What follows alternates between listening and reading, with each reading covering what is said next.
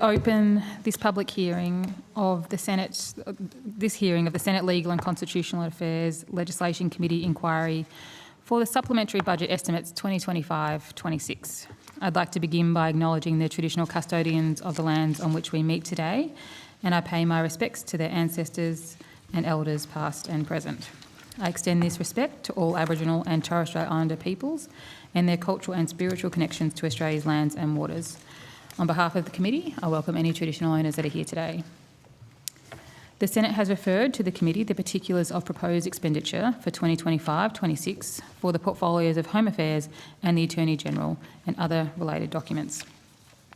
These are supplementary budget estimates proceedings, and the outcomes to be heard during today's estimates are from the Home Affairs portfolio. The committee has set Thursday the 11th of December 2025 as the date by which written questions on notice should be provided to the Secretariat. The committee has also decided that answers to questions taken on notice should be returned to the Secretariat by 5 p.m. on Thursday the 29th of January 2026. Under Standing Order 26, the committee must take all evidence in public session. This includes answers to questions on notice. I remind all witnesses that in giving evidence to the committee, they are protected by parliamentary privilege.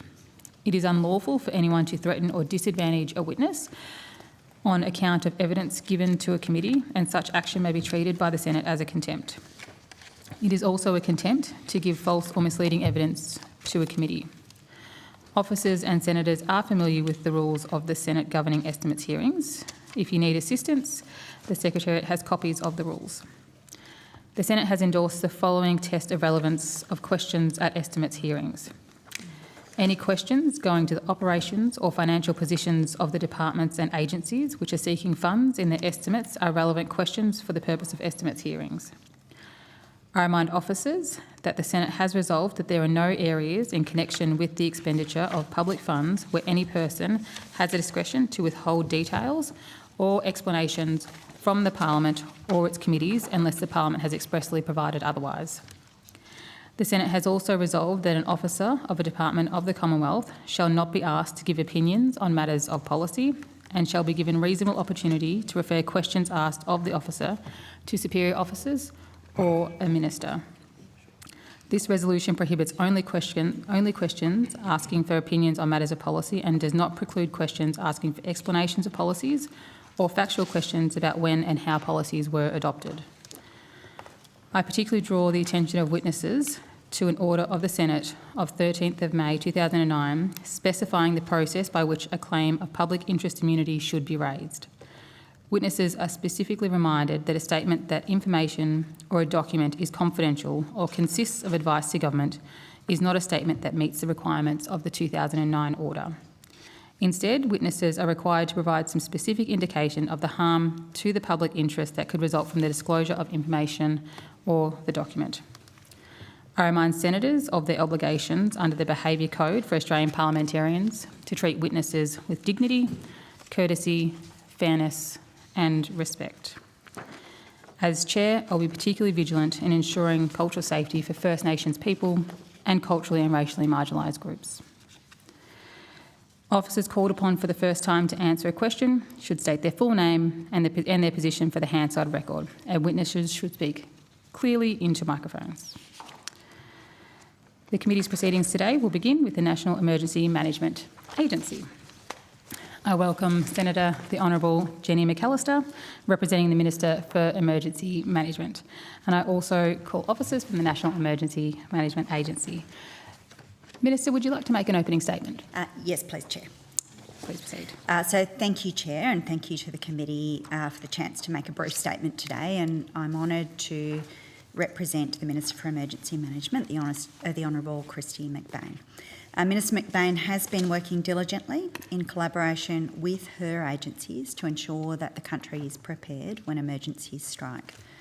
The Minister would particularly like to acknowledge the work undertaken by the National Emergency Management Agency, NEMA, to support communities before and after disasters, and of course the work that they do during disasters is critical.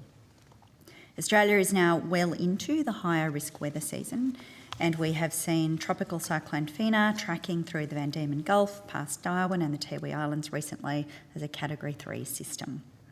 Minister McBain was there last Monday to observe the impacts and to talk with local communities. South East Queensland has also been impacted in the past week by severe storms, which caused widespread power outages. At the same time, Central New South Wales has been enduring catastrophic bushfire conditions. The Australian Government, state and territory governments and our emergency agencies have been working together as these events hit communities. And as we continue into the high-risk weather season, these working relationships with all of these partners continue to be critical. NEMA has officers embedded in emergency operations centres to ensure we can provide support quickly and efficiently. As part of the Australian Government's preparedness program, we had tested our systems and reinforced national coordination and preparedness to strengthen our collective emergency management capabilities. Our government is improving how we prepare for each and every high-risk weather season. Our government takes these responsibilities seriously. Our preparedness activities include collaborating with state and territory governments to deliver our $1 billion Disaster Ready Fund to reduce disaster risk. So far, more than $600 million has been committed for 446 projects, with round 3 announced last month. Round 3 will help fund a range of projects from cyclone shelters on Palm Island to an emergency coordination facility in Alice Springs to improving flood protection in Narrandera. This government is also investing in the National Aerial Firefighting Fleet's multi-hazard capability, and we're continuing to expand the National Emergency Management Stockpile to ensure specialist equipment can be rapidly deployed when needed. Building national preparedness in the face of increasing disasters and responding to significant events like Tropical Cyclone Fina is a priority for our government. Thank you, Chair. I welcome questions from senators. Thank you very much, Minister. Mr Moon, would you like to make an opening statement? Thank you, Chair. I will be brief. Thank you, Chair and Committee, for the chance to make a statement today. As we've heard from the Minister, in the past week we've been reminded of the importance of preparedness and the value of a coordinated approach to response and recovery between emergency management agencies, both nationally and also in states and territories. The severe tropical cyclone in the Northern Territory and Western Australia, Western New South Wales experiencing catastrophic fire conditions, and South East Queensland is still recovering from severe thunderstorms and associated giant hail, which led to significant power outages. To support the Northern Territory during Cyclone Fina, NEMA planning and coordination officers were embedded in the Territory Operations Centre, and we had our crisis coordination teams, our national coordination mechanism, also our recovery funding teams operational to ensure a coordinated and effective national effort. The seasonal outlooks released in the past weeks from the Bureau of Meteorology and the Australasian Fire and Emergency Services Authorities Council point to above average temperatures that in the coming months will contribute to an increased fire risk, especially in Western Australia, Southern Victoria and Central New South Wales.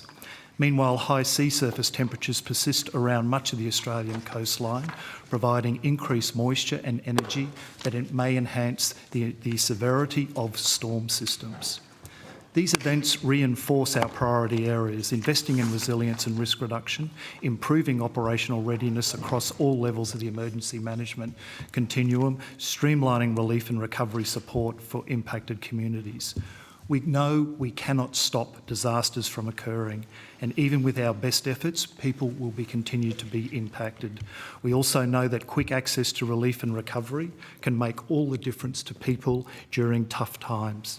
The introduction of off-the-shelf disaster recovery funding packages is transforming how we deliver this type of assistance, reducing the administrative burden on those delivering these programs and accelerating the flow of support to recipients. Looking ahead, NEMA remains focused on risk reduction and capability building.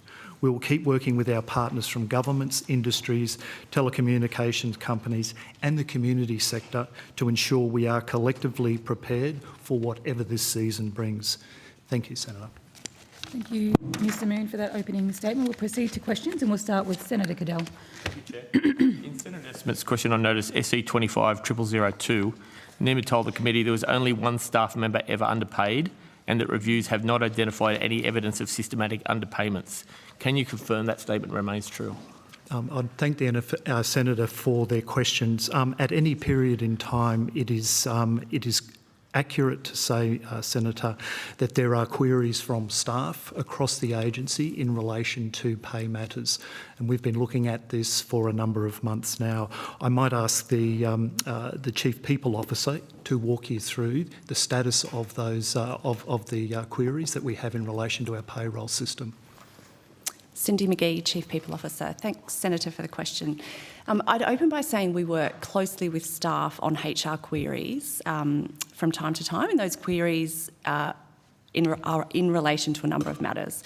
We have a cohort of shift workers, specifically in our National Situation Room and Crisis Coordination teams, who have reported inconsistencies and lengthy times in which they are receiving some of their overtime and entitlement payments. The number of people in that team, between 80 and 120, we're working very closely with to ensure that there is timely payment of those entitlements. Okay, but the evidence was only one had ever been underpaid. If you are catching up on 80 to 20, that is not correct, is it? The one underpayment, Senator, relates to a full reconciliation that was performed with one of these staff members who had been working closely with the team around the lengthy amount of time that entitlements were being paid. And I accept that for that one person, but are you telling me 80 to 120 people are not getting paid what they're entitled to in the pay cycle? No, Senator. They've no. always been paid what every pay cycle, these people are paid what they're entitled to. Every pay cycle, we continue to have staff that raise queries with our team around the entitlements that are due and the timing by which they are being paid. And they are all in compliance? There is no one other than that one person has been underpaid in NEMA? No, we acknowledge, Senator, that we continue to work with a number of staff to ensure that they are receiving their overtime and entitlement payments in a timely way. Is timely way when they are due and to receive it? This is what I hear the words. What I'm not hearing is they receive it when they are due to receive it.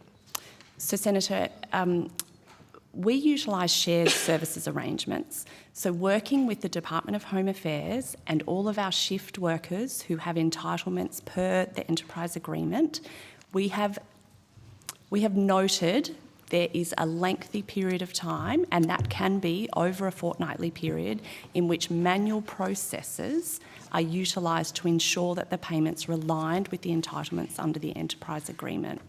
Multiple whistleblowers have contacted my office after the questions from Senator Poker, multiple, not one, have contacted to say that, and that they want it under parliamentary privilege because they are too scared to speak up to a culture within NEMA, that many more NEMA staff were impacted by payroll errors and underpayment. Why would more than one person contact my office, take the risk of contacting my office, if everyone was being paid on time? So, Senator, we recognise that there is a cohort of workers, as the Chief People Officer has touched on, that do raise queries in terms of payment of their overtime allowances and their meal allowances. We are operating a shared service payroll system at this particular point in time. The complexity in terms of delivery of that system is that the enterprise agreement has many different entitlements for both shift workers and also for the crisis coordination team. It is fair to say, Senator, that because we have to undertake manual workarounds for this process, it does take time. So I don't want to put words in your mouth, but I want to understand. It is the case that 80 to 120 shift workers do not get paid all their entitlements and overtime in the pay period they execute the work. Is that correct? In the actual pay period that they work, it is reliant on essentially workers filling in their timesheets and submitting those. But our issue that we have, Senator, and we're working closely with our shared payroll provider and also our staff members, is reconciling the pay rules with those entitlements and being able to ensure that they are paid on as quickly as can be managed. So what is the longest we've had where someone has put in their timesheets and stuff and they've had to wait for these entitlements or overtime to be paid? So, Senator, again, if I can touch on the queries and the staff that we're I hear this working... word queries quite a time, but my question is, this is specifically about pay timing. They're not being paid in period. I think I'm implying that due to the complexity and due to the queries, they may not get paid. What is the longest, after the queries and the complexity, what is the longest they will have to wait to pay for that? And Senator Cadell, I'd remind senators that in asking a question, you give the officials at the table the respect of being able to answer the question. Thank you, and I'd also ask for your protection of asking them to answer the question, not what they want to ask. Sure, but you cannot direct witnesses. They might not be answering how you want them to answer, but they are responding They're answering to your... different questions. Senator Cadell, you're not in an argument with me. We started off the day, which Sue was Lyons' less comments. than... Which is People less are than, missing out on getting paid, which is and we less are being than 15 misled by minutes their ago. answers. I will very happily suspend broadcasting if you want to have a private meeting about how we treat officials at the table I'm with happy respect. to do that depending on this answer. So, Senator, we recognise that there are staff that we are working very closely with who are due overtime and other entitlements that are taking extended pay periods to resolve.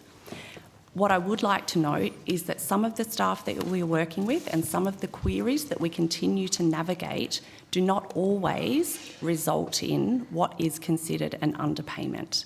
Some of it does go to the interpretation of our enterprise agreement clauses, but we do acknowledge that we are working with teams and cohorts within our shift worker cohort to ensure that they are receiving all of the entitlements to which they are due.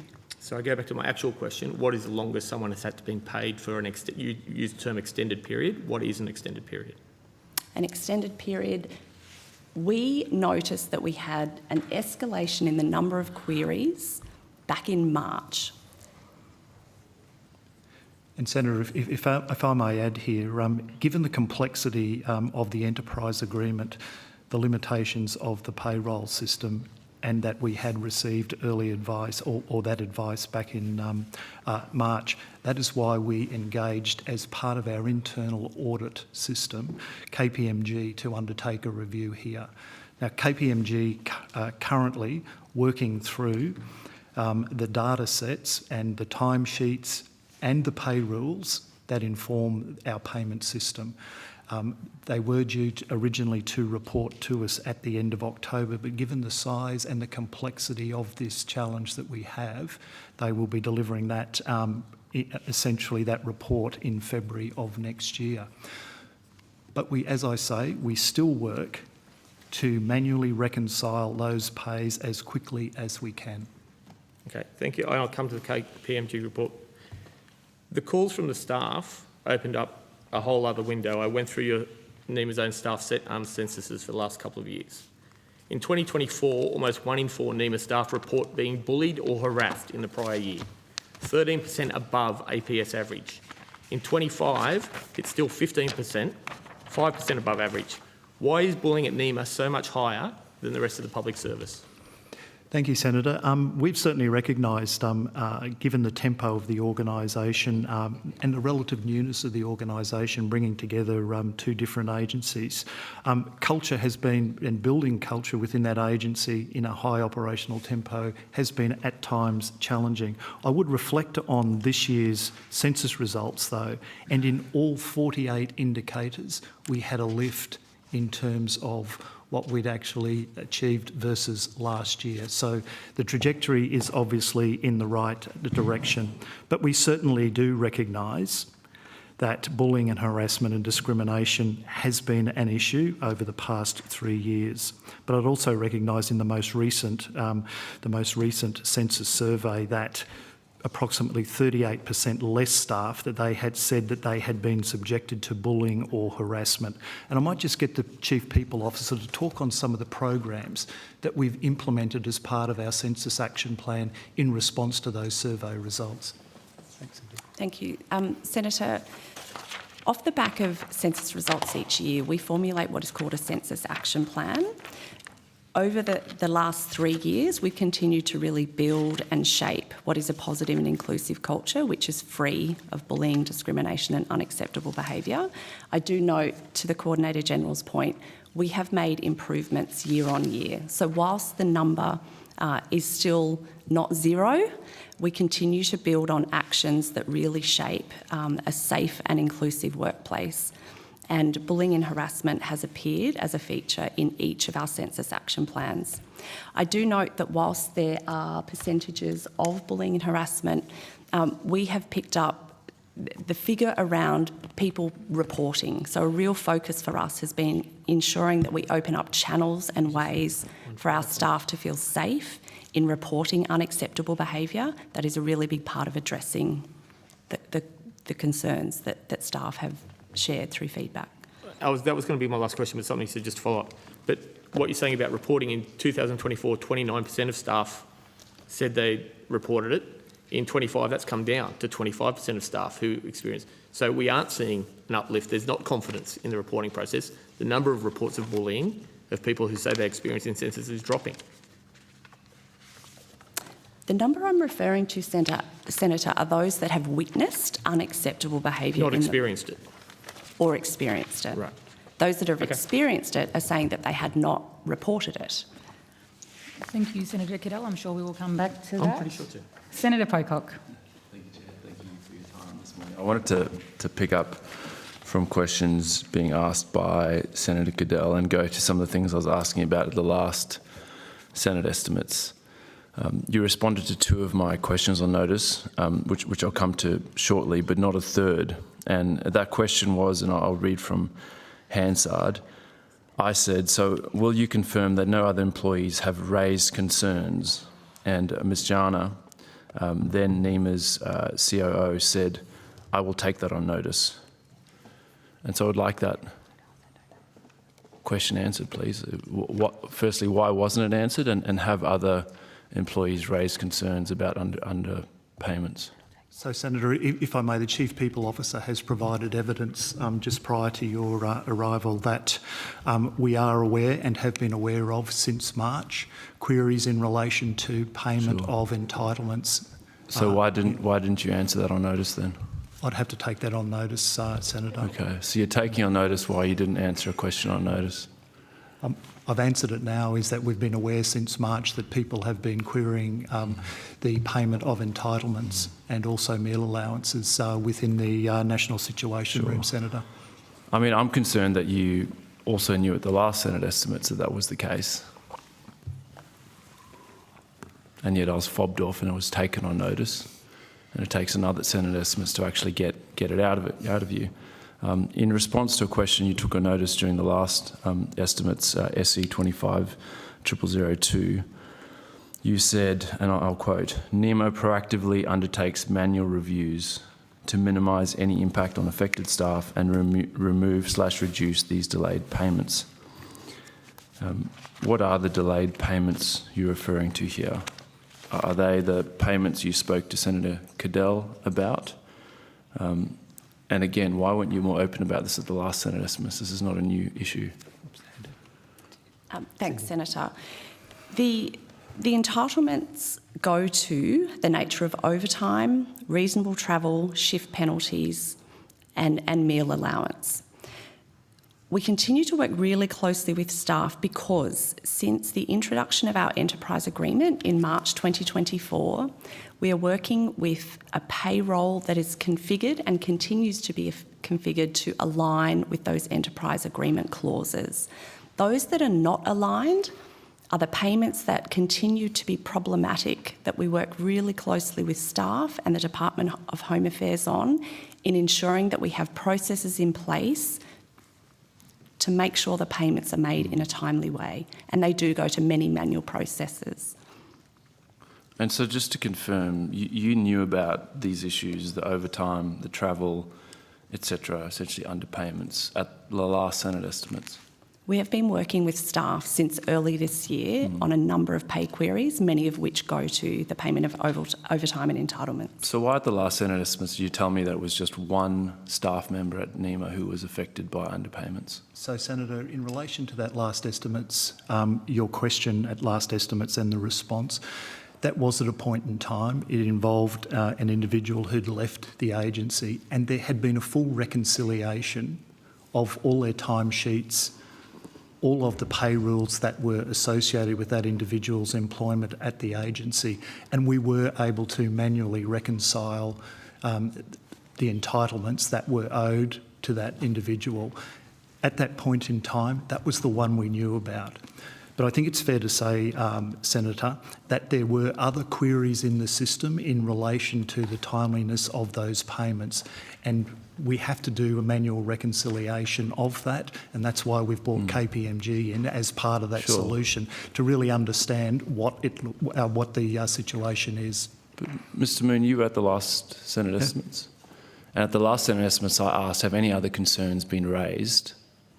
And you all looked at me and said, no, we'll take that on notice. You were sitting there knowing that you had potentially 80 to 100 staff that Senator Cadell has been asking about. And yet you come here and think that you can just fob the Senate off. Well, to me, that kind of highlights cultural issues at NEMA and why we're having so many staff reach out to us saying that this place is a bin fire. We're not valued. So can you explain yourselves? So, Senator, we're not fobbing the Senate off. Well, that's what it feels like. When you're sitting there and you know the answer to a question and you don't answer it, which you're required to do under the standing orders, and you take it on notice, and then you don't even answer it on notice. And then when I say, why didn't you answer on notice, you say, I'll take it on notice. Like that surely is fobbing the Senate off.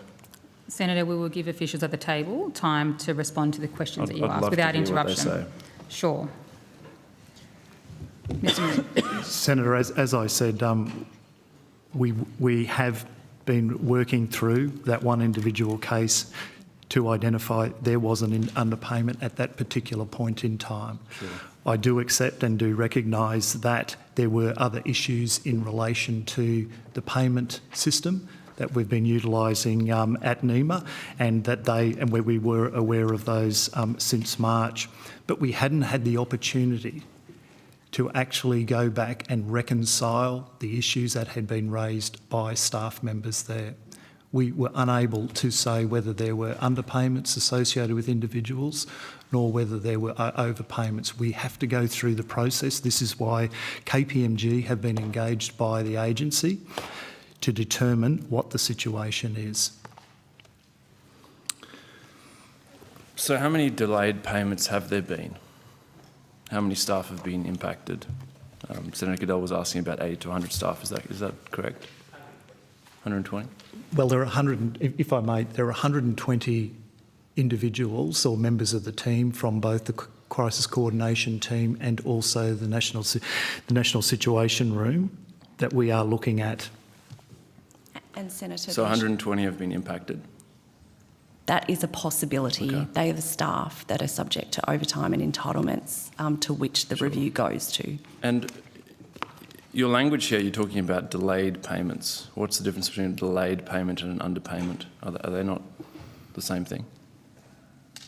Is an interpretation issue, Senator, but in any given fortnight, the query needs to be resolved to understand if the payment is outstanding. Some of the queries and issues that we deal with go to interpretation of our enterprise agreement. And so if you're saying that they're delayed payments, when were you planning to delay them until?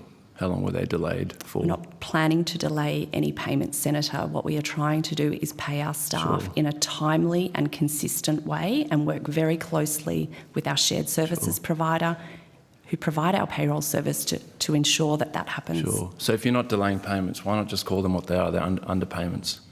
Staff haven't been paid what they're entitled to. If that is in fact found to be the case when the query is resolved, Senator, some of the queries we are working through are an interpretation issue. We absolutely acknowledge that not all of them are, and there is a timely delay in the payment of some overtime and shift penalties. In response to that same question, I notice you say that, and I'll quote, payroll queries received largely centre on areas where payroll system limitations require manual intervention from employees. I'm obviously not an expert in this, but that sounds a lot to me like you're relying on NEMA employees to go through and make sure that you've actually paid them correctly and to identify issues. Is that what you're saying? Is that the case? No, Senator, the reliance is not on our employees. The reliance goes to the ability we have to feed into the payroll system, and that is through manual processes, the entitlements that are aligned with those in the enterprise agreement that are not configured within the payroll system. Okay, what does that mean? What does that mean? Happy to give you an example, Senator, which would go to shift penalties as an example. The payroll system is configured to automatically pay 15%. We have provisions within our enterprise agreement for our staff to be entitled to 17%. That additional 2% becomes a manual reconciliation and retrospective payment through the payroll system because it's not automatically configured to pay that amount of 17%. I hope that's helpful. How many people are in your HR team? NEMA has 2 employees in our payroll team. Sure. And they can't, surely you can adjust it from 15 to 17%. Like, this seems like a... So, Senator, I think what I need to reiterate here are our payroll shared service arrangements. So NEMA does not own or process payroll within our agency. We utilise shared services arrangements with the Department of Home Affairs. All changes that relate to payroll must be managed by the Department of Home Affairs. I mean, it seems like something that should be able to happen. In the same quan, you say, and again I'll quote, a review of pay and entitlements queries has not identified any evidence of systemic underpayments. What was the nature of the review undertaken to reach this conclusion? Okay. As we continue to work through the payroll queries, to some of my earlier comments, Senator, we look to resolve any delayed payments in a timely way and continue to do so. If at any point in time there are payments due and owing, we work very closely to make sure that they are made in a timely manner. I'll share the call. Thank you, Chair. Thank you, Senator Pocock. Senator Cox. Thank you, Chair. I'd like to ask some more questions about Tropical Cyclone Fina, if I can. And thank you, Mr Moon, for mentioning it in your opening statement. Can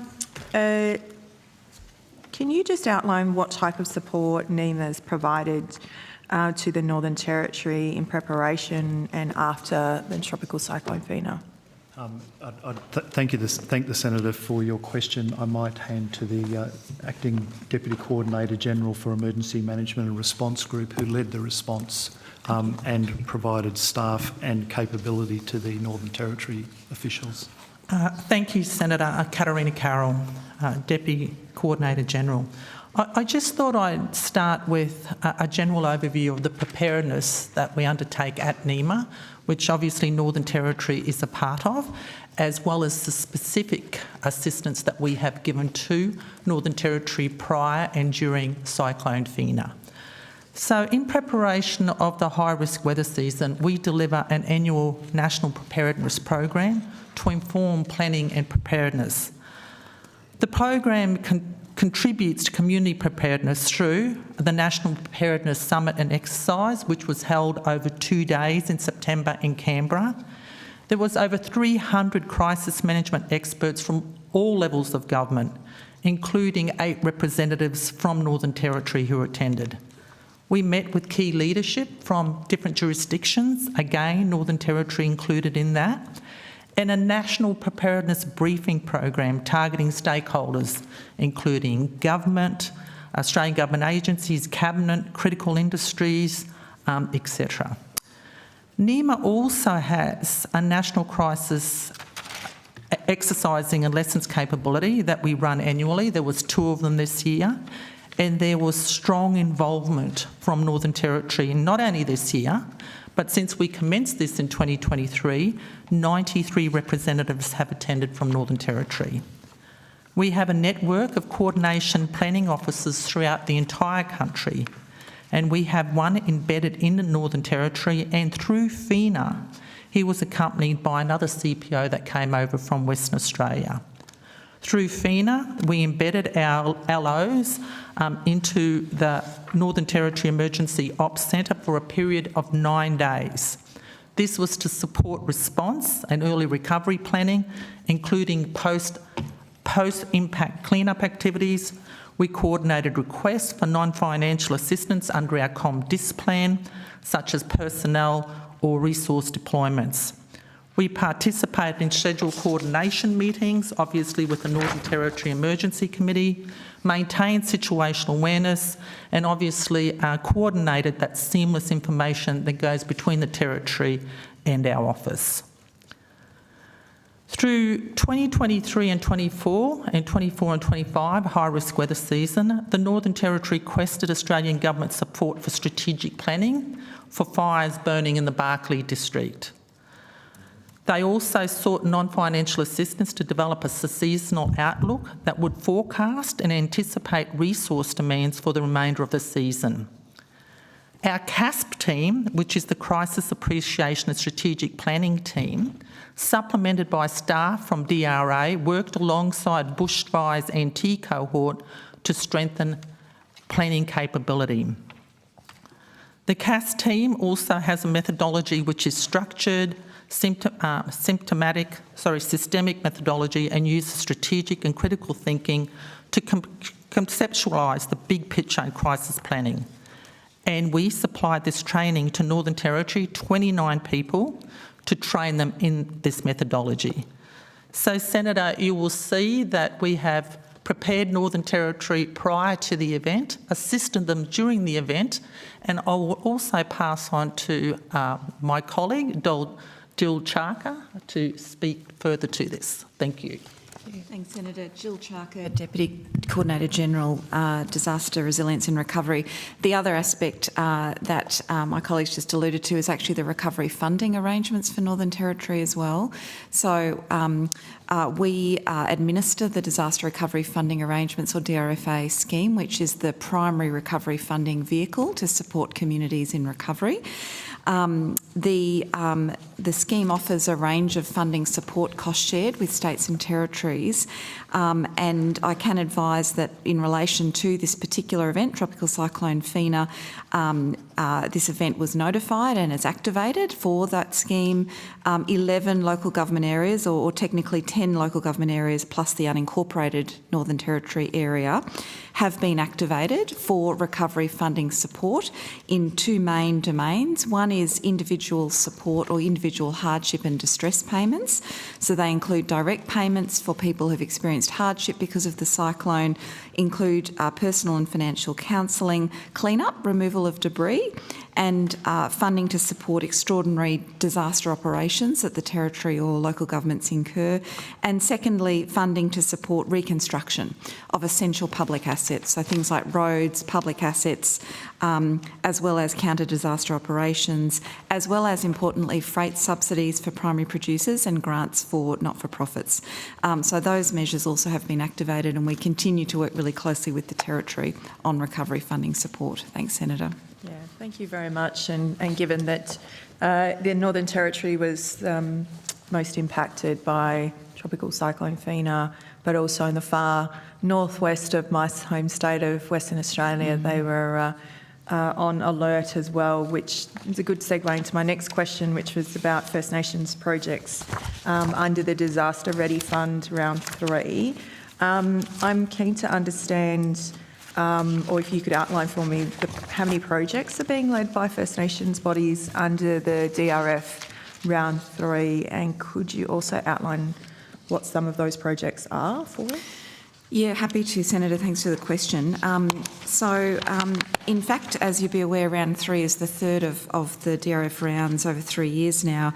And across all of those rounds, we're now up to about $293 million in Commonwealth funds, which have been invested in projects which self-identify as benefiting First Nations communities. So that's across the whole program to date.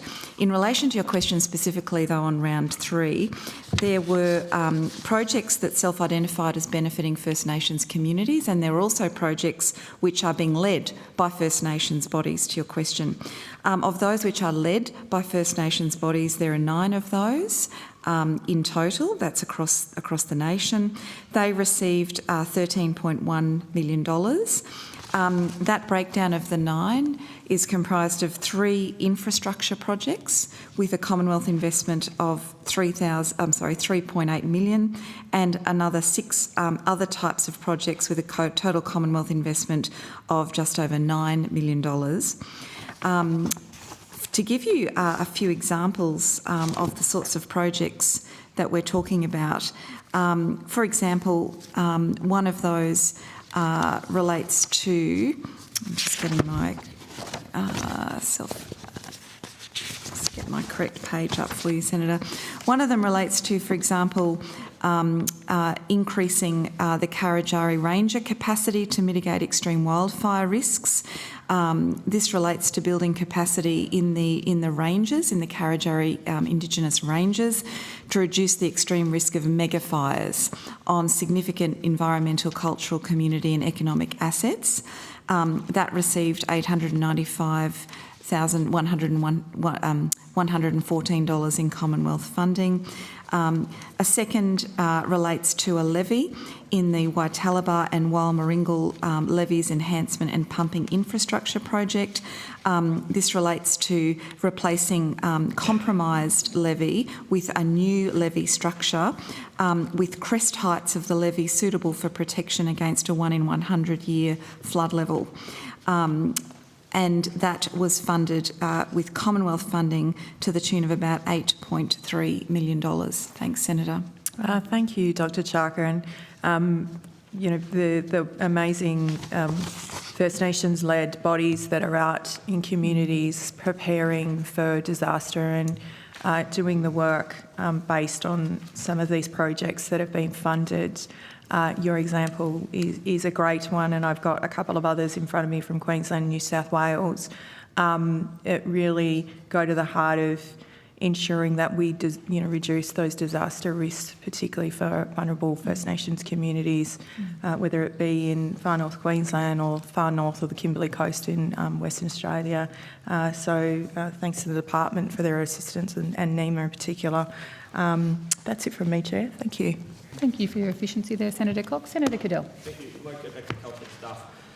So I hear what you say about the bullying coming down, or the incidence of bullying being down, but it's still 50% above the APS average, and the numbers of reporting it thing. How many bullying complaints were formally lodged in 24 and 25, and how many have been substantiated? I might ask the Chief People Officer if you can answer that one, Senator. Thank you. So, Senator, I can confirm that we had 3 formal complaints. In 24 or 25? Financial year you're referring to? Yep. Yes, Senator. Yeah, okay. How many more this year? Any more this year ongoing? I cannot report any new formal complaints through until... How many were substantiated out of those 3?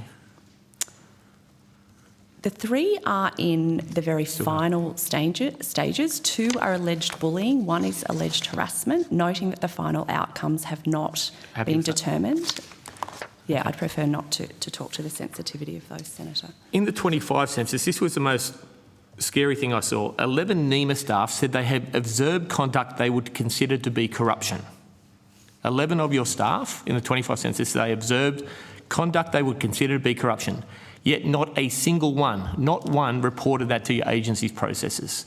How can we claim to have effective integrity services when 0% of staff report what they consider to be corruption? So, Senator, we do take this seriously, and we do have a fraud and integrity framework that we do implement across the agency. A core component of that are training of staff in terms of recognising and reporting and dealing with instances of fraud and corruption. We do maintain internally also the capability that if we do identify in serious circumstances instances of fraud and corruption, we have an independent entity, which in this case is Deloitte, will conduct an investigation into this space. We have an independent entity called NAC. Have any of these reports, the census, been referred to NAC? What are you doing in your agency internally when you see 11 people report things they would determine to be corruption and don't report it? What have you done? So as I said, Senator, we do have programs that we do roll out amongst the agency in relation to fraud and corruption. I might ask the Chief People Officer to walk you through exactly the areas that they deal with. No, what have you done? Not what could you do, what have you done? Have you reported this to NAC? Have you reported this? Have you asked anyone what is the corruption? What are we actually doing, not what could we do? So, Senator, happy to talk to, again, the focus as we continue to build and mature some of our foundational systems and processes. A big part of that has been integrity, and there has been a focus over the last 12 months on what we call integrity uplift, which has included integrity roadshows across the agency. A big part of fostering a culture with integrity is knowledge and education for staff, and formal channels and communication channels where staff feel safe in reporting such behaviour. So the government relies on you, the people of Australia rely on you, we as the Senate rely on you. A cultural uplift isn't hard when you have 0% people reporting corruption of one of the most important agencies in the country for when it comes to people wanting there, and we have a roadshow. What have you done other than education? Have you reported to NAC? Have you referred to Deloitte? We're going to another external contractor. What have we done to actually uncover the 11 cases of corruption people have witnessed in your organisation and not reported? So, Senator, we do make referrals to the National Anti-Corruption Commission. We do that in accordance with our mandatory referral obligations under the Act. But we do not comment on the number, the nature or the detail of these referrals to ensure that there is integrity of the investigation process. And this also is consistent with the approach taken by the National Anti-Corruption Commission. So you are confirming, I don't want to know a number, I don't want to know anything you need to know, but you have made a referral to NAC. I won't comment on the number, the nature or the details I'm not of any asking that. referral, Senator. Have you ever made a referral to NAC? Senator, consistent with the position held by the National Anti-Corruption Commission, I will not be commenting on the number of any referrals. I'm not asking for a number. I'm asking yes or no. Have you ever made a referral to NAC? And Senator, I think that Mr Moon has answered your question. No, Chair, I would like a private meeting on this. I believe there was misleading evidence given previously about the number of staff thing. I think this is misleading evidence now. I think we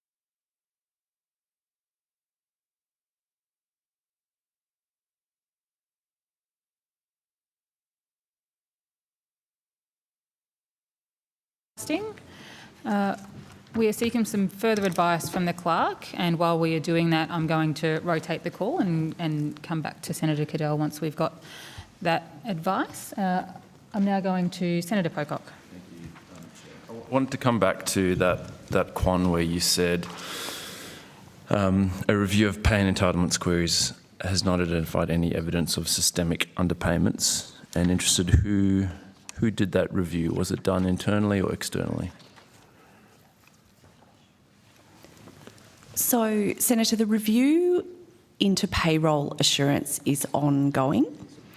Sorry, I understand we've gone through the Deloitte thing, but in terms of this Quan, you say a review of pay and entitlement queries has not identified any evidence of systemic underpayments. So clearly there was some sort of check done. I'm interested who did that. Was it internal, external? Who did it? So, Senator, that's internal, and that refers to us continuing to work with staff on a case-by-case basis to ensure that their payments of entitlements are made. But we now know that there's 120 people who are, you're essentially in up to 120, sorry, who you're essentially in a dispute with over potential underpayments. I accept that you say it's delayed payments, but you've said here in this Quan that a review of pay entitlement queries has not identified any evidence of systemic underpayments. That's because, Senator, we continue to work on ensuring that our staff receive the payments that they are entitled to. Okay, but if you did a review and it says that there was no evidence of systemic underpayments, then why are we still talking about this? So the number that we've quoted are the cohort that have been identified that have been impacted in what we consider inconsistent and timely delays in the payments of some of their entitlements. It is that cohort of people that are a part of the review that is currently underway to identify if there are any systemic issues. How many queries around underpayment were received prior to the review? So, Senator, we're using the number of up to 120 people because that is the cohort and teams of people that may have been impacted that work within the National Situation Room and surge into the crisis coordination teams. But how many have raised concerns about underpayments? We would be working with up to that number of people. I understand that, but how many have actually lodged complaints or raised this with HR saying, hey, my pay slip doesn't match what I'm actually entitled to?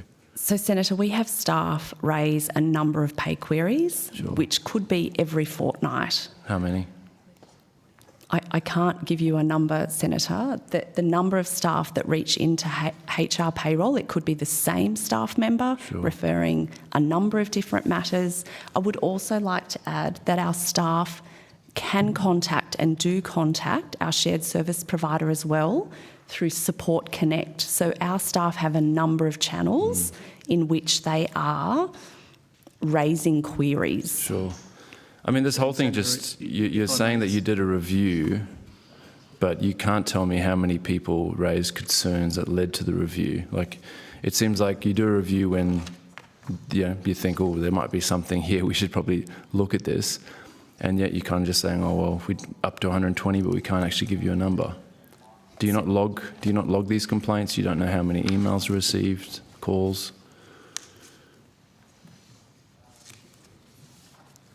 Is that too hard a question?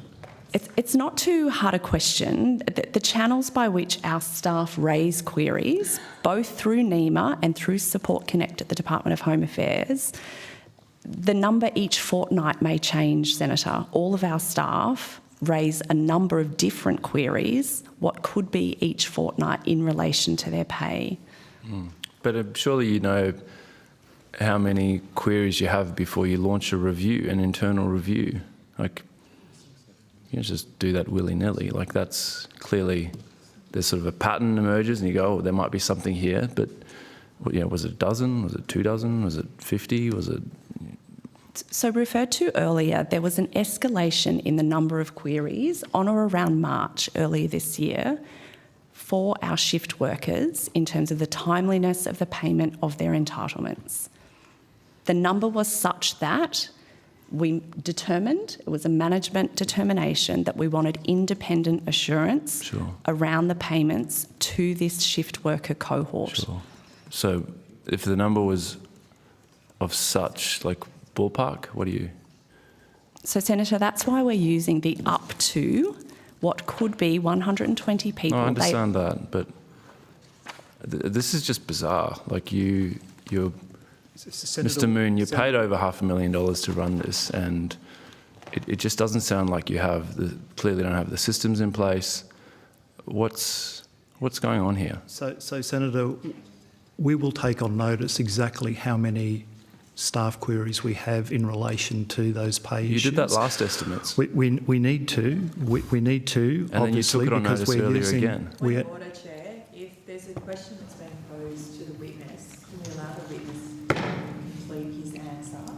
I think that cutting across them and getting into a debate is not in line with the standing orders, nor the code of conduct for parliamentarians. Thank you, Senator Cox, and I agree. I've reminded senators already this morning about asking questions and then allowing officials at the table to answer.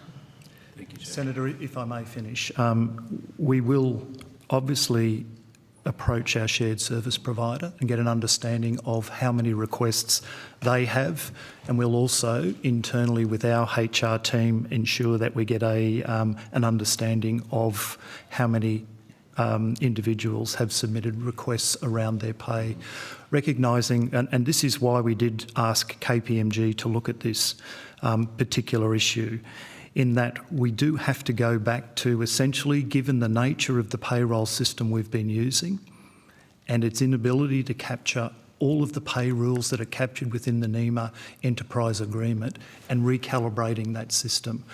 And what we have chosen to do as part of this review is to go back all the way from the inception of the EA and look at and model all of those pay outcomes and then compare them to the actual pay outcomes.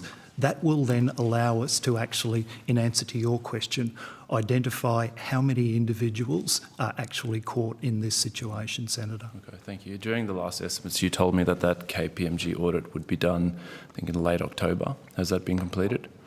So, Senator, as I did indicate yesterday, earlier in my evidence, Ms Jana did indicate that that review would be completed by the end of October.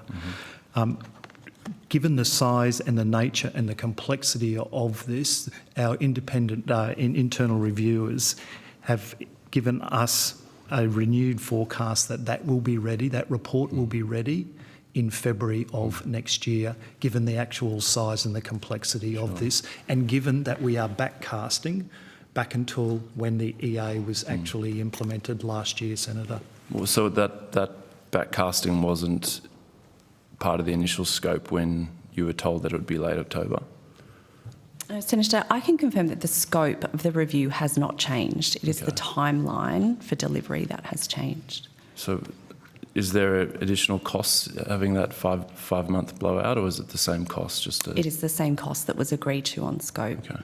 And will that review be made available to NEMA staff, or will it be kept by management? It's a management-initiated review with KPMG reporting to management. I would note that the review will also have oversight by our Audit and Risk Committee. Sure. So it won't be made available to NEMA staff? The findings and the recommendations will be shared with staff. Okay. How long after you receive it? I would hope as soon after as possible, Senator. Mm-hmm. Sure. Well, thank you. I really appreciate you doing great work across the country. It's such important work, but I'm just really concerned about the cultural issues that I'm hearing about, the underpayments, and I think the sort of Senate, the testimony that you bring, again, Mr. Moon, like you're in charge of a really important agency in this country, and I think Australians would expect better than to come to Senate estimates. And when you clearly are sitting on information and asked for it, to just sit there and say, oh, we'll take it on notice, and then not even provide it on notice. If If I may, Chair, in relation to this latter question that Senator Pocock is raising, I am informed that on the committee website there are 2 questions that were asked by you, Senator Pocock, and both of those have been answered. Now, I understand that in the ordinary course of things, the Secretariat would forward us the questions on notice that require an answer from the agency, and the Secretariat may have more information for you in that regard, but I don't think it's not clear to me that it's accurate to say that NEMA didn't answer the question on notice on this subject. I believe NEMA did answer the questions that were forwarded to them for answer. But I appreciate that there is a material issue on which you are seeking information. Coordinator General has taken it on notice and will provide that when it's available. I guess, thank you, Minister, from where I sit, Ms Jana said, and I'll quote Hansard, I will take that on notice. And when NEMA says that to a senator, you'd expect that they take it on notice. So I don't think it's on the committee. It's not on the committee to tell NEMA to respond to something on notice that they have said, I will take on notice. That's page 14 of the Hansard from last. Yeah, I've seen that in the Hansard too. It's just that from an administrative perspective, we get a list of questions that we go through, and the list didn't pick up that particular reference in the Hansard. But we acknowledge that that's information you're seeking, and I don't think that there will be any problem in providing it once it's assembled. Minister, do you have a concern around the cultural issues, the underpayments, the general lack of transparency? Well, we always want our agencies to work efficiently and effectively, and we want our staff to be paid correctly. Mr Moon has explained to you the steps that the organisation is taking to ensure that those arrangements are in place, including engaging external support to work through those questions. Thank you. Thank you very much, Chair. Thank you, Senator Pocock. Senator O'Neill. Thank you very much. Just wondering if perhaps you could update the committee about the role of the Disaster Ready Fund and the details of round 3. Thanks, Senator, for the question. Certainly happy to do that.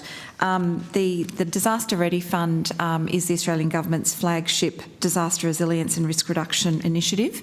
So it commits $200 million of Commonwealth Government funding per year for 5 years from July 2023.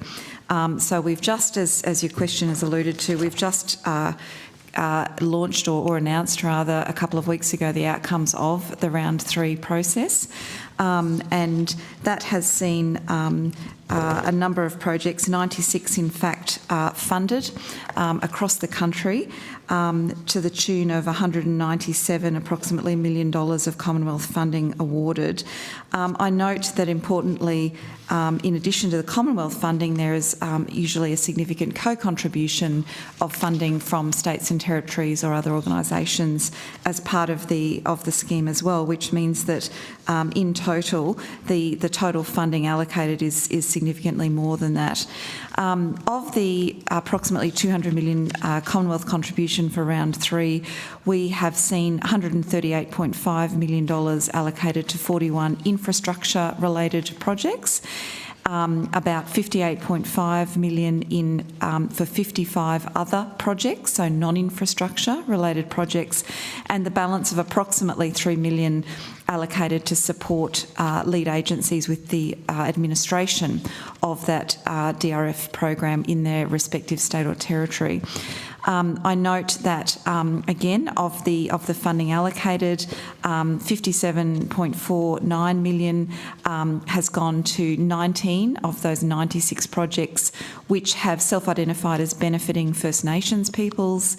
$32 million for 18 projects are being led by not-for-profit organisations and charities, and about $98.66 million across 40 projects are those which are being led by councils or other local government bodies. I'll pause there, Senator, in case you have additional questions about DRF. No, that's great. And the council co-contribution is an indication, I think, of the ratepayers who put their people in their council and know their local government area really, really well, working with the government. You indicated $200 million from the federal government, and that's sort of leveraging a whole lot more money from other entities. So how much more money is coming in to undertake this preparation to prevent disaster wherever possible? Yeah, I'll just get that number for you. If you want to take that on notice, I'll take it on notice, fine. actually, Senator. Yeah, the total co-contribution number, I'll take on notice for you. And I guess the thing in the community is the commencement of these. So I'm sure that a lot of them are ready for the work to commence. How quickly are we going to see some of these communities get this? So in terms of administratively, right now, post-announcement, there's a Federation funding or Federation financial agreement, an FFA agreement that is being finalised for signing between the Commonwealth and the states and territories. That then paves the way for projects to commence. For funding to flow from the Commonwealth to the state is then subject to getting an implementation plan endorsed for each project, which is the standard process that is in train as well.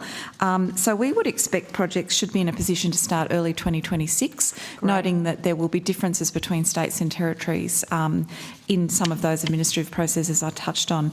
Also, just reverting to the question I promised to take on notice, Senator, I've just been advised that the total co-contribution for round 3 from states, territories, other entities this round is $148.453 million. Wow, okay. So it takes it up to, in the order of round figures, about $350 million in total. Which is going to make a very big difference, and I'm sure that will support a lot of jobs and businesses, particularly across regional areas. As a proud senator for New South Wales, can I ask, particularly alongside the minister herself sitting at the table, we do know that we live in the best state in the country, but we do... Sadly, disasters come to New South Wales as well. So could you give me an idea about, in particular, the funding in New South Wales and outline perhaps some of the key projects? I do note in your response to questions from Senator Cox that you noted the Whittleba and Wilmaringal levies and the project in Brewarrina, I think. So very exciting for that community out there in my duty electorate of the seat of Parks. So outline for me New South Wales if you can. Yeah, happy to, Senator. So New South Wales has been funded for 18 projects in this round. In terms of Commonwealth funding allocated for New South Wales, that's $68,424,024.92 to be precise. When you add on another approximately $69 million of administrative funding, clearly that almost doubles effectively the size of the Commonwealth allocation for New South Wales. In terms of specific projects within New South Wales, as you noted, I did talk earlier about the Waitalabar and Wilmaringal levies, which was received about $8.4 million in Commonwealth funding. Also funded in New South Wales was the Narrandera Urban Stormwater Upgrade. That seeks to upgrade the Narrandera Urban Stormwater System to mitigate the impacts of a 1% annual exceedance probability flood event, such as those which were experienced in that community in 2022. That was funded to the tune of approximately $14 million of Commonwealth funding. Other activities include a green-blue disaster resilience project for the New South Wales North Coast, the Ilika Road Raising Project, and the Barrel-Ulgil, apologies if I've mispronounced that, Evacuation Centre and Community Resilience Project, which is in the Clarence Valley northwest of Grafton. There are some other projects, Senator, but that gives you a sense. Fantastic. As the daughter of Irish immigrants who, like many Irish people, dug a lot of trenches and laid a lot of pipe, can't tell you how excited I am about that stormwater going into Narrandera. That's going to make a very big difference there. So thanks very much, Dr. Charker, for the response to those questions. Thank you, Chair. Thank you, Senator O'Neill. Very timely. We have been able to has given us time to take a look at some advice that the clerk has previously provided, and the advice has been published. So in relation to answering questions that go to NAC investigation, I'll just read out some advice that I've got in front of me. A suggestion that material should be withheld from a Senate committee because of NAC investigation should be dealt with in accordance with established practice. In the context of Senate committees, this means that witnesses seeking to withhold information sought by a committee or a committee member should make a public interest immunity claim as provided for in Continuing Order 10. These include prejudice to legal proceedings and prejudice to law enforcement investigation. And then there's more advice here that says the fact that a matter had or may have been referred to the NAC would not provide a sufficient basis for a PII claim. Virtually anyone may refer a matter to the NAC, and mere referral in no way indicates that a matter warrants investigation. Casting the net so wide would overly constrain the Senate and its committees in scrutinising the work of the government. So that is the advice that I have, and I'll hand the call to Senator Cadell. Mr Moon, have you referred anything to the NAC in the last 12 months? So, Senator, given my obligations under the NAC, what I'd like to do, if it is appropriate with the Chair, is take some advice myself in relation to my obligations to the nature of any referrals that we have made to the NAC or have received from the NAC.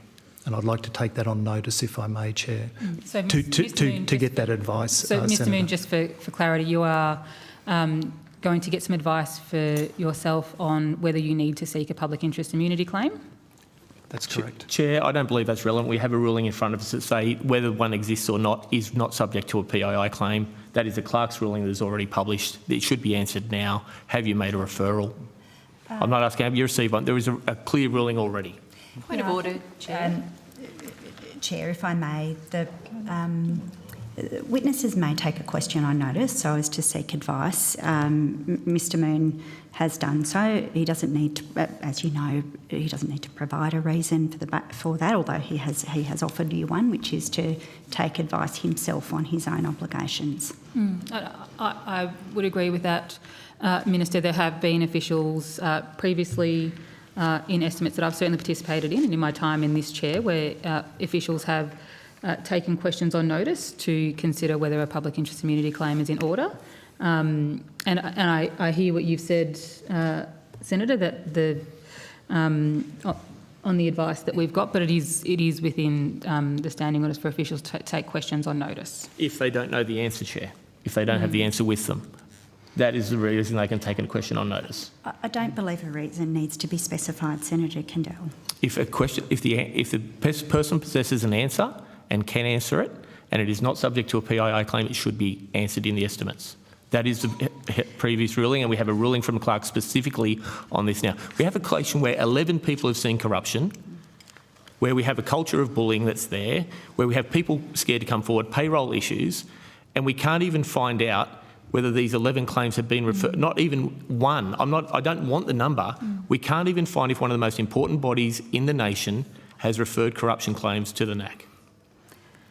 Senator, if I may, in relation to the census report, that's an anonymous survey, and so it's very, very difficult to actually isolate the individuals submitting a claim or the nature of it. So I think we're not sitting on evidence or anything like that, Senator. It is just extremely difficult to do that. In relation to the NAC issue, all I'm requesting is to take the question on notice so I can receive advice in terms of my obligations under the NAC. Well, I don't have the numbers, so you're going to win this, but I think it's a joke that we're allowing it when we have a clear ruling. A point of order, if I can. Senator Cadell, I think that the exchange has clarified in the public place what the powers of the Senate are. I think the fact that this is on the record now will make it easier for other institutions, other entities to more clearly understand the powers of the Senate to ask for a response to the question you've asked today. But from all my years in estimates, I do believe Mr Moon can take it on notice even if he might know the answer. That has been our practice, and I think that your efforts this morning to put this on the record actually will assist the committee going forward and other agencies as well. I don't know what clearer it is, and clearly the fact the matter had or may have been referred to the NAC would not provide a sufficient basis for a PIA claim. I don't know how that is crystal. I have to agree with you, but It's still within nonetheless, the people's Mr Moon Fine, has I the right accept, to I take it on concur. notice. I will step down. I know, it's not about a vote. Well, point of order. Perhaps we should suspend and simply give Mr Moon simply 5 minutes to get the advice he needs so he can give the answer to the committee. Don't release them. Senator Scarr, I think you know that a question taken on notice is answered at a deadline set by the committee in the ordinary way. Well, just in relation to that, on the point of order, the fact of the matter is Senator Cadell has raised a point that clear guidance has been given. If Mr Moon needs advice, that advice should only take 1 or 2 minutes, so the committee has the benefit of that information. I think let's suspend for a brief private meeting to have a further discussion about it.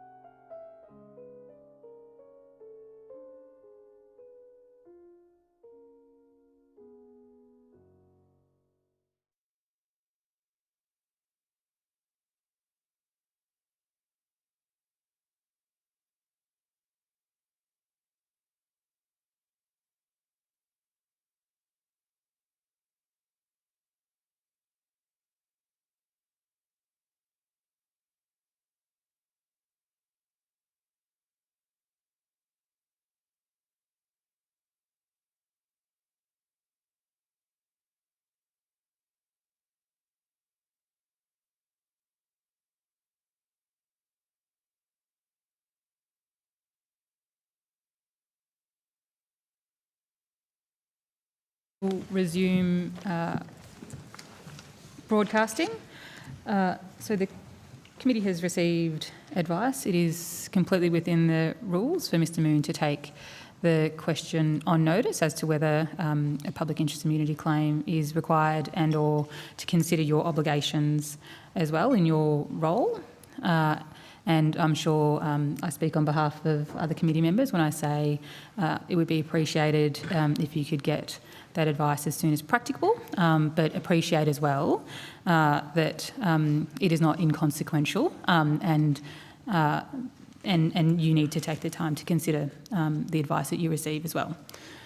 So thank you very much, and I'll now return the call to Senator Cadell. I know if I can't pursue whether, other than a roadshow, what we're doing to stop corruption in this agency, I have no further questions. Thank you, Senator Cadell.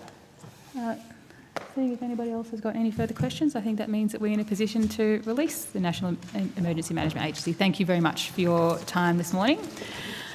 And we'll take a short suspension while we welcome our next witnesses.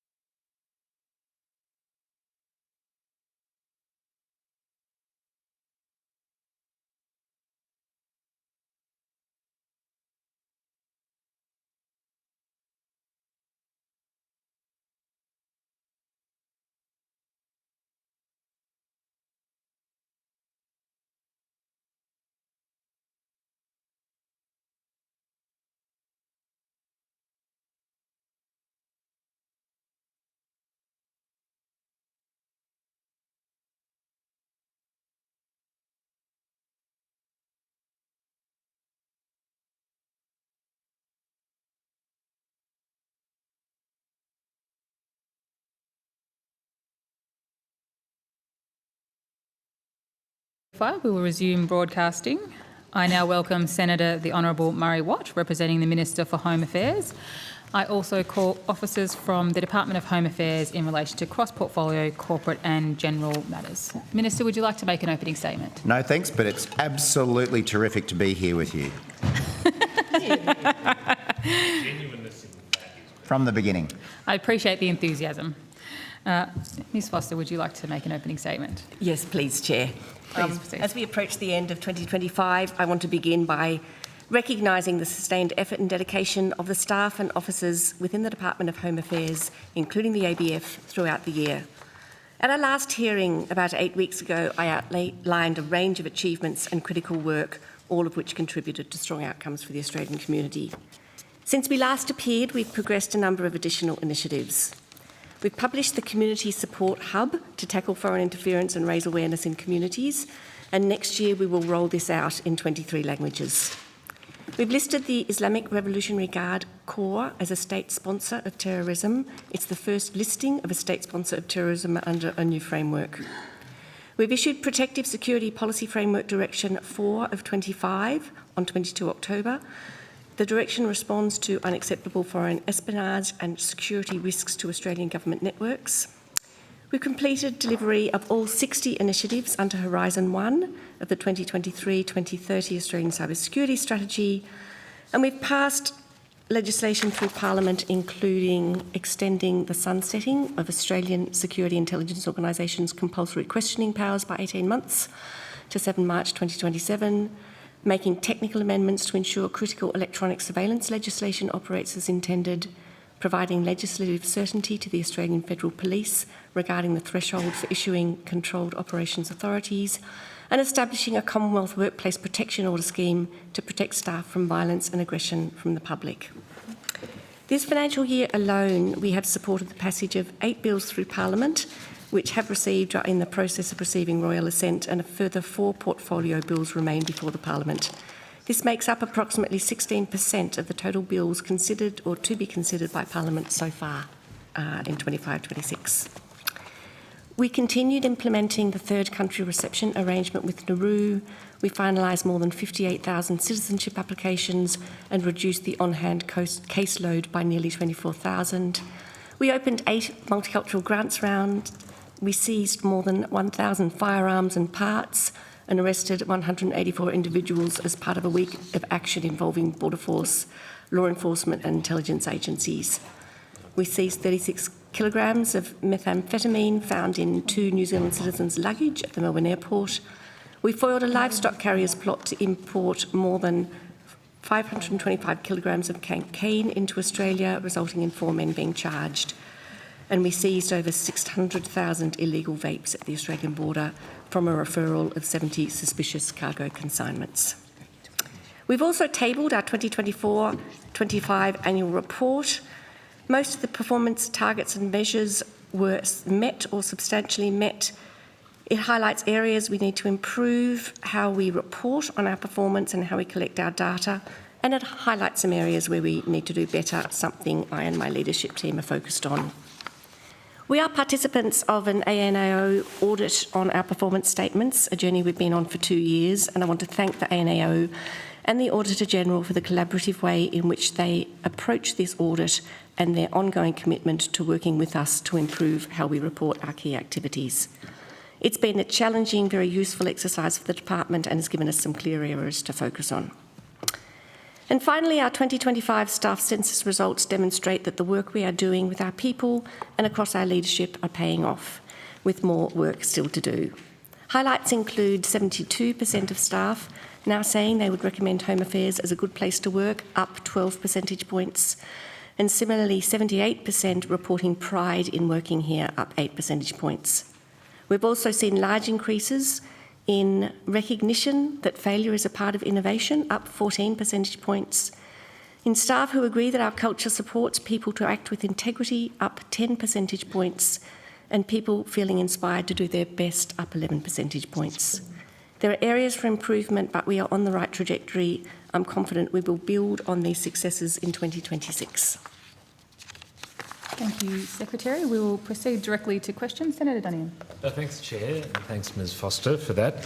If I can go to the issue that often gets canvassed at this point in estimates, and that is questions on notice. How many are outstanding from the department as at today? Senator, I'll get Mr Hickey to come up and help me with the exact numbers.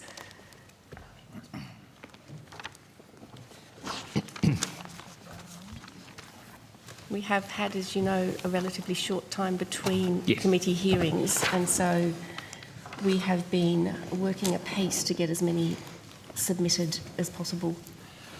Senator Brian Hickey, Acting Deputy Secretary Executive. You're referring to the October hearings? Correct, yes. Of the 505 that we received, 189 have been tabled, and there are 316 outstanding. Okay, and what sort of time frame on the balance of those that are outstanding? Sorry, Senator? What sort of a time frame on the balance, the outstanding answers, is there to having those produced, do you know? Senator, we're working through them as quickly as we possibly can. I think there are some being ready for publication as we speak, and we're trying to get them processed as soon as possible. Does that 505 include questions to the agencies, or are they dealt with separately? They are separately dealt with separately, Senator, but through a coordinated approach with the department. If you like, I have that figure. Yes. Do you have a global figure? So the total for the portfolio is 1,105 from October 2025. Okay, and how many are outstanding from October of the 1,105? 485. 485, okay. And when were the last tranche provided to us, to this committee, in answer to those questions? I believe that would have been last night, Senator. Okay. And what are they cleared by the Minister's office on the way through? Those, yes, they are? Yeah. At what date were those ones provided to the committee last night, provided to the Minister's office? There would have been a range, Senator. I'm sorry, there'd be quite a few. I think to take all of those, I'd have to get them individually. Okay, well, maybe on notice then, if you could, that'd be good, just to add. Yes, Senator. Thank you. Okay, well, I'll move on from those. Can I just make the point, Senator Duniam, that, and I've made this point in this committee previously, I acknowledge you've only just moved into the Home Affairs portfolio, but we have seen an explosion in the number of questions on notice asked in this term, even compared to last term, and in the last round of estimates in October, we saw across all portfolios 12,616 questions on notice submitted, which is the highest number of questions on notice ever submitted for a round of estimates since the database was established. So, given you are now the Shadow Home Affairs Minister, can I encourage you and your team to think about really focusing your questions rather than asking for things like requests for pictures of IKEA furniture purchases for department offices and questions about how many desks there are in the department and agencies, because I reckon we could probably respond much more quickly if we're focusing on things that really are important. Yeah, and look, in fairness, to characterise those questions on notice, I mean, there were questions asked by Senator Chandler at the last estimates, like how many narrow and visa applications have been made by the department, not about furniture from IKEA. No, I understand I would encourage that there might those be one sorts or of two. questions. I just think if we're wading through enormous numbers of questions on notice that have little public or political interest, that will make it harder to answer the questions that you genuinely want to seek answers to. Sure, understood. I mean, I would also make the point that, of course, given the nature of some of these hearings, there are agencies that don't appear, and by agreement with government, your colleagues, we put all of our questions on notice. So it's not just a case of what you've characterised it as.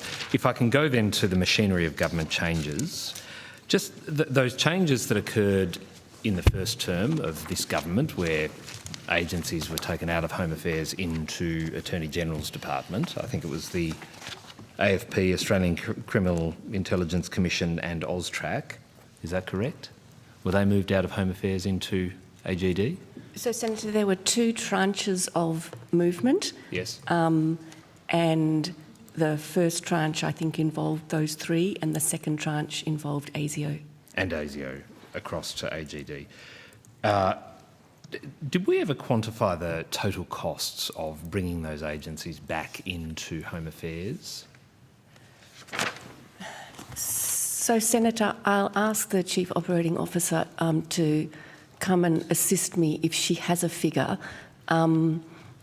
but I believe that would be quite, I was going to say quite difficult to calculate, but I think Ms Tressler is going to correct me. I would make the point generally that there were the 4 agencies moved back into Home Affairs. When you are picking up an agency lock, stock and barrel and changing its reporting arrangement to a minister, the costs are typically much less than other changes. Yes. And we had a smallish number of staff that moved across from Attorney General's department into Home Affairs that had been supporting the functions of those 4 agencies. Charlotte Tressler, Chief Operating Officer. Senator, we had a team of 7 FTE for a temporary period of time that supported the transition of the agencies back into the department, and we incurred direct costs of around $690,000 to bring staff back in, and that included things like property, IT and some other costs. Okay, so how long was this 7 FTE team in existence for? So it was about 6 weeks, Senator. 6 weeks, sure. Okay, and the cost of $690,000 is the total cost of so all of that those? doesn't include the FTE. That's the direct costs that we had associated with bringing the functions IT, back property, in. etc. Okay, all right. So what would it be inclusive of the 7 FTE? I haven't calculated that out, Sure, but my okay. CFO might send me a message, but it would be less than $1 million on a rough estimate. Okay, could you on notice just provide the total cost of that and perhaps, I mean, you itemised a few things in your answers there, just include that and any other specific cost elements to the machinery of government change would be helpful. On the annual report then, how many staff are tasked with producing that document within the department as a core or singular task? Core team. I'll get Mr Hickey to come back and help with that, Senator. There is, as you say, a core team that pulls it together, but it also requires effort from across the organisation to contribute the substance that goes into the performance reporting, etc. Yeah. Thanks, Senator. As Ms Foster has just said, we have a small team. They undertake a range of activities, not just the annual report, but that team's around 14. 14? 14, 1-4. Okay, 1-4. And they're employed for the 12-month period to work on that report, or is it they have other tasks elsewhere? They have a number of other tasks, Senator. So obviously the annual report is a very important one, but that team is quite busy with other work. Sure, okay. And I referred, Senator, before to the audit that we're participating in, the rolling audit that the ANAO is doing on our performance statements, which form an important part of the annual report. And the management of those targets is an ongoing process because it's not so much about the annual report as about the business of the organisation. Okay. And just I presume that means then work with line areas of the department to establish these, how we're performing against targets. Is that what you're talking about there? So going out and understanding from the team responsible for onshore detention how we're tracking, yes? That's correct, Senator. And so those 14 are the ones liaising with the officials from that section? And with the audit office and with the audit at office. the other end, so bringing the process together. Sure, okay. And then just, I know I'm going to have to share the call in a second, that 10 minutes went very quickly. Do they also liaise with the Minister's office in preparing this document? And if so, at what point in time is liaison occurring? Is it once the document's complete, or is it at points in time through its production? Senator, they don't liaise directly with the Minister's office themselves. They are a coordination team who helps line areas understand what their obligations are, what the timelines are, what the milestones are, etc. They provide advice to the different line areas. But as I think Ms Foster has said, the annual report is around our performance. So that responsibility for performance sits with line areas. Those line areas as you'd expect, would liaise with the Minister's office from regularly. Sure. At the end of the process, obviously, we provide the annual report to the Minister for him to table. So there is some engagement in the lead up to that process. But in essence, Senator, it's a departmental document.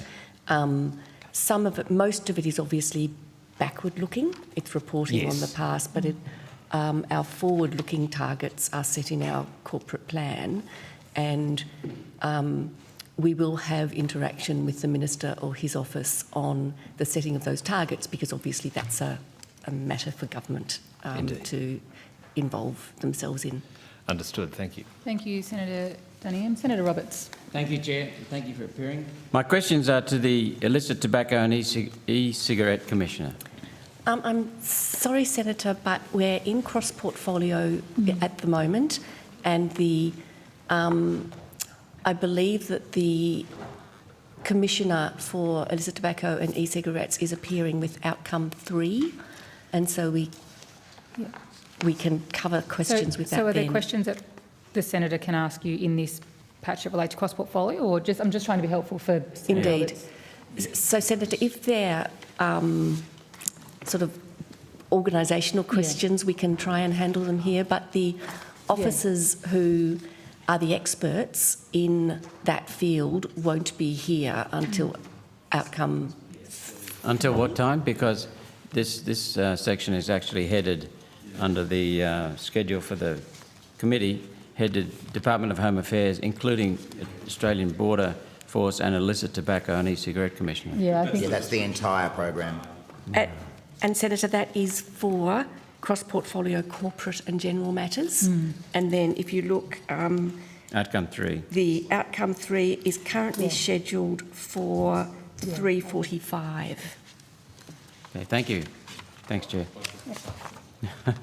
so you're going to come back Yes. later? Thank you, Senator Roberts. Senator Scarr. Thank you. Hello, Ms Foster. I note I asked 26 questions on notice, and they were very targeted. There were no questions about furniture or anything else. That's the way to do it. But there were only... you should run a training session. But only 2 of my 26 questions have been answered. So that's because we were answering questions about IKEA furniture and other things as well. So you put the priority on the IKEA. We collectively. Right. Okay. It's a good point, Senator Scarr. So, Ms Foster, in terms of my other 24 questions, as soon as possible, as soon as practicable? Absolutely, Senator. I'll try and get a status on those for you while we're here. If you can, and if any answers can be published whilst we are here, so I have an opportunity to follow up whilst we are here, especially in outcome 2, I would appreciate it, because it will save time. Otherwise, I'll be forced to cover old ground again. Yes, Senator. So if I could ask you to look at that, please.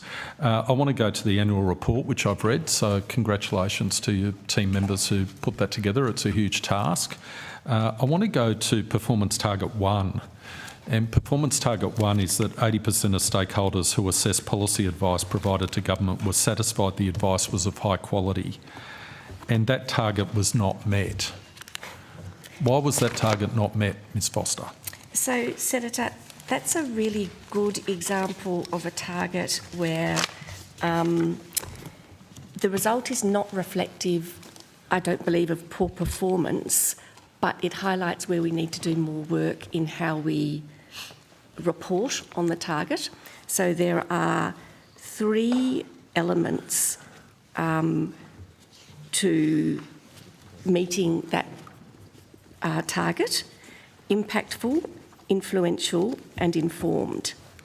And we have to have a score of at least 3 out of 4 on every one of those measures. And this is, just to be clear, this is your target. This is the target the department set for itself, and you failed to meet the target which the department set itself, correct?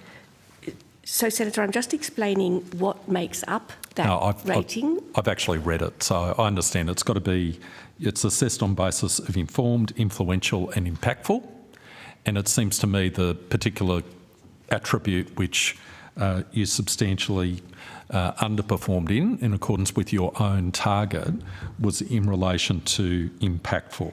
That's correct, Senator. Why was that? But I would say that we had a score of 2.82. Had it been 3, then that would have been qualified as met. Ms Foster, if I was 6'10", I might be playing basketball for the LA Lakers, but it's hardly to the point. This was your target. This was your target, and you failed to meet the target. Is that correct? So it is correct, Senator, but am I enormously concerned that we've failed by a couple of points? No, I'm not, because I know that we have achieved well across the target generally, and it's also pointing us to what we would need to do. So it is actually, it's not saying that the work is not impactful. It's actually, when you look into the detail of it, saying that we need to have a more effective way of evaluating its impact.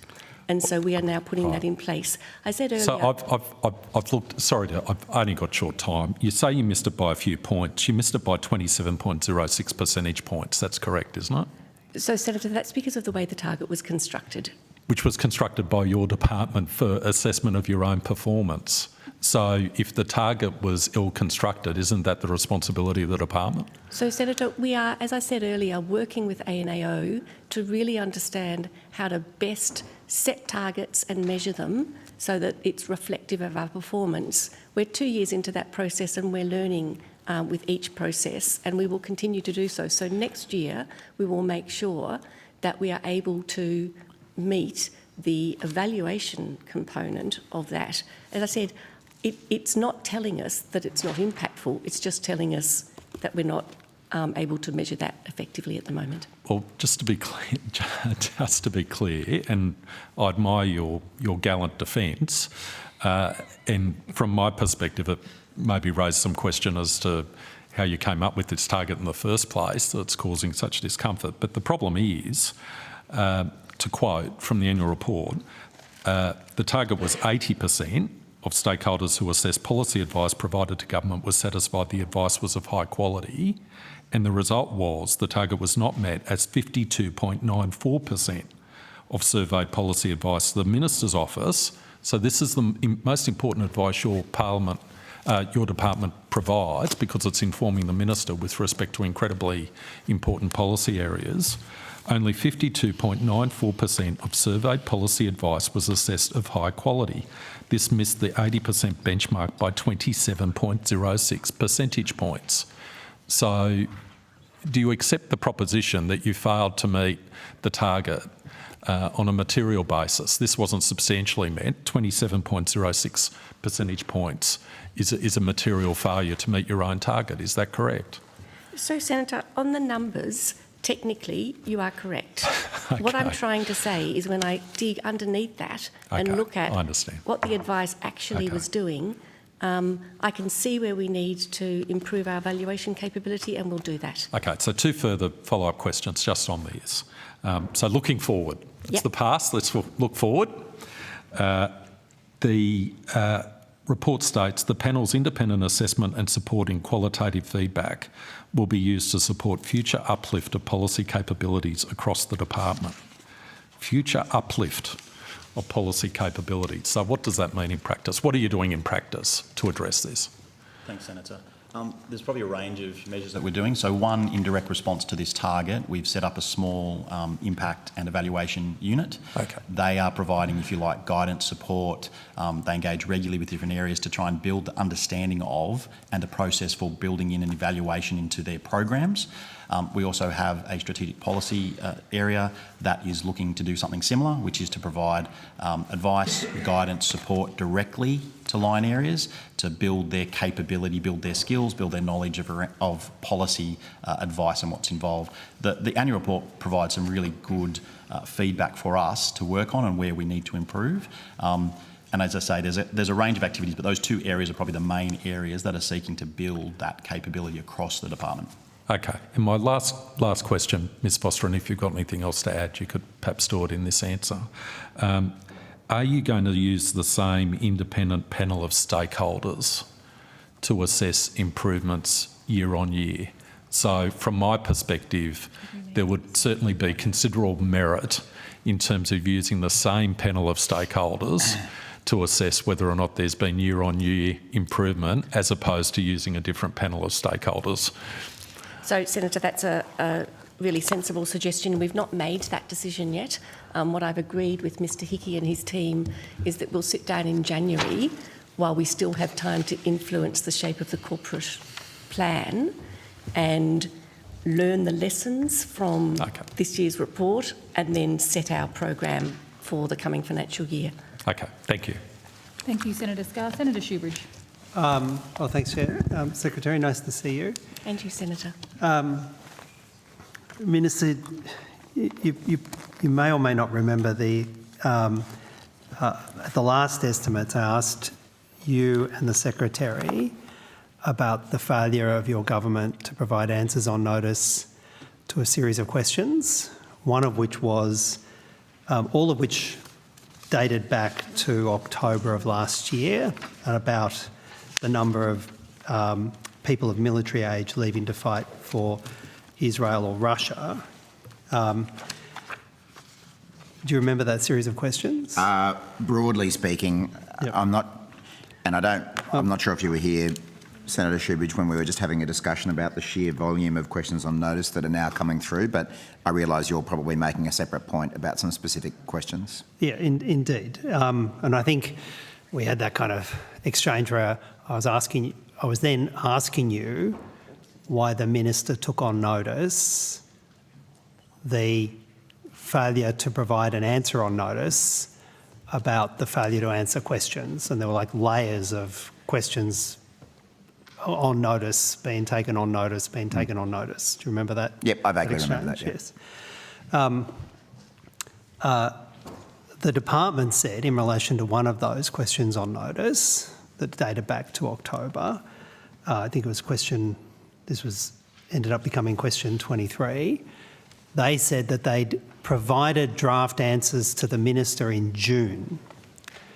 And I asked you then, well, if the department gave the minister answers in June, can you explain why we still don't have answers to those to the questions? And you said you'd take it on notice. We still don't have an answer. Okay, I obviously don't. So now we're at the point where I'm asking you about a question you took on notice, about a question that was taken on notice, about a question that was taken on notice, about some draft answers that were provided to the minister. So how is it we still don't have an answer to that? I'm guessing you don't really want me to take that on notice. Could we get an answer today? Could we get an answer today? Yeah, look, I don't have visibility of which questions on notice have been answered and which ones haven't, and I don't have visibility of the reason why some may not have been answered, but I'll see what I can find out for you. Yeah, and this is, I think it's question on notice 23. If you need more details, Sure. let me know. That was question on notice 23 in the October estimates? Well, now I've kind or was that an earlier? Now I've kind of lost track of right. that. But the Secretary... It was a good idea having this extra week of estimates, Senator Shoebridge, wasn't it? Everyone enjoying themselves? Having a good time, people? The Secretary's evidence, Secretary Foster's evidence, was that she had, that the department had provided the answers to the minister in June, draft answers to the minister in June. We still don't have an explanation about why it's taken so long, why it took so long to get an answer. And I'd just like to know why it sat for months on the Minister's office. I will see what I can find out for you over the course of the day. And while we're on questions on notice, and I might ask this to you, Secretary, at the last estimate session, there were a series of questions placed on notice about the envoys, the two special envoys for anti-Semitism and Islamophobia. None of those questions have been answered. They were asking just some fairly basic information, like what's the staffing profile, what resources are being provided to them. Why can't we get basic answers like that? Senator, I believe the answers have been prepared. We'll find out the status for you. All right. And it may take a little while to do that, but we may have to revisit this outside of cross-portfolio, so don't just sit in cross-portfolio waiting for those answers. But, I mean, I'm not going to speculate, but if it ends up being that they're sitting on the minister's desk again, Minister Watt, yep. Could we try and get a sort of wrap-up Sure. As I say, I'll see what I can find out.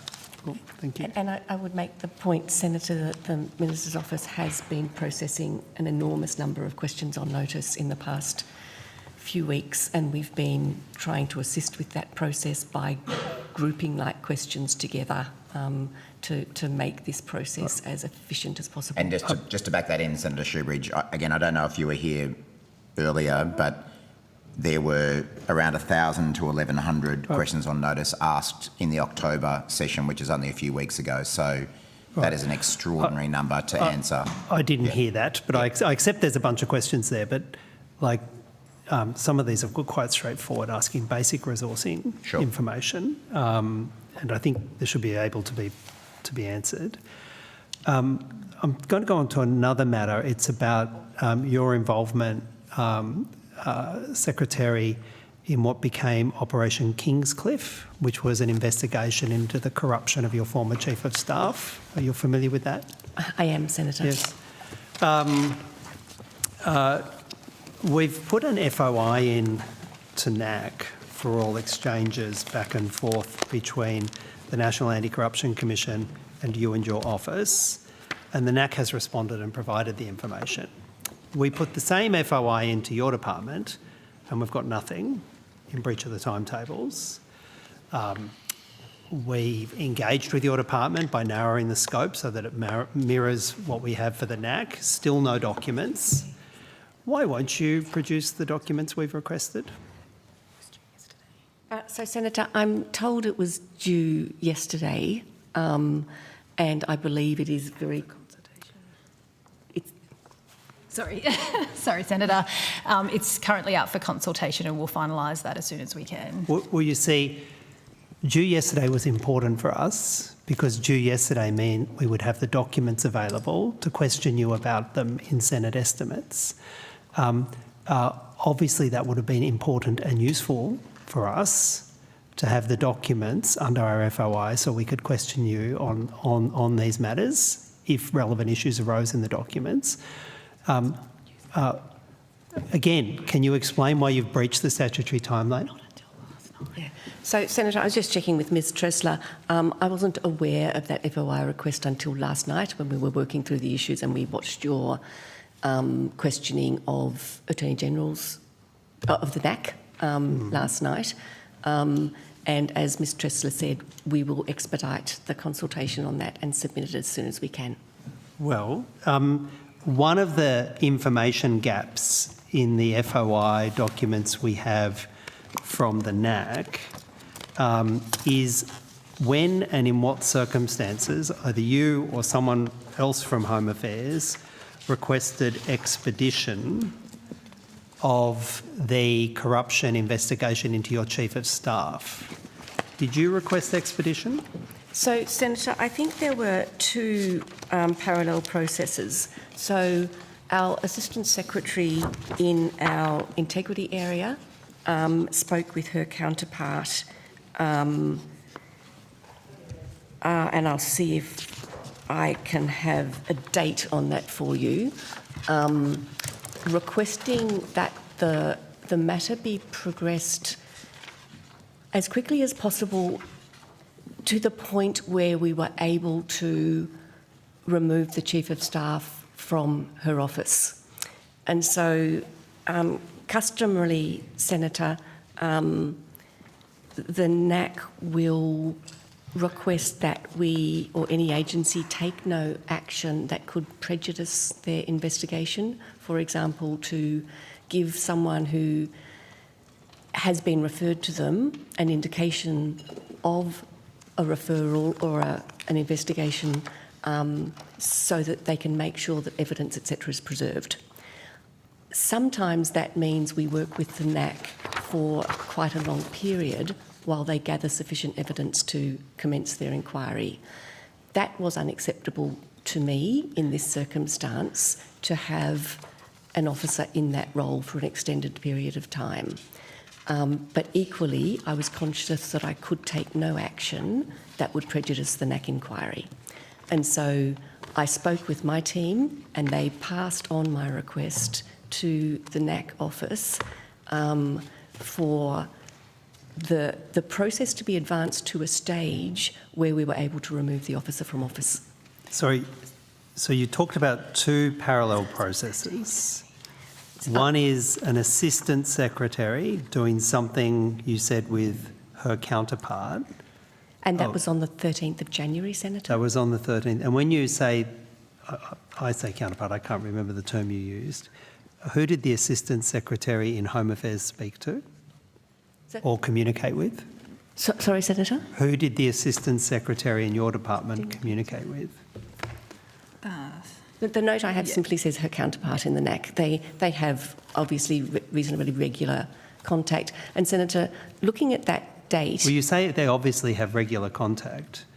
That is a strange thing to say, that you obviously have regular contact with the Anti-Corruption Commission. Is this how many NAC investigations are there into Home Affairs? Do you have? So, Senator, this is our integrity area. So it is the organisation that would interact with the National Anti-Corruption Commission. And we have had a number of referrals from the department to the National Anti-Corruption Commission over the period, for example, as in my tenure as secretary. So are there documents? Is this documented and recorded, the interaction between the Assistant Secretary and the NAC? Because they were the documents I was seeking in the FOI. I understand there was an email, Senator. Can you provide the email to the committee today? We'll take that on notice, Senator. All right. If you need to go now, you can go. I can come back to this. Okay. Could I just complete the answer, Senator, beforehand? I said there were two processes. Mm-hmm.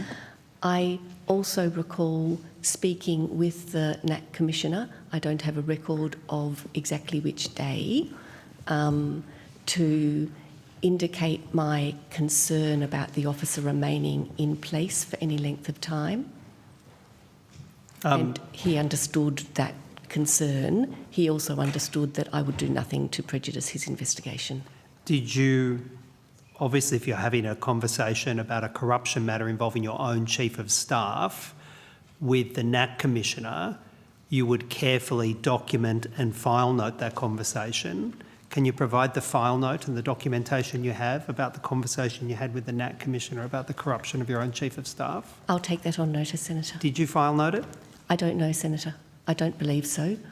So you're telling me you pick up the phone and you have a chat with the Commissioner of the NAC about a corruption investigation about your own Chief of Staff and you don't even keep a record of it. Is that seriously what happened? Senator, I said I'll take it on notice and check. Thank you, Senator Shoebridge. Senator Dunnigan. Thank you, Chair. Just back to the annual report, if I can. So we got to the point of understanding that the Minister has ultimately provided the final backward-looking document.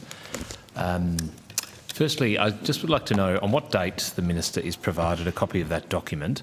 And then secondly, just following on from the questions that Senator Scarr was asking, that failure to meet target, did the Minister seek an answer? Please explain as to why that metric was as it was. So I'm sure Mr Hickey will have the date. I'll get the exact date for you, Senator, but it was mid-October off the top of my head, but I'll get the exact date for you shortly. Sure. Okay. And so after that date, did the Minister, with reference to the number Senator Scarr read out to us before around performance, did he say, why is this number so low? Why have we failed? Not that I recall, Senator, no. Okay. Just in terms of other targets within the annual report, and I'll come back to the details of them in the relevant line areas, but on page 89 of your annual report, this onshore detention as the key activity has its rating at 35.47%, not met. Talks about that as at June 30, 2025, there was a rate of 59 critical incidents per 1,000 detainees, represents an increase from 27.84 incidents per 1,000 detainees. So on the face of it, I just want to get to how we construct the number you finally come up with to measure success in the annual report. You told us before that how the measure Senator Scarr was asking about was constructed is to blame for not meeting. Is it the same case here with this metric? Do we need to tweak how we report, or is this actually a failure? So, Senator, if I could just step back for 1 second, and then we'll get to the substance of your question. In a broad sense, there are about 3 kind of categories where we have failed to meet a target, or we haven't met the answer.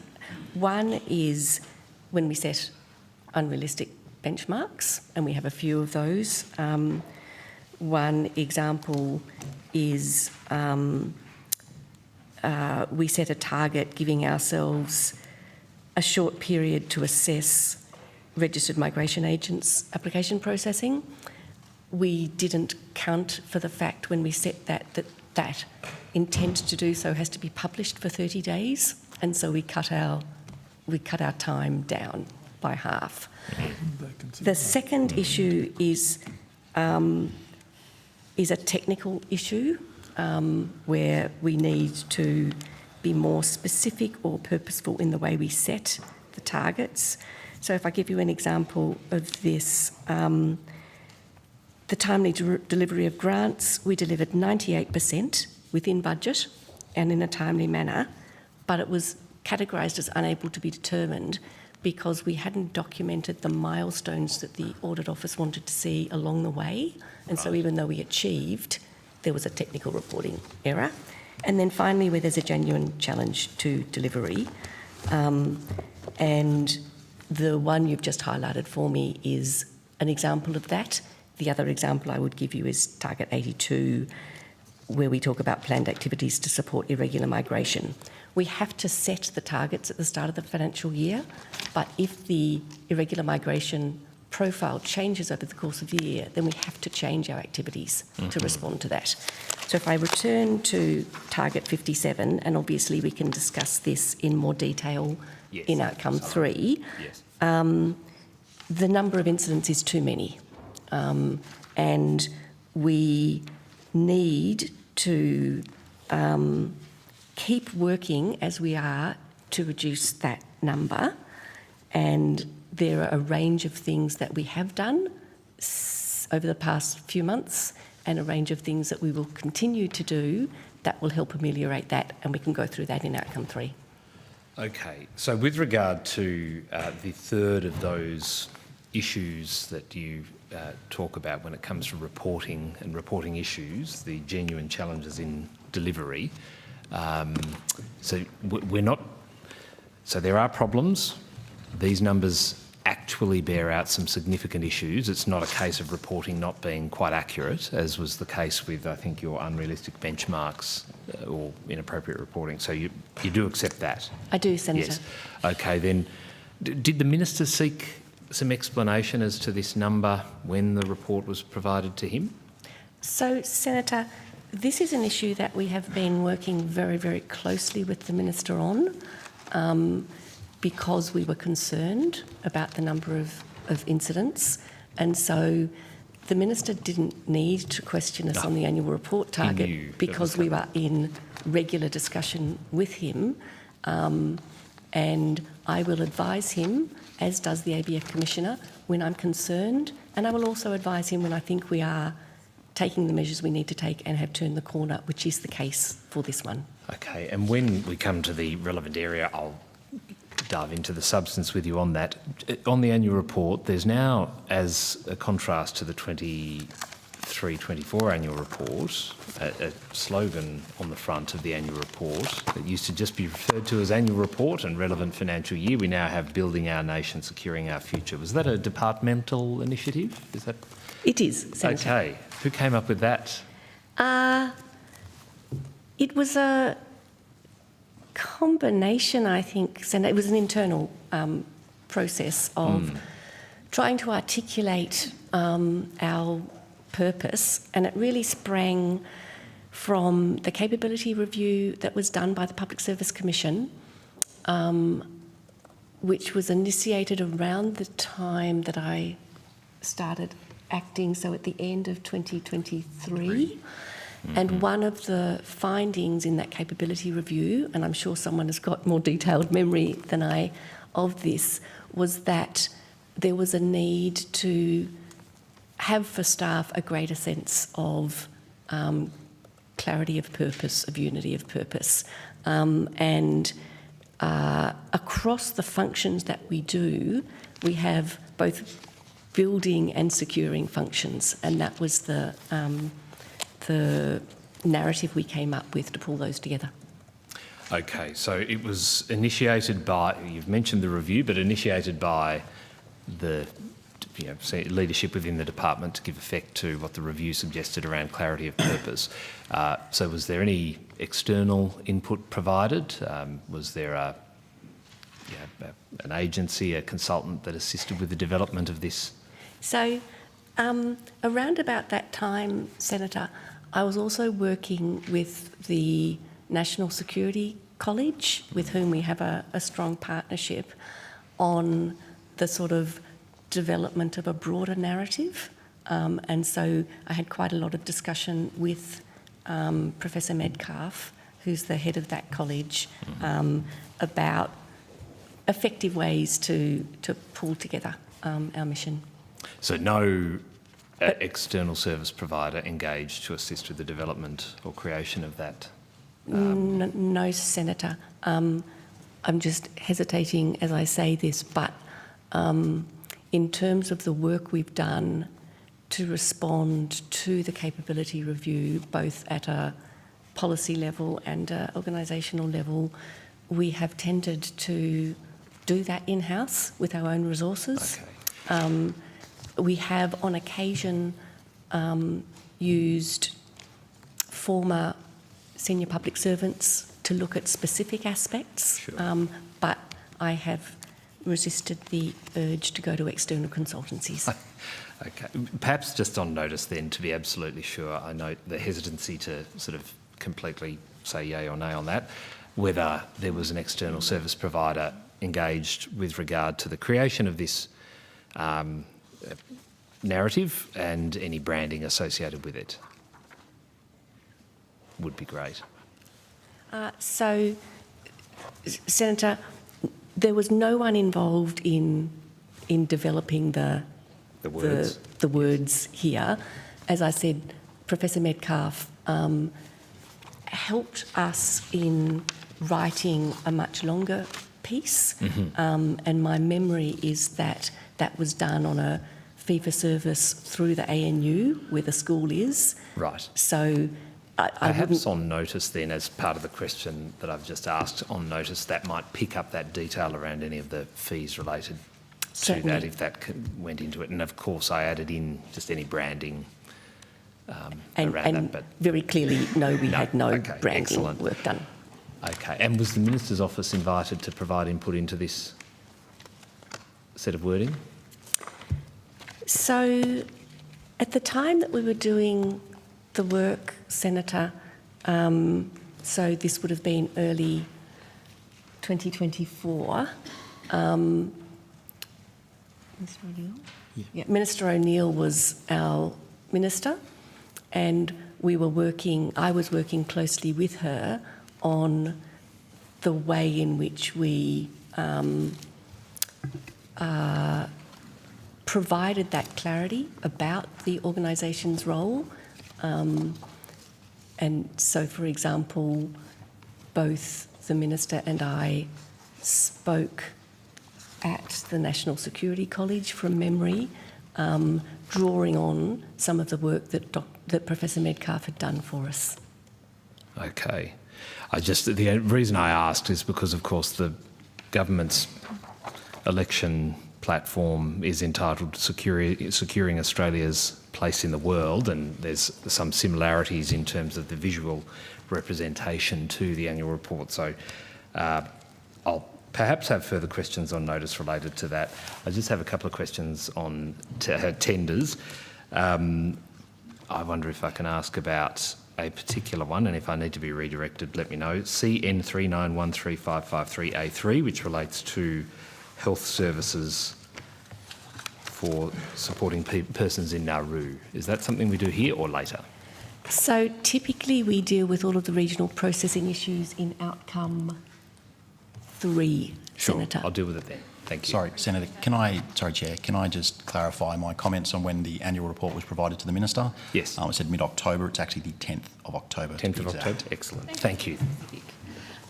Also indicating to the room that I intend to go to the Special Envoy to combat anti-Semitism at 11:45. Senator Shoebridge. Thanks, Chair. So, Secretary, you had a non-file noted, non-documented conversation with the NAC Commissioner asking for some kind of expedition. Do you remember the date that conversation was? I don't, Senator, but it would have been on my return from leave and before the NAC prosecuted their investigation. And just to be really clear, I was asking for no outcome other than to have the matter dealt with in a way that would allow me to remove the officer from her role. Well, I assume it was before the NAC wrote to you on the 25th of January 2024 and said, as requested, assessment of the referral has been expedited, and it was considered by the Commission's assessment panel on the 18th of January 2024. I assume it was before that you got that letter. Do you remember getting that letter? I have refreshed myself on that letter before estimate, Senator. And Senator, just to clarify again, and sorry, we need to just correct the evidence. There was an email from the department to the NAC. It was from the Director of Corruption Investigations to the NAC Director of Assessments on the 13th of January, which independently had requested that the matter be expedited. And that's the email that I've requested you to provide. That's correct. Now you've reviewed the email. Can you now provide the email to the committee? So, Senator, there's a lot of detail that pertains to the investigation in the email, which is subject to Section 100 of the NAC Act, and so we'd have to redact that before we can provide that to you. Well, Section 100 of the NAC Act doesn't overcome parliamentary privilege or your obligations to provide answers and full answers to this committee. So I'm pressing for the production of the full document. I'm perfectly comfortable if you want to redact personal contact information, emails and phone numbers. But to be clear, Section 100 of the NAC Act does not and is never intended to impinge upon parliamentary privilege. Senator, we've taken that on notice. Mm-hmm. So would the conversation you had with the NAC Commissioner have been before the 18th of January when the NAC says their Commission's assessment panel considered it? Senator, it would make no sense for it to be after that date, but I don't recall and I would be speculating. All right. But you're going to have a look and see if you took any records or any notes of this, although none comes to mind. I've taken that on notice. When did you return from leave? 16th. On the 16th of January, Senator. On the 16th. Do you know if it was on the day you returned? I don't, Senator.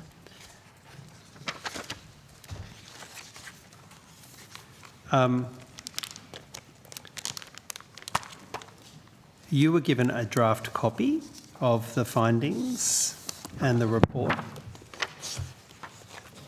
Secretary, is that right? That's correct, Senator. Do you remember when you got that? Providing copy 15th of April. So, Senator, the draft report was provided to Ms Foster on the 15th of April 2025. Sorry? 15th of April 2025. Now, you know that there have been people waiting for the NAC to provide an answer on robo-debt, which ended, I think the robo-debt disastrous, scandalous project ended 6 years ago. people have been waiting 2.5 years for an answer on the robo-debt scandal. Other people have referred matters to the NAC for major corruption scandals and been waiting over 2.5 years or 2.5 years for the answer. Can you explain what you put to the NAC that persuaded the National Anti-Corruption Commission to expedite the corruption investigation of your Chief of Staff in a matter of, what, barely 4 months, and have your matter jump ahead of the robo-debt investigation, scandalous defence procurement investigations and every other corruption investigation? What was it about your submission, do you think, that got the NAC to expedite the investigation of your Chief of Staff? So, Senator, I made it very clear before that our only request was to have the issue progress to a point where the officer could be removed from her position. And that was important because, as you keep saying, it was a very sensitive position. And to have her continue in that, and for me to be unable to take any action that would indicate to her that she might be under investigation, would have potentially prejudiced the NAC investigation. I made no request for any future process to be done any more quickly than the NAC considered appropriate. And I think, Senator, that we may be mistaken. Yeah, you may have been mistaken about the dates. It was 15 months after the submission. So it was after the submission. It was submitted It was 15 months after the in submission. January, and we got the draft report the following year. Still radically ahead of every other investigation. In fact, I think it's the only self-referred investigation. It's the only NAC-initiated investigation that's actually produced a report and actual corruption findings. So, Senator, how is it your matter involving your Chief of Staff, your corrupt Chief of Staff, got this princely treatment? Senator, I've indicated now 2 or 3 times our request was to have the matter progress to a point where the Chief of Staff could be removed from her position. Any other decisions about the timeliness or the handling of that are questions for the NAC. You requested anonymity for 3 individuals who were mentioned in the draft report, and then the NAC used your request for anonymity for those 3 individuals to not only provide anonymity for them, but also provide anonymity for your corrupt Chief of Staff. Did you have any discussions with the NAC Commissioner about anonymity? I did not, Senator, and I think that you are conflating my request that the NAC consider anonymity for those who were courageous enough to come forward and report the conduct or to be witnesses in their inquiry. I made no reference at all to the protagonists, and I think it's incorrect, or at least I can see no evidence base for suggesting that the NAC used my request to extend that anonymity to the protagonists. Well, the NAC wrote to you on the 23rd of June 2025, providing the final investigation report, which had the redactions of all the names, including your corrupt Chief of Staff. We've got that correspondence from the NAC, but it excludes a paragraph that follows the NAC's description of exercising the discretion to put in pseudonyms for all persons involved in the investigation. I assume you kept a copy of the correspondence of the 23rd of June 2025 provided to the department about your corrupt Chief of Staff? We will have that on file, Senator. Can you provide a full unedited copy of that to this committee? And again, I'm happy for that to be subject to the removal of emails and other personal contact information. Can you provide a full unredacted copy of that correspondence? I'll take that on notice, Senator. Didn't you say 1:45? Yes. Is it 1:45? It is 1:45. Can I Yeah. release this part of the programme? I'll put some other questions on notice. Appreciate your assistance, Senator Shoebridge. That's all the time we have questions for in cross-portfolio. So letting officials know that we are finished with this part of the program, and we'll return with outcome one after the special envoys. Oh, sorry, just a quick update. Chair, sorry. Senator Shoebridge, I've got an answer to that question on notice you were chasing. I'll just see if I've got the number. I believe it's SQ 25 001 903. Hopefully that corresponds to one of the questions on notice that you were asking.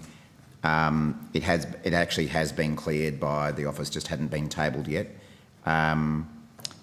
There were 1,165 Australian Israeli dual citizens of military age 18 to 35 that departed Australia from the 7th of October 2023 to the 30th of October 2025. So I think that was the information you were seeking. It was, so I appreciate that. That was one part of the information, but the other was an explanation, which we still haven't had, about why on earth it sat on the Minister's office desk for so long. Yeah, I mean, I think that question was only asked in October, so that I would say that's not a terribly long time. Well, anyhow, I note the time, but I'll just double check about that number and get back to you. Thank you for your assistance, Senator Shoebridge. I now call Australia's Special Envoy to Combat Anti-Semitism, Ms Siegel, who will be appearing via video conference. Ms Siegel, would you like to make an opening statement? Thank you so much. Can you see me okay? Yep, we can see you and hear you perfectly fine. Thank you very much. Thank you. And can I thank the committee so much for accommodating me appearing before you today by video conference. It's much appreciated. I'm in the middle of a very important conference here in Sydney, and I appreciate your extending that courtesy to me. I have a very brief opening statement, and that is I'd just like to refer, if I could, to my opening statement that I provided to Senate estimates on the 8th of October.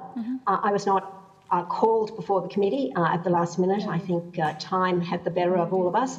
But I did provide an opening statement, which I hope all of you had the opportunity to receive.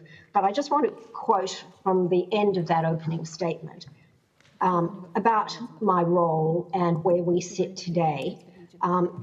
Anti-Semitism, I said in that conclusion of the opening statement, represents a clear and present danger to our national social cohesion, but it cannot be left to the community to defend alone. As former Chief Rabbi of the Commonwealth, Rabbi Sachs, noted, the hate that begins with the Jews never ends with the Jews. This is a challenge for all of us. Large swathes of the Jewish community are traumatised, isolated and fearful, but they're not asking for special treatment. They just want to feel safe, welcome and equal in this country that we call home. And that's what the plan that I've released seeks to address. Thank you so much. Thank you very much, Ms Siegel. I will now go to questions. Senator Blythe. Thank you very much, Chair, and thank you very much for accommodating the committee and dialling in today. I will be brief because I'm aware we are working against the clock. You handed down a blueprint on tackling anti-Semitism in July this year. Can I just ask on how many occasions you met with the Prime Minister or his office ahead of the release of that blueprint? I would have to just check on that if you don't mind. Yes, certainly. But I but I have met in the period since my appointment. So that plan was handed down almost exactly a year after I was appointed, and in that period, I would guess I met with the Prime Minister or his office, a handful of times, as well as with the Minister for Multicultural Affairs. But if I might add, those meetings were about the work that I was doing and the consultations that I was undertaking, not necessarily per se about the plan. The plan was developed by my office, through a large number of consultations with committee. I just now don't have a view. Oh, there you go. Thank you. Not necessarily about the plan per se, but I would have been, if I met with the Prime Minister, updating him about the work I was doing in the consultations.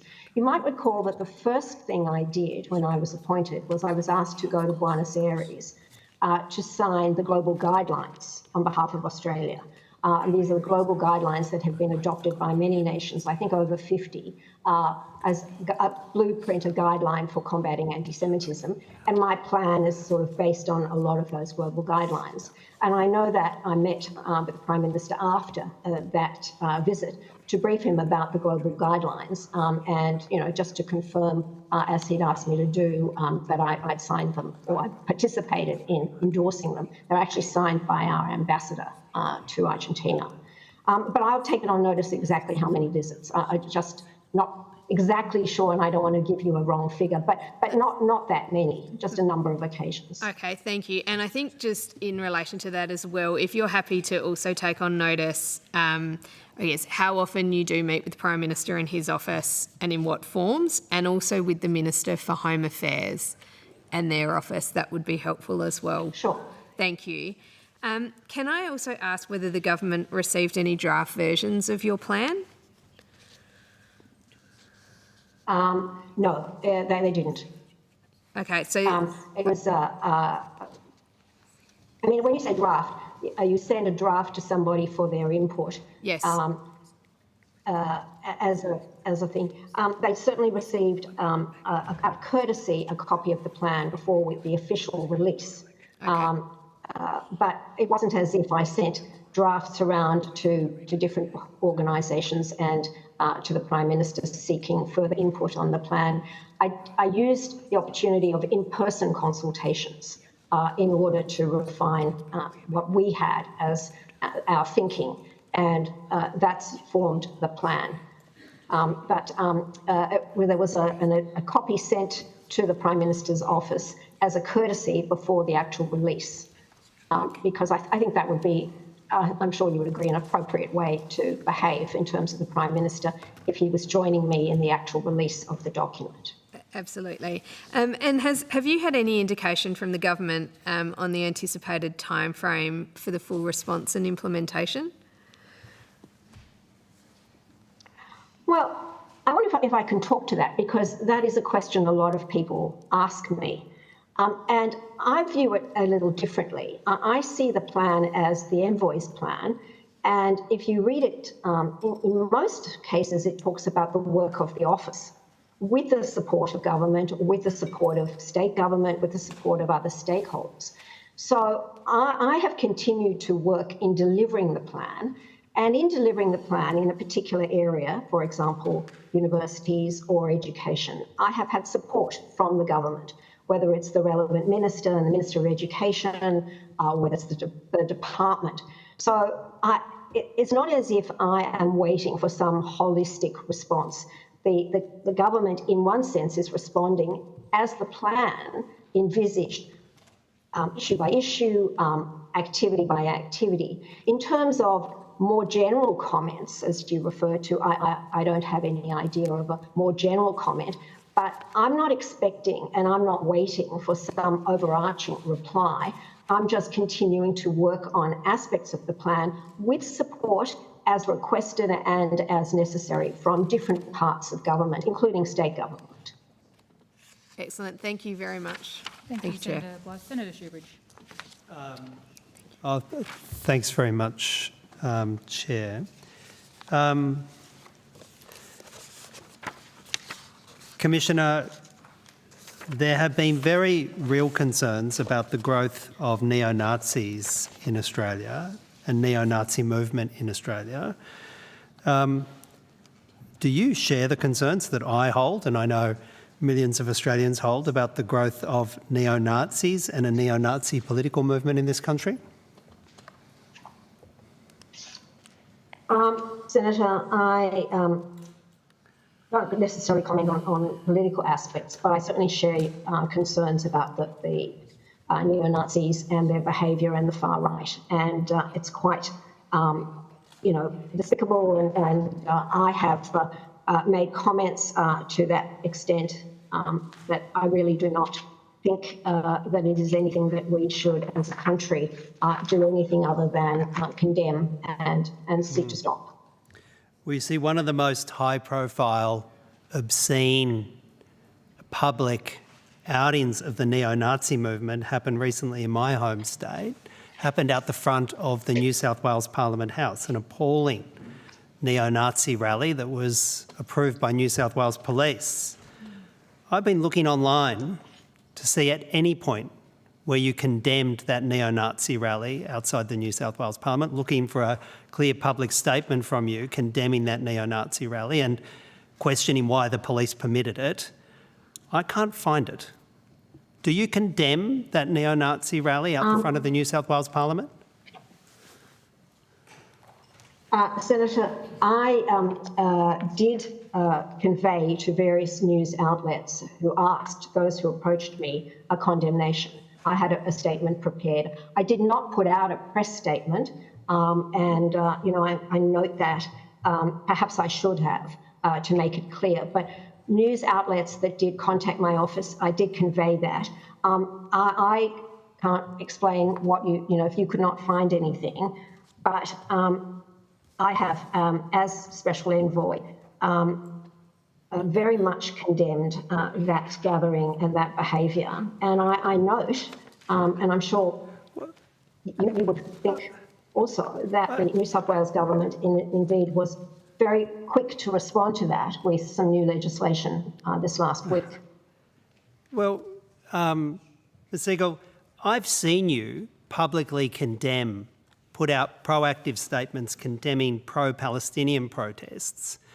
But when the most high-profile neo-Nazi protest is held out the front of a state parliament house, you choose not to put a proactive public statement condemning it. Can you explain how the anti-Semitism envoy didn't put out a public, clear, unambiguous statement condemning a high-profile neo-Nazi rally out the front of the New South Wales Parliament House? I mean, how could you not have? Well, Senator, I take your point. Can I say that I do absolutely condemn it? I think the activities of the National Socialists are contemptible. It's a movement, as you say, grounded in hate and intimidation, and they are absolutely seeking to disrupt public life, destroy our social cohesion. I was initially, I might say, reluctant to give them more airplay, but I take your point, because they do crave notoriety. And history has taught us at a terrible cost that silence is absolutely not the right way. I have spoken to media condemning it.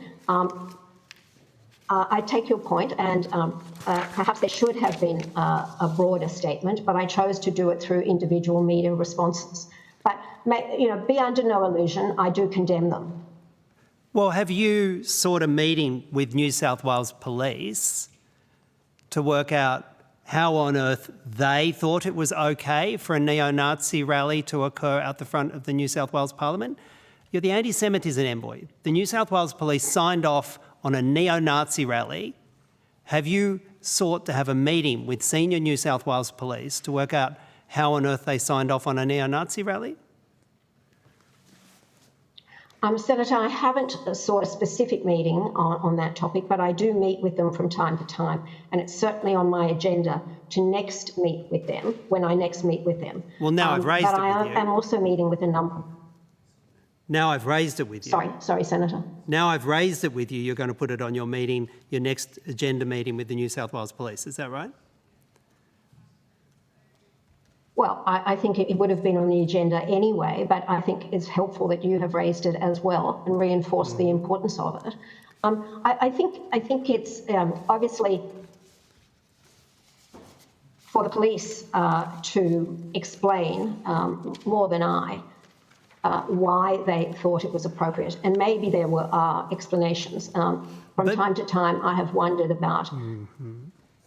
Maybe there are explanations, but if you never ask them, if you don't challenge them, if you don't ask why the New South Wales Police gave a green light to a neo-Nazi rally as the anti-Semitism envoy, and you haven't, you won't know the answers to that, will you? Well, I certainly will. But I think that if I could add that, as I sort of mentioned a little earlier, that the government itself, the New South Wales government itself, obviously have looked at the matter as a very serious matter and have responded. I think that is the bottom line, that particular issues might happen because of actions of a police force, etc. But the government itself has responded with very strong new legislation, and I welcome that, and I have welcomed that. Thank Ms. Siegel. Oh, sorry, are you wrapping up this line of question before you move on to your next? Yeah, I've got another line, so. So I just wanted to let Mr Aftab know that we've got about another 5 minutes here before we're able to move on to you. So if you want to turn your camera off while we're still with Ms Siegel, we'll be with you in a couple of minutes. Ms Siegel, I'm moving to another point. Your November 2025 report on anti-Semitism in Australia obviously relied on the IRA definition of anti-Semitism, which conflates criticism of the State of Israel with anti-Semitism. Did you use the IRA definition?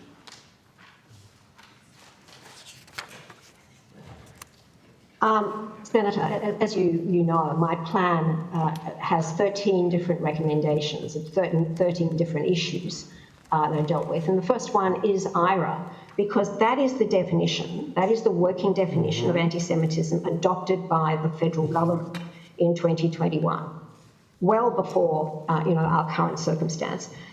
It was adopted by the government at the time, and it was adopted by the opposition at the time, which was led at the time then by Anthony Albanese. And so it is the government's endorsed definition that I have been working with, because not only is it adopted by the government, but it's been adopted by 45 other countries, Western countries around the world, plus over 1,000 NGOs. And this was the product of a very long democratic process of evolving a definition. So that is the government's definition. That is Australia's definition of anti-Semitism, and one in which I certainly have based my... And you provided a data set that appeared to track two kinds of what you assert as anti-Semitism, what's described as Judeophobia, which is probably the traditionally understood appalling behaviour of anti-Semitism, and then another thing called anti-Zionist anti-Semitism, which seems to have a marker question about if people agreed to comparisons between the actions of the Israeli Defence Force and Nazis. That was one of your markers for anti-Zionist anti-Semitism, is that right? Yes, Senator. Yeah. You would be aware, wouldn't you, that senior members of the Israeli Defence Force have made that comparison, and they haven't just made it in the last 2 and a bit years, they've made it for years. Are you saying senior members of the Israeli Defence Force are anti-Semitic? Senator, if I just might correct you, in those two forms of understanding of anti-Semitism, it wasn't in relation to the IDF, the Defence Force, but just in relation to Israel. So I think that if we could put the IDF aside, that's really not part of my remit. Comparisons. I was interested in that research. If I just might. You finish. Sorry, Senator. Comparisons of... Oh, sorry. That research was... Sorry, Ms Siegel, you have the call. That research was to understand... The delay. Thank you. That research was to understand both the thinking of the community, but particularly of young people, as my subsequent releases have indicated, and to see where the knowledge gaps and indeed the misunderstandings of Zionism and settler colonialism were. And therefore to ground the education work that I believe is necessary in order to correct some of those misunderstandings. And I might add, some of those misunderstandings to the younger cohort of our community are coming from social media. And it's a deliberate misunderstanding that's being fed to them through all sorts of people on social media. And that is a major challenge for us as a country to ensure that what they are being fed through social media is not reinforcing those misunderstandings and misapprehensions. You criticise and you say it's anti-Semitic to compare the actions of the Israeli state with certain actions of the Nazis. And I'm going to read onto the record what Major General Yair Golan, Deputy Chief of Staff of the IDF, said on Holocaust Remembrance Day on the 4th of May 2016. And I'm going to ask you whether or not you say that this is anti-Semitic from Major General Yair Golan. He said this: "It's scary to see horrifying developments that took place in Europe begin to unfold here. The Holocaust should bring us to ponder our public lives, and furthermore, it must lead anyone who is capable of taking public responsibility to do so." He said, "Because if there is one thing that is scary in remembering the Holocaust, it is noticing horrific processes which developed in Europe, particularly in Germany, 70, 80 and 90 years ago, and finding remnants of that among us in the year 2016. Are you saying that Major General Yair Golan is anti-Semitic when he makes those comparisons of the actions of the Israeli state? I don't think was he making the comparisons with the Israeli state? He was. That wasn't quite apparent from the quote. Well, I think it's not helpful for me to comment on what Major General Golan said then, because what is clear from IRA, if I might say, in terms of what is or is not anti-Semitic does depend on context. These are not absolute lines. And I, with respect, don't have the full context of how he was conveying that. But so I really don't think, with respect, that it is fair to analyse that without understanding the context.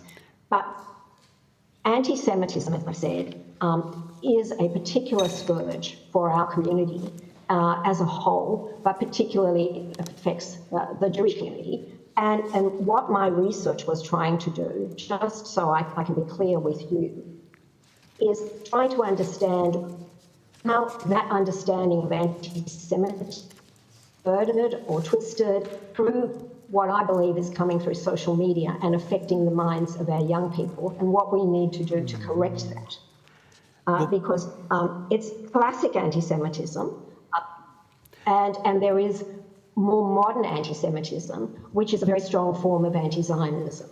And I need to understand that, which is why we did research, in order to provide appropriate education to the community. Well, Ms Siegel, I've run out of time, but I think it's clear from your report that if Major General Yair Golan had made those comments in Australia in 2025, he would have gone into your column as being evidence of anti-Semitism. And I would join with anybody to fight anti-Semitism and genuine anti-Semitism. But when you and others conflate legitimate criticism of the state of Israel, it's appalling genocidal behaviour against Palestine. When you conflate that with anti-Semitism, you do the cause no credit. Point of order. Point of order, Chair. If I can just have a very small response. Sorry, Ms Siegel, we've got a point of order before the Chair.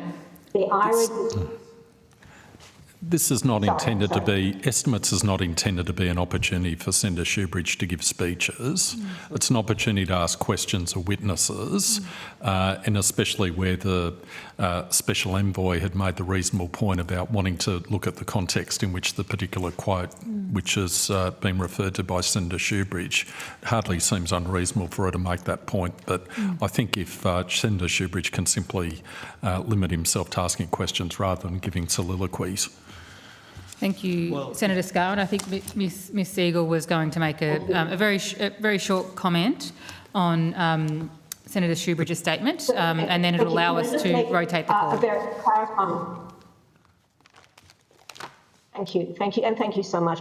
Can I just note that The IRA definition makes it very clear that legitimate criticism of Israel, in the same form as you would criticise another state, is not anti-Semitic. But there are listed examples, which are just examples to make people understand and remember when it was also written, as to what would be anti-Semitic in terms of throwing out criticisms. Jewish Australians should be held responsible for what Israel is or its own policies. That the state of Israel is demonised or dehumanised.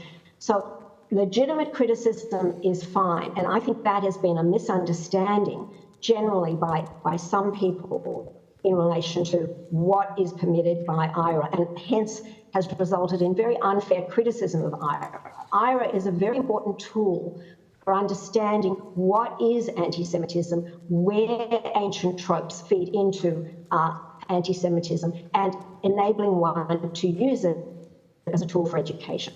And I hope that we can educate the community in a very constructive way so that we can rebuild social cohesion here in this country. Thank you, Ms. Siegel. Thank you, Senator Shoebridge. Senator Blythe has promised me that she's got one very short question before we can release Ms. Siegel. It is very short, Ms. Siegel, and it is just that whether you have the support and resources that you need to be able to tackle what is escalating anti-Semitism in Australia, because the evidence you've given today seems that it's very piecemeal and it's where you're asking for support. There doesn't seem to be a coordinated effort. So do you feel as though you have everything that you need to be successful in your task? Well, thank you so much for that question. I wonder whether anyone has ever appeared before you working for the government who said, I have all the resources I need. Never. It might be that to me. And I say this task is one that I see will take many, many years. My appointment is 3 years, but it's a multi-year task that is huge. And indeed, this conference I've been attending is about people coming together and cooperating and making the most of the resources that we have. I have had very valuable and I'm very grateful for support from different parts of government and the public sector and different ministers, but I think there can always be more, and I certainly look forward to working with the Prime Minister and other ministers for even more of a collective impact to fight anti-Semitism together. Thank you, Senator Blythe. Thank you, Ms. Siegel. And thank you for fitting us into your busy schedule with your prior commitments. Appreciate your time with us this morning and this afternoon. Thank you. Thank you. Appreciate it too. No worries. I now call Australia's Special Envoy to combat Islamophobia, Mr. Aftab. Thank you very much for your patience. I know that you were on the program to begin with us almost 15 minutes ago, and it's a good point for me to just indicate to the room that we are going to push a little bit into the lunch break to allow us time to complete our questions for special envoys and then return after lunch with outcome one. Ms. Aftab, have you got an opening statement that you would like to make? Oh, Mr. Malik, sorry, I meant to say. I keep saying Aftab. Thank you very much, Senators. I'd just like to say it's a pleasure to be here. Just a technical check just to make sure that you can see me and you can hear me. Yeah, perfect. Great. Have you got an opening statement that you would like to make, Mr. Malik? The opening statement is I came into this role on October the 14th, 2024 with the aim of serving a 3-year tenure. I've had an incredible experience in the first year. I'm sure some of the questions will open that up to convey to you some of those experiences. And I'm just looking forward to answering the questions from the senators this afternoon. Thank you very much, Mr. Malik. We'll proceed to questions in 5-minute blocks, given the limited time that we have together this afternoon, and I'll start with Senator Blythe. and I will promise to be brief, Chair. And so we will jump straight into it. So can I ask what your view is in relation to removing religious cause or religious motivation from the definition of a terrorist attack in section 100.1 of the Criminal Code? Thank you for the question, Senator. I have written an extensive submission to the INSLM detailing that, and I feel the problem that we face is that the Muslim community itself understands the actions by individuals who are committing an act in terror as not to be from the religion, but ideological and fringe elements. But wider society sees and hears Muslims recite, God's name or Allahu Akbar and assume that to be religion. So from the Muslim community's perspective, it is not religious. These are actually fringe ideological movements. And from the wider society, they only interpret that to be religious. And my submission tries to go some way to explain why these acts are not indeed religious acts. So you would be supportive of removing it from the Criminal Code? I would be, as my recommendation to the INSLM submission indicates, I would advocate that religious actions and motives would be removed from the definition and instead place politics or ideology. Okay, thank you. Now, you often, or do you often report or meet with the Prime Minister, and in what forms? Sure. So I believe, if my memory serves me correctly, I have met the Prime Minister 2 or 3 times. The first time I met was, I think, in December or early January, and that was to provide him with a high-level review of my findings from my 6-week engagements across Australia. The second time I met the Prime Minister was just prior on the day of the launch of the recommendation. So 2 times I met the Prime Minister. Okay. And do you meet or report often to the Minister for Home Affairs? No, not necessarily. I had met with the Minister perhaps once. I think it was the Ramadan of last year during the month. I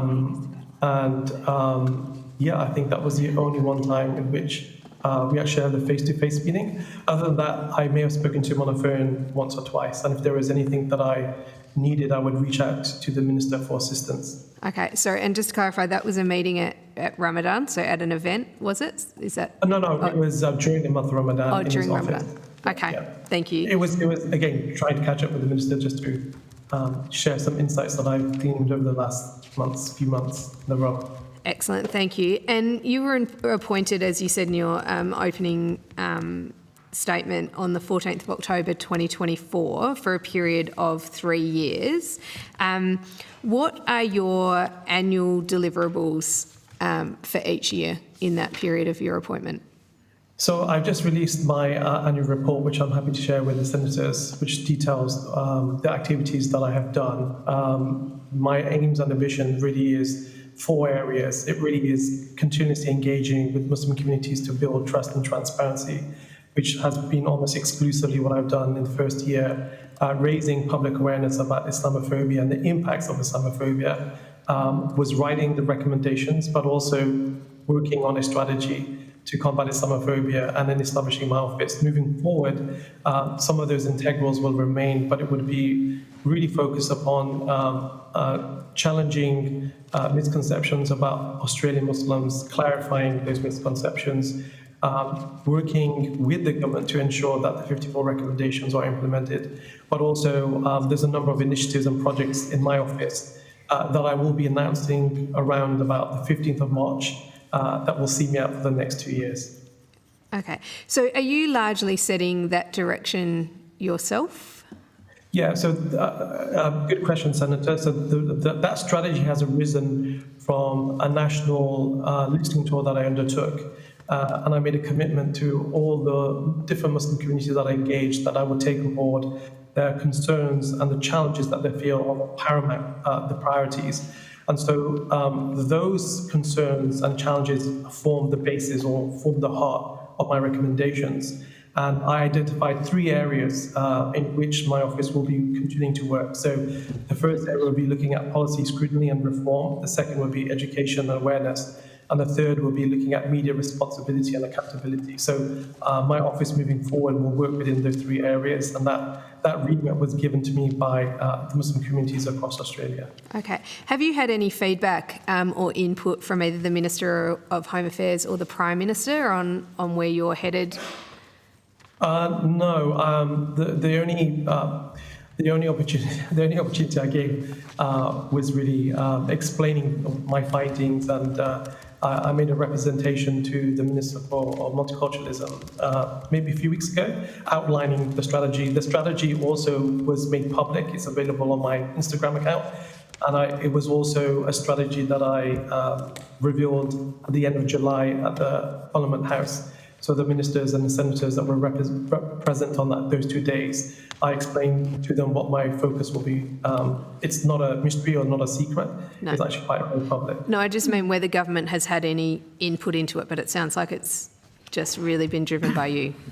It's been driven based upon the feedback and insight from communities across Australia. Fantastic. Thank you. Thank you, Senator Thank you for the question. Blythe. Senator Roberts. Thank you, Chair. Thank you, Mr Malik, for appearing. On notice, could you please tell me how many staff you have? What is your annual budget, and how much of that budget did your report titled A National Response to Islamophobia cost? Sure. So in regards to budget, I can take that on notice. I don't have that at hand. In regards to staff, I began recruitment for my own staff in my office once the federal election results had been made clear. Up until that point, I have been using or utilising the support of the Envoy support team. Home Affairs did, however, provide me 2 staff, full-time staff. One of them is an office manager, and the other is a communications support officer. So they have been dedicated towards me, supporting me in social media, website management, proofreading, graphic design, printing, and basically ensuring that my day-to-day affairs are in order. How many staff do you expect to have? I have recruited for 5 staff. I'm hoping to close. I'm finalising interviews for the final member of staff this week. Thank you. Your report, A National Response to Islamophobia, does not mention Sharia, yet Sharia law, should it be allowed in Australia, would replace Australian law, Australian courts, police and governance. How can you talk about opposition to Islam without addressing the elephant in the room, Sharia law? I don't believe it is an elephant in the room. I mean, my role is to understand the reverse of that. My role is to understand what has been the impacts of the last 25 years upon Muslim communities who are facing the brunt of discrimination, marginalisation, exclusion. And so my job is to really understand that. The question you raise is a good question because it highlights the misconception around Sharia law. A statement I made in the House of Parliament towards the end of July was that when people talk about Sharia law, it's always good to ask them what do they mean by Sharia law. So there tends to be different understandings of Sharia law. And I further said that most Muslims would be difficult for them to address what are the principles, what are the 5 principles of Sharia law. So a good question which highlights a challenge in which I hope to address in the coming months. Your report, thank you. Your report does not include a definition of Islamophobia, but then makes more than 50 recommendations to solve the thing you haven't defined. How can you call for extensive legislation and a large bureaucracy to combat something you can't or don't define? So the report does address that on the first page. It's 54 recommendations. And there's an argument amongst academics to how to define this term called Islamophobia. What academics are not disagreeing about are the impacts of this prejudice or hatred or racism. And one of the things I wanted to avoid is to avoid falling into the pit that Great Britain has fallen in, and that is an annual conversation around the definition of Islamophobia, whilst all along the repercussions of this phenomenon of being ill-advised or not being addressed. And so what I do say, however, is in the Commission of Inquiry, I do ask whether or not Australia requires a definition of Islamophobia in the Australian context, and whether that will hinder or progress the cause. Minister, Mr Malik's report does not accept that people who may have a legitimate concern about Islam, for instance, the report does not mention ISIS, Al-Qaeda, nor does it mention that the latest briefing provided to the Senate by the ASIO Director General Mike Burgess showed 25 of Australia's 29 prescribed terrorist organisations are Islamic-based organisations. It seems that he's simply redefining a factual and logical and genuine concern about Islamic terrorism as Islamophobia. Minister, how would measures designed to combat Islamophobia differ from measures to combat anti-Semitism or the growing anti-Christian hate coming from the hard left? Surely the words and actions directed to one group or the other would not differ in their legal implications. Well, Senator Roberts, I'm sorry. I think that question was to me. Yeah, it was. Okay. Mr. Epsom. Senator Roberts, I haven't followed the work of either Special Envoy terribly closely. I've certainly followed media reporting of the work that both Special Envoys have done, and I think that's really valuable work at a time when social cohesion is deeply at risk in Australia because of the activities and language of a range of extreme groups in the community. And the last time I looked, Mr. Aftab's role was to advocate for the needs of Muslim Australians, particularly in the face of gross Islamophobia that has been going on in our country, just as Ms Siegel has been engaged to advocate for the needs of Jewish Australians at a time when we are seeing gross anti-Semitism in our country. And I would encourage you and other members of your party to think about that, Senator Roberts. Minister, all the three, anti-Christian, anti-Semitism and anti-Islamophobia, are religion-based hate. They're not anti-religion. Thank you. I don't really know what point you're making, but I have to answer questions from you and your colleagues on a regular basis in the Senate chamber, which I would describe as Islamophobic. So I would encourage you to think very carefully about the sorts of questions and sorts of statements that you and your colleagues make in the public domain at a time when we are seeing social cohesion under threat and when we are seeing, at a time when we are seeing the rise of neo-Nazis and other extremists with whom you sometimes associate, and you should think about that. False, Minister. I do not associate with neo-Nazis, but I said another extremist. I said another extremist. Senator Roberts, I you make comments about my comments are about pro-Australia. I put Australia first. Well, you have pro-Australia. We want unity. And my party's name is One Nation because we believe in unity. Okay, I am going to rotate the call. Thank you, Senator Roberts. Thank you, Minister. Senator Shoebridge. Thanks very much for your appearance and the work you've been doing. When people try and use political attacks, make false assertions that Sharia law is about to be imposed on Australia and suggest that people of the Islamic faith want to impose strict religious observance across the community, that kind of political attack is part of what drives Islamophobia. And that seems to be part of what your report is saying, that the politicised aggressive attacks, inflated attacks, is part of the problem that's driving Islamophobia. Is that right? Thank you very much for the question, Senator Shoebridge. You're absolutely correct. The problem is Islamophobia is often misunderstood because Islamophobia is not always overt or violent. It's a pervasive type of prejudice that really is prevalent across society, and it's just not my opinion. This is what evidence is telling us. Part of the problems is that with the freedom of expression and freedom of speech, one must also exert responsibility. And I think this is what is lacking from our political discourse. Responsibility. One can be critical of any religion, one can be critical of a Muslim country, but once it errs upon sweeping generalization, stereotyping or dehumanization, or specifically targeting Muslims personally, this is what is contributing to that general permissive violence or permissive attitudes which normalizes prejudice, because what happens is that when people see or hear our political leaders speak in a certain way, it confirms those prejudices and it emboldens discrimination on those who want to take forward. And unfortunately, what that does, not only does it fuel hate crimes, but it also erodes social cohesion. And when politicians run completely unfounded scare campaigns that there's some secret plot to impose Sharia law on Australia, that drives Islamophobia, and politicians should be mindful of not making those false assertions and driving Islamophobia, don't you think?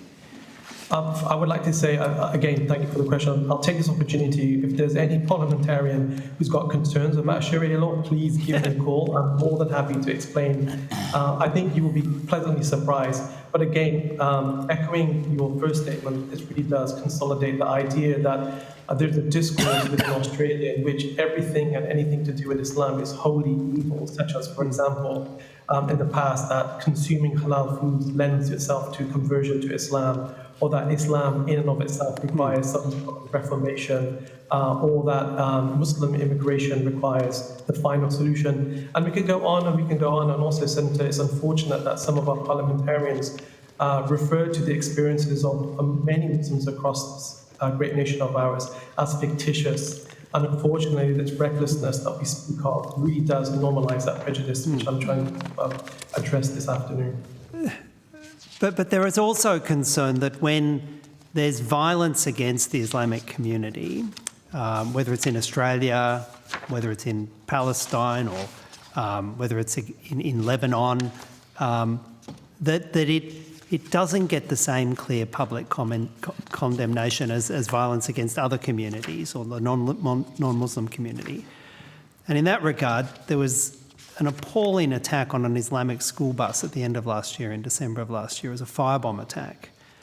And I think you might have met with the Prime Minister, but it was a not publicised meeting.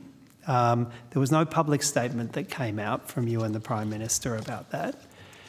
When people expect, I think particularly your office, but also political leaders, that when attacks like this happen on the Islamic community, on the Muslim community, they expect public statements, they expect clear leadership and direction.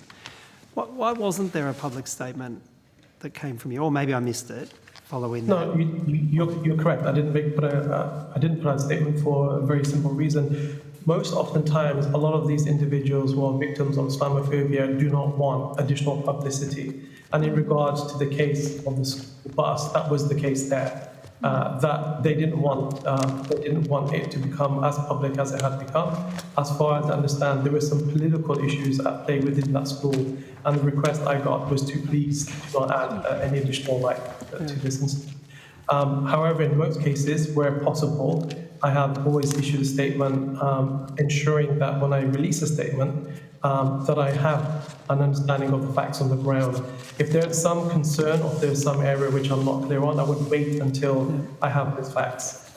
Well, I mean, another event that's, I think, created very real concern, there's an upcoming Lions of Zion event that is apparently targeting children, and it's celebrating the Israelis' pager attacks in Lebanon last year, which killed 39 people, killed 2 children, wounded thousands, I think about 3,500 people in indiscriminate attacks in breach of pretty much every international legal standard. And yet this has been widely promoted on social media and in a way that I find absolutely obscene, targeting children to come to this event, celebrating this attack. Do you have concerns about those kinds of events? Normalising the celebration of widespread violence like that? I mean, let me take this opportunity to say here, this is unacceptable. I mean, one of the cornerstones of living in a democracy is the ability to protest peacefully. But again, what comes with protests is responsibility, and also ensuring that I think the police have to understand that this event itself was condemned around the world by international lawyers, saying it was actually a breach of humanitarian laws. And it's appalling to hear about that, and particularly if, as you said, they're targeting young children. It's unacceptable. It has to be responsibility to our acts. Do you have a message to the organisers of that event and to political leaders about what they should, how they should respond to that? Well, again, it goes back to my earlier statement about being responsible with our words and with the freedoms that have been hard earned by. And there's also the fact that as participants in protests, we all have a responsibility to ensure that we're not contributing to the fraying and the destruction of social cohesion. I note the time. Thank you, Senator Shoebridge, and thank you, Mr Malik, for your time this afternoon. Appreciate you changing your schedule and arrangements last minute to appear before us this afternoon. You go with our thanks. We are now going to break for lunch and we'll return in 45 minutes. And I think that takes us to 1:20. Is that right? 1:20, I think.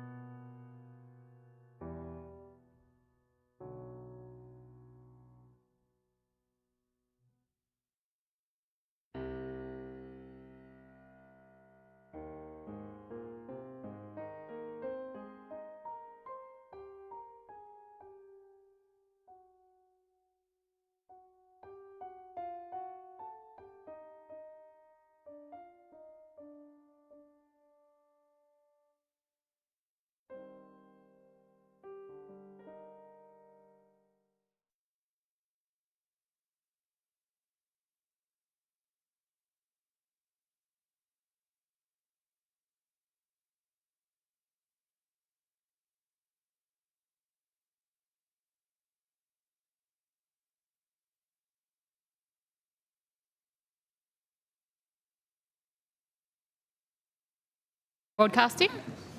Thank you very much. I understand from the Secretary that you've got a couple of things that you want to update the committee on. That's correct, Senator.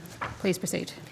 So, Senator Scarr, you asked where the quants you asked in October 25 were at.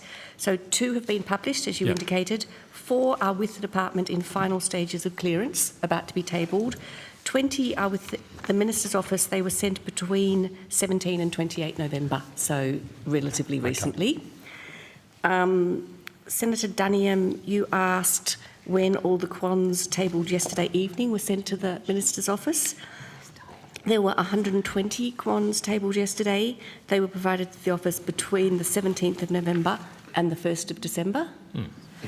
And finally, Senator Shoebridge asked where are his questions on notice as they related to questions on the staffing profiles of the envoys.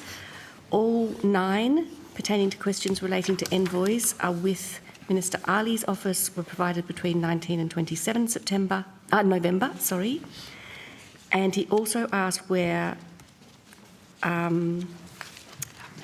Senate Estimates 25-0023 was up to, relating to why quants sit with the MO that was provided to the Minister's office on 17 November 2025, so all within the last short period. Thank you, Secretary. We will proceed to questions relating to outcome 1, and we will begin with Senator Duniam. Thank you, Chair. I wondered if I could go to the matter of the Nauru agreement, please. That's this. Oh, sorry, that's this section. That, yes, Senator, is so we're in national security now, outcome 1, and Nauru will be in outcome 2. We'll do that in outcome 2. All right. That is fine. Then, if I could please ask about the fake ASIC cards at Melbourne Airport. Would that come under this area? It does, Senator. Great. All right. So, generally speaking, these cards, what areas do they grant access to? Senator Hamish Hansford, Head of National Security. They don't grant access to anywhere, Senator. There's two issues. One is the background check to enable someone to have an aviation security identification card. It's then a matter for the employer to determine what access they have. So effectively, it's a precondition for that operation at an airport. Okay, so it's a means of it's effectively a background check that comprises a range of different checks, including a criminal history check, a right to work check, an identity check, and in some cases for aviation and maritime security identification cards, an ASIO and Australian Criminal Intelligence Commission intelligence check. Okay, and so with regard to these, do you run the background check? Is it a Home Affairs? So Home Affairs runs AusCheck, which is effectively the part of our organisation that administers the AusCheck Act and the regime. We've got a number of both private sector and checking partners. Okay. And so is the department aware of any instances where notional fake cards of this nature have been used to gain entry into restricted areas at Melbourne Airport, and whether there were any security implications at all? Yes, Senator. We're aware of the Melbourne incident, and we have been working with our stakeholders in Melbourne to look at both how the issues happened and whether or not there's anything we can do. But our role is effectively doing the background check. In this case, it looks as if some of the cards may well have been fraudulent. Sure, okay. And do we know how many of these fake cards were circulating?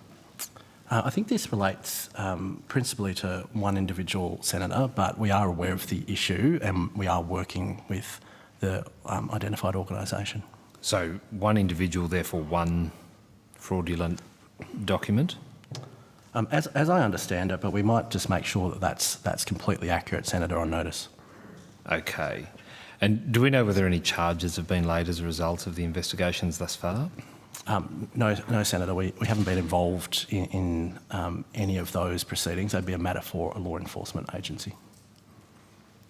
So someone has fraudulently created a document that you issue sometimes in partnership with external providers who do this background checking, and so the agency hasn't been provided an update on whether any action's been taken against those who created this fraudulent document purporting to be a real ASIC card? We certainly have, Senator. We are, as I indicated, working with the relevant authorities to make sure that we both understand what happened, particularly given our responsibility in background checking and the issuance of cards, including through private sector entities where that happens, to make sure that we've got a system that has integrity.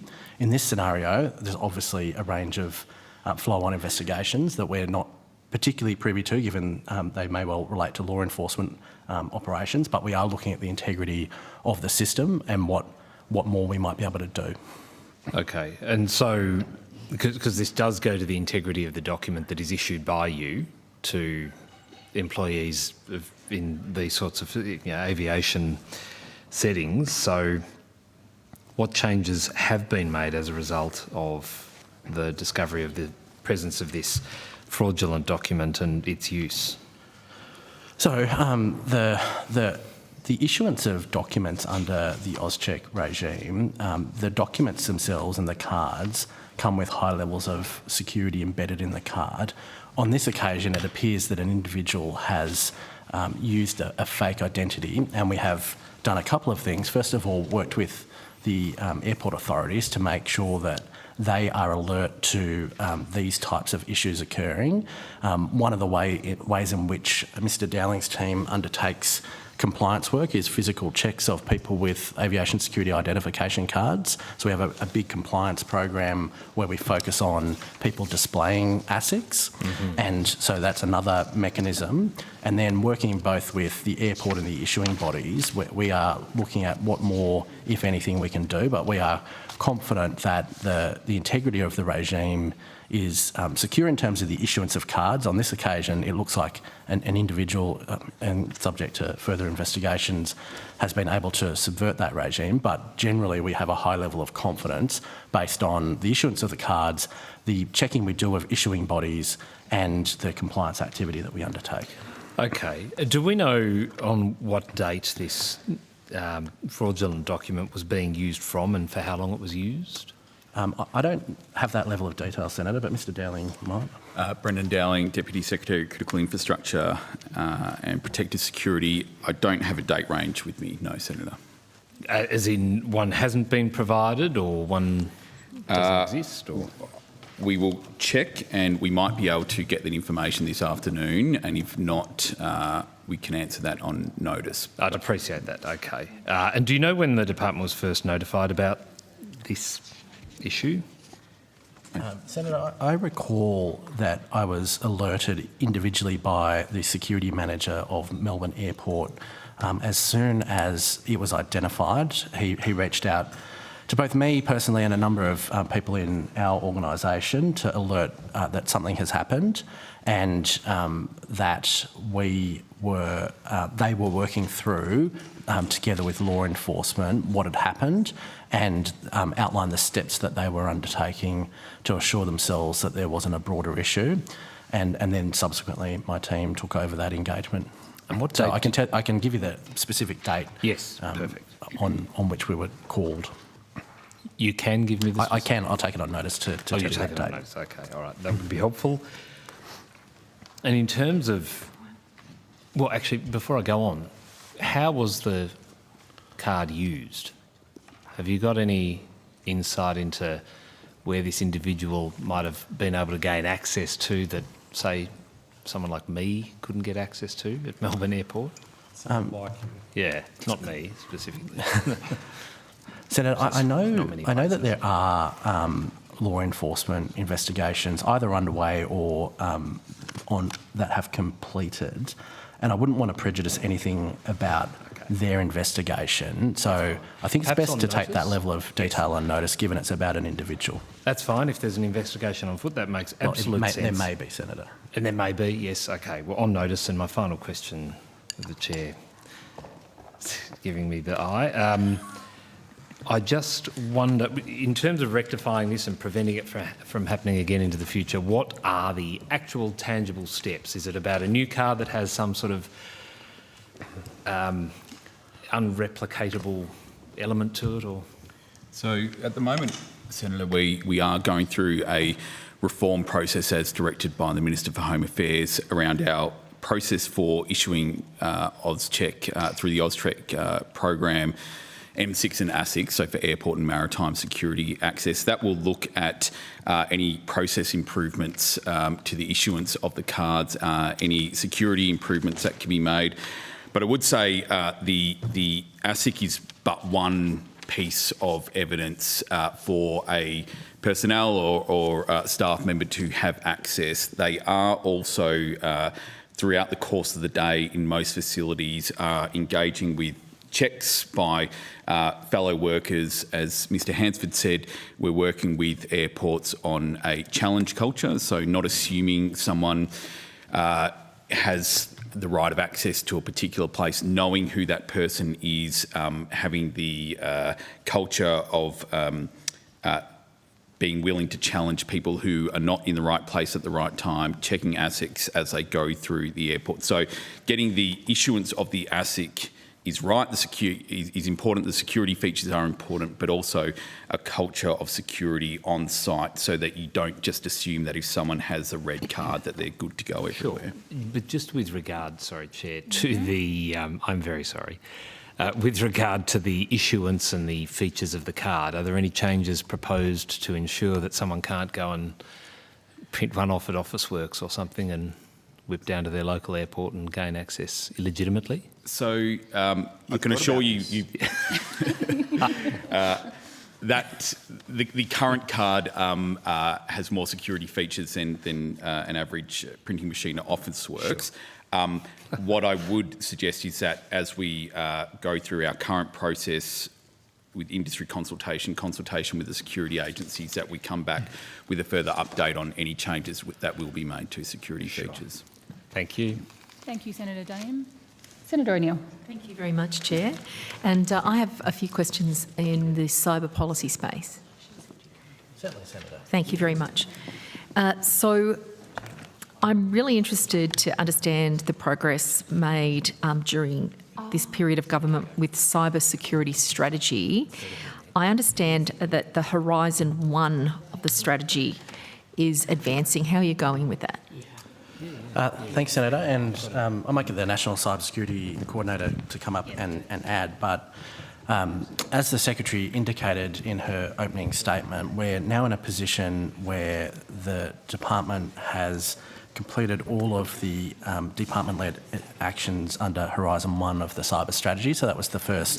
Sorry, Mr Hansford, I just missed what you said. Could you repeat? We're now in a position where we've completed all of Horizon 1 action items. So the first 2 years of the cybersecurity strategy, all of the actions have been completed. Some are ongoing and in a period of sustainment, but we are in a position where all 60 initiatives have been completed within the requisite time frame, which is by the end of this year. And we're now in a process of consulting on Horizon 2. We've done public consultation and quite a high level of engagement. So that's a pretty major milestone to get to the end of Horizon 1 on time.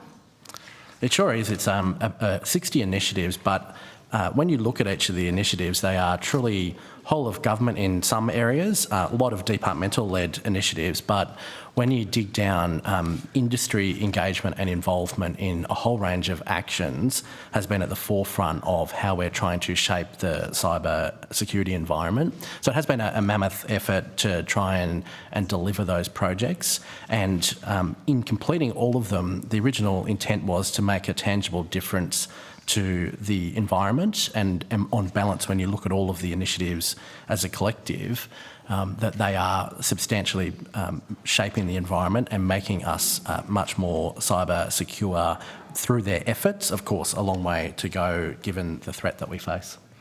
So, Mr Hansford, you obviously live in this world and you know what all of those endeavours amount to, all the action items that you've delivered, 60 of them completed. But ordinary Australians who don't understand the whole cyberspace, could you give us a few examples of what things you've done? And I note also the Team Australia approach that you've spoken about of integrating with business, small, medium and large, I'm assuming, to bring this to fruition in the national interest. So just can you spell it out in, plain English for people who don't live and breathe this cyberspace, what it is that we are doing as a government to deliver the cybersecurity that our nation needs in 2025? Senator Lieutenant General Michelle McGuinness, National Cybersecurity Coordinator. I think let me start with a couple of the key artefacts. We've produced playbooks across all sectors, and including a ransomware playbook. We've provided this information to small, medium and large businesses. So a playbook, for those who don't know what that is? A playbook is a bit of a run sheet on how you might respond to an incident, depending on what sector you're in and what you can expect from the National Office of Cybersecurity and the government writ large in supporting you through that incident. I think really importantly, you talked about for Australian citizens, the Act Now Stay Secure campaign has been in market for its 4th phase, which started in May this year and will run through to March next year.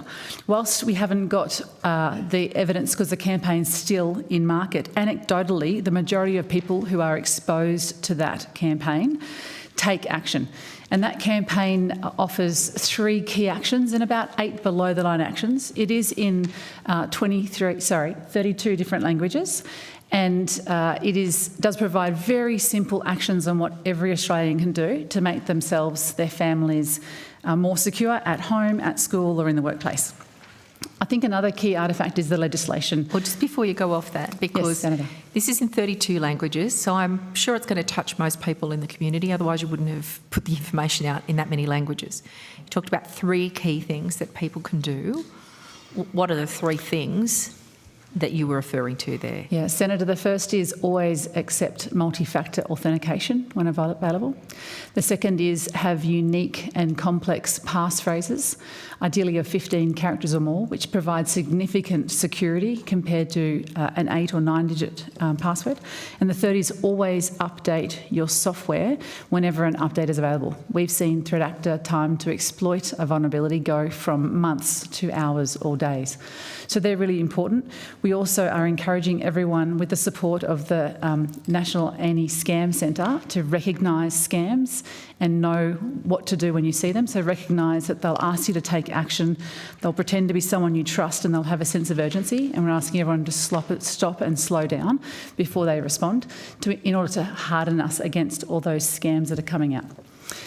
Beyond that, there are a range of below-the-line items. And in terms of reaching everyone, we have it in socials, we have it on television, we have it in cinemas, we have some in Nudge on Netflix, and we have it in print as well, particularly for our called community. And we also have focused outreach, including an ambassador for our First Nations people. So that's one of 60. That we've just been talking about. So there's a sense that there's an awful lot going on. There was a second critical one you're about to mention. I was just going to talk about the legislation which was passed last November and has come into play. And there were 4 key features in that have all, in some degree, rolled out. The first was the limited use obligation that is on myself, my team and the Australian Cybersecurity Centre. That means that anyone undergoing an incident who's a victim can come and share early and openly on what they're experiencing without fear that the information they're sharing will be used for regulatory purposes or investigative purposes at a later point. That has actually meant that entities feel more comfortable partnering with the government when they are facing an incident, and very early on, particularly for the Australian Cybersecurity Centre, getting that technical immediate support if that is required. So basically, this is very good news for businesses, that they can get the help they need when they need it, which cuts across the business model of those who want to cyber attack our local businesses. Yeah, that's correct, Senator. I think it goes hand in hand with the very strong public-private partnership that Mr Hansford spoke about how we're engaging across sectors from small businesses through to large industries through a range of mechanisms, both with my group but also within the National Security Group, in order to work with those who are either most consequential under attack or most vulnerable. Mr Hansford. Another initiative which is really interesting, we had a cyber health check tool which was developed really to support small and medium businesses to strengthen their own cybersecurity. It's often hard when you're a small business to work out what you need to do. So we launched the tool on the 4th of October this year, and even in the first month, over 3,300 entities had used the tool, and that hopefully now leads to significant advancements for their own improvement to cybersecurity. It's really about taking a tangible set of actions out of using the health tools. I think that's a really important thing, particularly for our small business. One of the other issues, and we developed a ransomware playbook as one of the playbooks. And really, instead of just doing a government fact sheet, we actually did an interactive playbook so that people, again, small businesses, individuals, and perhaps larger businesses, can know what to do in the event of a ransomware attack. And not only did we launch that, we actually presented it to the Counter Ransomware Initiative, where there's over 70 countries as part of that initiative globally, and they looked at what we're doing, and a lot of the comments from those countries was that the way in which you're approaching this playbook in particular is both unique in the sense that it is interactive, but I think a lot of those countries are taking lessons from us about how they might be able to do their own ransomware playbooks, particularly for people who are in the height of a ransomware attack. Yeah. What do they need to do first? Because hopefully you've never experienced it before, and you're starting from scratch, you don't know where to go. So it's got to be iterative and interactive, and it's got to be able to be adaptive enough to do the responses to all those different levels of business. And I'm sure that the scammers are innovating all of the time. Can I ask one final question before the Chair gives me the signal, which is regarding critical infrastructure. And I'd like to get a bit of an update, if I could, on the action the government's taken with industry on perimeter security. Certainly, Senator, and Mr Dowling might like to add to this answer, but after the events of the Avalon attack last year, which saw an individual enter a plane at Avalon Airport with, police will allege, I think, with a loaded shotgun, we've taken a very significant response to airport perimeter security on a whole range of different levels. Within 48 hours after that incident, we'd written to every major airport in the country to assure ourselves that the risks were being managed, particularly given what happened in Avalon. Since then, the Secretary and I have met with every major airport, and our teams have been co-designing what the solution might be, and Mr Dowling can take you through the body of work that we're undertaking. Thank you. Sure. So as Mr Hanford said, very substantial body of engagement. We recognise the severity of the compromise of the perimeter at Avalon and the potential serious consequences to life. After that initial engagement, which happened the day after the incident, where Mr Hansford wrote to the major airports seeking advice on their risk mitigation processes, we've established a perimeter security working group with the major airports. A very long list of engagements that the department has had with CEOs, security teams, talking about one, what the risks to airport perimeters are, and two, how collectively between government and industry we can put in place measures to guard the perimeter of airports. And then in September, the Secretary issued a direction under law for all airports to revise their transport security plan with a particular focus on addressing perimeter security risks. That direction allows some degree of latitude for airports to determine what is the appropriate measures at their site. All airport sites are different, but it could be a mix of fencing, video cameras, patrols, a range of measures that the airports need to report back to us by the middle of 2026 to advise how they have revised their transport security programs to address the risk to perimeter security. I'd note that that doesn't mean that airports are waiting until then to implement those measures. We are on a ongoing basis, working with them to ensure perimeters are protected, but that is the legislative direction that the Secretary has issued. Excellent. So action's already underway, and that is a report by date at the latest. That's right, correct. And Senator, we've tried very hard to not be prescriptive, because to say to every airport, each of which has its own unique risk factors, you must all institute X, would not necessarily get us the outcome. So we've worked really closely with the CEOs and their security teams to establish what outcome we want from this work, i.e. we want to prevent an incursion where someone can reach a plane with that kind of arsenal and not be detected. And so it's really, we're putting the onus on airports to say, these are the range of measures which we would need to take to prevent that outcome. And I think we're going to get a much better outcome than if we simply issued an edict telling people exactly what to do, which didn't take account of their individual circumstances. Absolutely. I mean, some people only see the major airports, but senators and members who've travelled across Australia have seen all the different types, and they do need bespoke responses in the national interest, though. Yeah. Thank you very much. Thank you, Senator O'Neill. Senator Mackenzie. Thank you, Chair. My questions are around the cyber security for automated and connected vehicles as Shadow Minister for Transport. On the 17th of October, the Infrastructure Department released the 2024-2027 National Connected and Automated Vehicle Action Plan. The action plan falls well short of what might be considered a national action plan, especially in relation to the cybersecurity threats posed to Australian car users. The strategy is very focused on road safety and the safety of road regulated data. It's not actually focused on protecting car users' data or privacy, nor on transport security issues more broadly.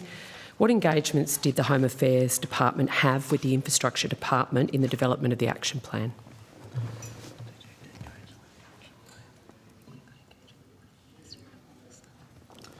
Senator, we'll take that specific details about consultation on notice. So nobody in the room knows whether they discussed... If there is someone in the room who has the specific details, I'd invite them to join us. But I think that level of detail about consultation we can take on notice. So did the Home Affairs ask the Infrastructure Department to incorporate cybersecurity elements within their action plan? What I can say is we have been working with the Department of Infrastructure for some time on cybersecurity elements of connected and autonomous vehicles. I think I gave evidence to you last time, Senator, about the work that we've been collaborating with them on international vehicle standards and their transposition into the Australian design rules. So we have been working as recently as last week. I think Ms Ryan met with infrastructure on that very point. And has that moved any further to having something ready to go, Mr Hansford? I think the body of work from our observation of infrastructure's work is moving and we are engaging. I think it's probably a matter for them to give you a sense about how far progressed they are. I asked them yesterday. They're not much further down the track than they were the last time we spoke. Okay. Is there an alternative body of work then being led by Home Affairs on the cybersecurity risks posed by connected cars?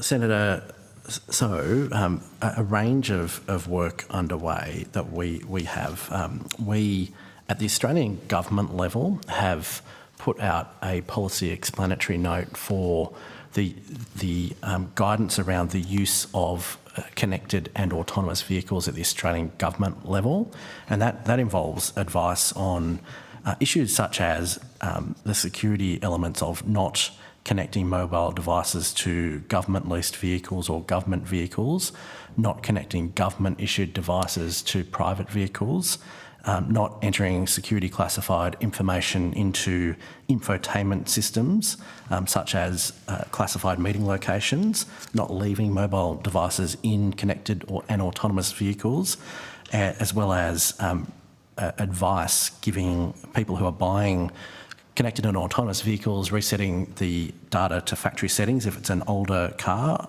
and to consider where there are undisclosed locations to consider a connected and autonomous vehicle. So the Australian government level, we've put that advice out to Australian government agencies.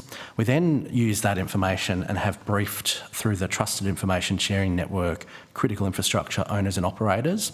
And really what we're trying to do is put more guidance for Australian government entities, given the classified information that the government holds, briefing critical infrastructure on both what the government's doing, but also the risks and responses. And then in the field for the general economy, you might recall the Australian Signals Directorate on the 30th of June produced a document for everyone's consumption outlining the introduction to connected vehicles. And that gives some mitigation. And how widely dispersed across the economy is the Australian Signals Directorate's advice around connected vehicles? Well, it's publicly available on their website, Senator. You might like to ask them the penetration rates of the Australian economy. I will. Has Home Affairs held meetings with electric vehicle and connected car manufacturers such as Tesla, BYD, Polestar to receive a briefing on the technologies and capabilities of their vehicles? I personally haven't, Senator, but I'll take on notice whether or not we have and the dates in which that may have occurred. Have Home Affairs or any of the agencies within the Home Affairs space assessed the risk of potential malicious actors being able to monitor drivers through their connected car or hack connected and automated vehicles to disable safety features? We have, Senator, undertaken a range of risk assessments in relation to connected and autonomous vehicles. And are they safe for the general population to use? Well, I think we start from the premise of any internet-connected device has inherent the ability to create vulnerabilities from a range of different perspectives. That would be the case from home internet routers to mobile phones to connected and autonomous vehicles.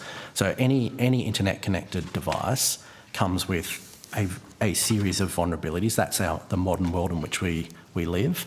And what we do is try and assure ourselves about what are the appropriate mitigations to manage that security risk. So are you seriously sitting here suggesting someone's modem in their study poses the same risk as BYD or Chery automated or connected vehicle? I think what I'm saying is that any internet-connected device comes with vulnerabilities. Depending on the devices, the vulnerability is either more significant or less significant depending on the technology that is in use. So I think self-evidently, connected and autonomous vehicles come with a range of different risks. And home internet routers come with some risks as well. I don't think I was trying to equate the two. Okay, excellent. What measures can the Australian government take to protect connected and automated vehicles from becoming manipulated remotely? Well, I think that the first thing we can do is work with our colleagues in infrastructure on the Australian design rules for connected and autonomous vehicles. And then here in Home Affairs, I've outlined some of the initiatives we're doing at each different level of the government and infrastructure and pointed to some publicly available advice on mitigations. So nothing. Okay. In response to questions at October Senate estimates, the Infrastructure Department raised UN regulations 155 and 156. Does Home Affairs have any observations on the efficacy as a risk management strategy of seeking to incorporate these UN regulations into Australian laws or into the design rules for connected and automated cars? I think, Senator, both of the UN mandatory requirements for vehicles from a cybersecurity perspective have been effectively agreed through the UN process, then detailed in International Organisation for Standards requirements. And I think our evidence is we're working with infrastructure to transpose those into the Australian design rules. At that point, we can give you a much more informed view about whether or not that mitigates a cybersecurity threat commensurate with the threats we're seeing. And when do you think that work will be completed? When I last spoke to you, you said you would get back to me with a date of that occurring, and I haven't received it yet. Senator, we are working with infrastructure on that, and we can take that specific date on notice. I think, Ms Ryan, you spoke to infrastructure last week, and they are working to a time frame as expeditiously as they possibly can. But if you've got anything further you'd like to add, No. Just referencing Alistair McGibbon, who has warned connected cars, listening and surveillance devices and ticking time bombs. Does Home Affairs agree it is possible internet-connected cars could be used as surveillance accessories? I think that any internet-connected device comes with risks, including connected and autonomous vehicles, which includes risks in relation to data that's particularly for the connected and autonomous vehicles that have telematics and have real-time data that underpins their functioning. That comes with a range of data security risks. And there are risks, for example, pointed out in ASD's product around storage of data on infotainment systems, data extraction, including by cyber criminals, remote access and control, and indeed issues potentially, given EV charging stations are also internet connected. There are a range of risks that are on the public And record. my last question, what measures are being adopted by our allies in the United Kingdom and the United States to deal with this issue? As I understand it, there's been quite significant regulatory reform in both of those jurisdictions that we are a bit slow to move on. But Ms Ryan? In terms of the recent US actions, particularly on connected vehicles, as you may be aware, in January 2025, the US Department of Commerce Bureau of Industry and Security released a final rule that seeks to ban foreign adversary connected vehicles, software and components from the US economy due to national security risks. That rule is now in effect, and the department has been engaging closely with the US government on connected vehicles to understand the implications of that final And the United Kingdom? In relation to the United Kingdom, they are taking a risk-based approach to addressing some of the key technology security risks posed by a range of different connected technologies. So on notice, if you could give me more detail on the United Kingdom, thank you. Thank you, Senator Chandler. Thank you very much, Chair. Thanks, officials, for coming today. I have some questions about the IRGC listing. Yes, Senator. Thanks, Ms Foster. Just got an official coming up.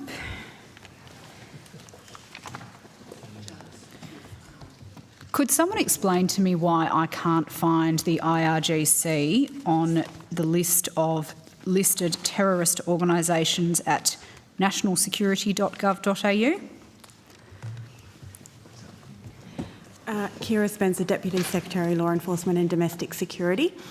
The listing of the IRGC, we generally list terrorist organisations under Division 102 in Part 5.3 of the Criminal Code. New legislation was introduced to be able to list state sponsors of terrorism under Division 110. It may well be in terms of the website that has not been updated to include that new category of listings, but that is something we will look into. Okay, so not on the list currently. This is probably a question for your web designers, but are you setting up a different page for the Div 110 terrorist organisations, or will they still be under the 102 list that's currently up? That is something we'll work through internally, but what I would say is it is a very different category, so it would be two separate lists. A question as to whether that's on a separate website. Sure. Ms Spencer, you might be best placed to answer this, but can you talk me through the exact process that Home Affairs has to go through to list the IRGC as a terrorist organisation now under Div 110. What I'm specifically interested in knowing is whether, as per other terrorist organisation listings, you still have to produce a nomination form and you still have to produce a statement of reasons. I might ask Ms Smythe to join us to talk in more detail about the process, but what I would say again is that it is listing a foreign state entity as a state sponsor of terrorism, not as a terrorist organisation. Sure. So there are differences in those approaches. And Ms Smythe might also point you to the location online that the new listing is. I think you've got some further evidence in relation to the listing of IRGC. Thank you. Gemma Smythe, First Assistant Secretary of the Counter-Terrorism and Violent Extremism Division. Senator, the IRGC is listed on the National Security website. It is a separate web page, separate to the terrorist organisation listings, because as Ms Spencer said, it is under a different division of the Criminal Code. It has its own separate tab that is state sponsors of terrorism. Sure. So it is published. Yes, and so we'll get back to the semantics of that in a moment, but in terms of the process that you go through to list any state sponsor of terrorism under the legislation, but specifically the IRGC, do you still have to produce those two documents that I referenced? Sorry, Senator, are you able to repeat the specific two documents? The question I had was, in terms of the process you go through for listing under Division 110, do you still have to produce a nomination form and do you still have to produce a statement of reasons? We do produce a statement of reasons. I'll have to take on notice the nomination form you're referring to, Senator, but yes, there is a statement of reasons and that is published on the National Security website. You had just answered my next question, which was that the statement of reasons will be made public when it's available. It is public now, Senator. I should be looking at it, but I can't ask you questions and type at the same time, unfortunately. So the statement of reasons document exists. Now, that's based on all public source information, isn't it, regardless of whether we're talking about a Div 102 listing or a Div 110 listing? It is drawn from public open source information. Yes, conversations to inform the statement of reasons are also drawn from classified content, but what is published is open source information and is official. So if that's the case, why then hasn't the government released the statement of reasons document that it drafted in 2023 in relation to an IRGC listing? Senator, as you're aware, at the point in time, the draft statement of reasons was an internal departmental document. The IRGC was not able to be listed under the legislation at that time. That doesn't explain why the document hasn't been released. It's been requested several times by the Senate. It's been requested by individuals under FOI laws. The government has continually made a public interest immunity claim over the release of that document to the Senate. If that document is based on open source information, this is the January 2023 document is based on open source information, and the government has now published, let's call it version 2 of the statement of reasons online, why is it that you won't release the January 2023 version?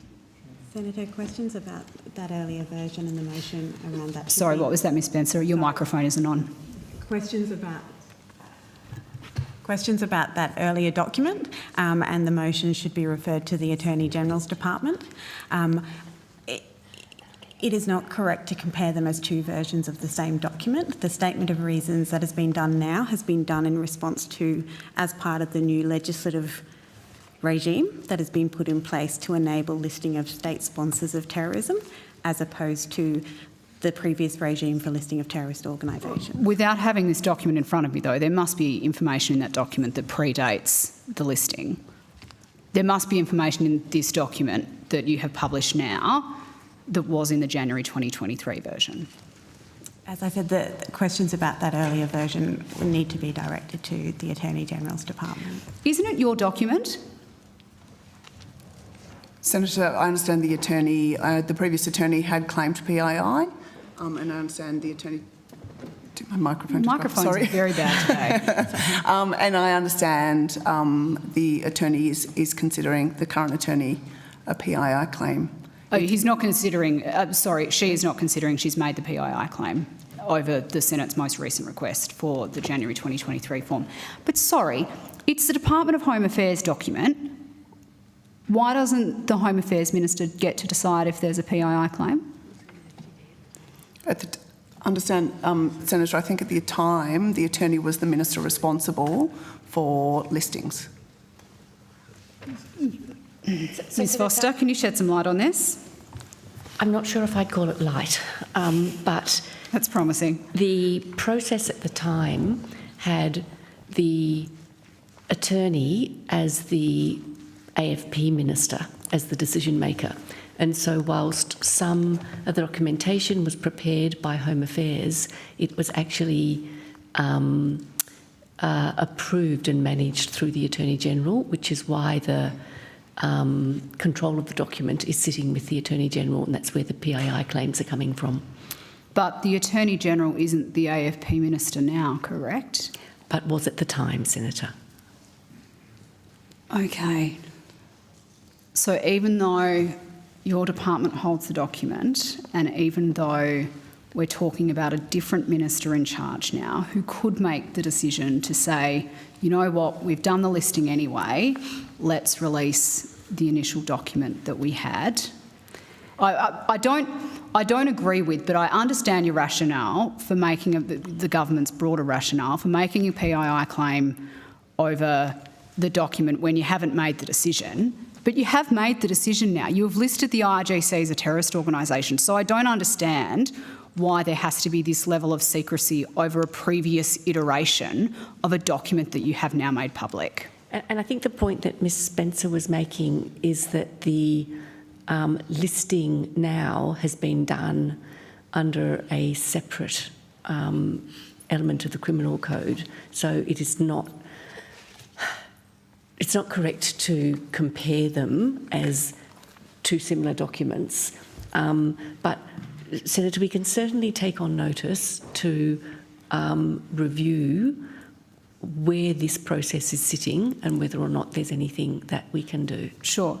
Ms Foster, given that you referenced the fact that there have seemingly been two different processes here, I'm interested to know, apart from the obvious difference in nomenclature, what is the difference between a terrorist organisation and a state sponsor of terrorism? Well, the difference, Senator, as I understand it, at the time the legal advice received did not allow, under the specific language of the legislation, to list a state entity.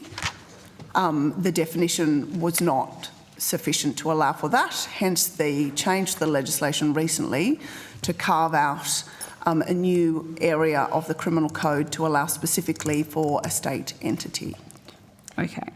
And Sorry, continue. I would add, Senator, I think Attorney General's Department, being responsible for the legislation, is best placed to probably answer questions on the specifics. Unfortunately, of the they were up yesterday, and frustratingly, this has been the first time at estimates that it's been explained to me exactly why there are some questions that the Attorney General's Department is answering on these issues, and some things that the Home Affairs Department is answering. So when the government announced at the end of August this year then that they were listing the IRGC as a terrorist organisation, are they actually listing them as a terrorist organisation as per the usual way?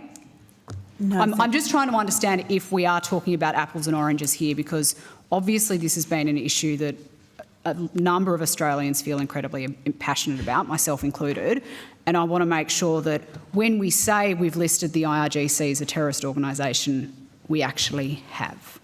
So they are different regimes, as we've spoken about. To be listed as a state sponsor of terrorism, the entity must be a foreign state entity and have been directly or indirectly engaged in, planned, prepared, assisted in, fostered or advocated the doing of a terrorist act that was targeted at Australia. So that is, obviously with the inclusion of foreign state entity, a different criteria than the listing of terrorist organisation. I think sometimes in general conversation they're conflated, but it is a separate regime.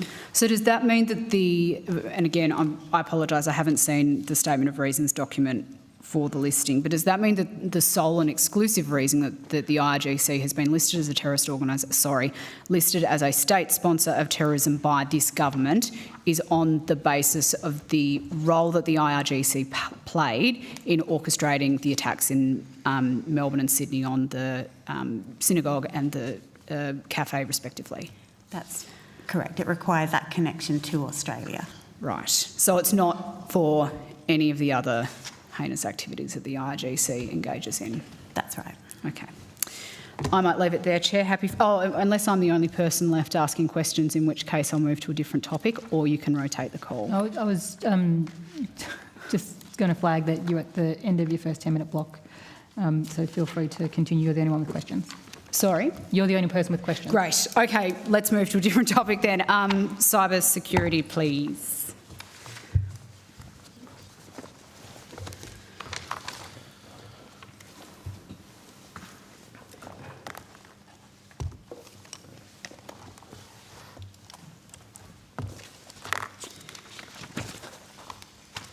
We might start here. Thank you all. I'm keen to understand the role that the department has in conducting risk assessments for cyber sabotage across Australia's critical infrastructure. Yes, Senator. So, Mr. Hansford, can you answer my questions? I can. So the department is the regulator for our critical infrastructure under the Security of Critical Infrastructure Act. But actually, one of the things that we have also done is set up a trusted information sharing network with critical infrastructure. And that's been operating actually for about 20 years, where we do collaborate with infrastructure. One of the functions that we support industry with is risk assessments on various issues. You might note in Critical Infrastructure Security Month last month, we released the third version of our Critical Infrastructure Annual Risk Review, which covers all hazard risks to critical infrastructure, including some of the risks that you've spoken about. So we do that as a way in which we engage with industry. We also look at risk assessments from a range of different perspectives. Some are for looking at foreign investment proposals that we provide advice into Treasury for them to consider and provide to the Treasurer. We also look at particular risk assessments for transport security, given our regulation of the transport industry. And as part of the technology vendor review framework, we do some risk assessments to underpin the consideration of vendors and under that framework. Okay, you mentioned transport, Mr. Hansford. Have you also been involved in conducting risk assessments for cyber sabotage in energy? We have done a body of work in relation to risks to the energy sector, yes. Water? I think a range of different sectors, including water, yes. Health? I'm just pausing because there's a lot of risk assessment work undertaken. We do prioritise different sectors, though, Sure. and I'll just take on notice that the whole range of sectors, because I think you're going to go sector by sector. Telecommunications? Most definitely. Sure. What modelling's been done to estimate the potential economic and social impact of a successful sabotage attack? I think as part of our risk assessment work, we do look at scenarios, and we do have a critical infrastructure protection modelling capability in Mr. Dowling's area. So we do a lot of modelling. Whether or not that's from an economic modelling perspective, I think that's a different question. But we do modelling more generally. How frequently are threat assessments updated, and when was the most recent update completed? So I think our flagship, if you like, risk assessment for industry is completed annually, and I've outlined we've done 3 of those and released in November this year, and that covers the full range of risks. We then have a program of work in relation to different risk assessments on a range of different sectors and areas of risk, and that is a work program that we have ongoing. So it depends on which risk assessment, on what sector, on what vulnerability. Okay.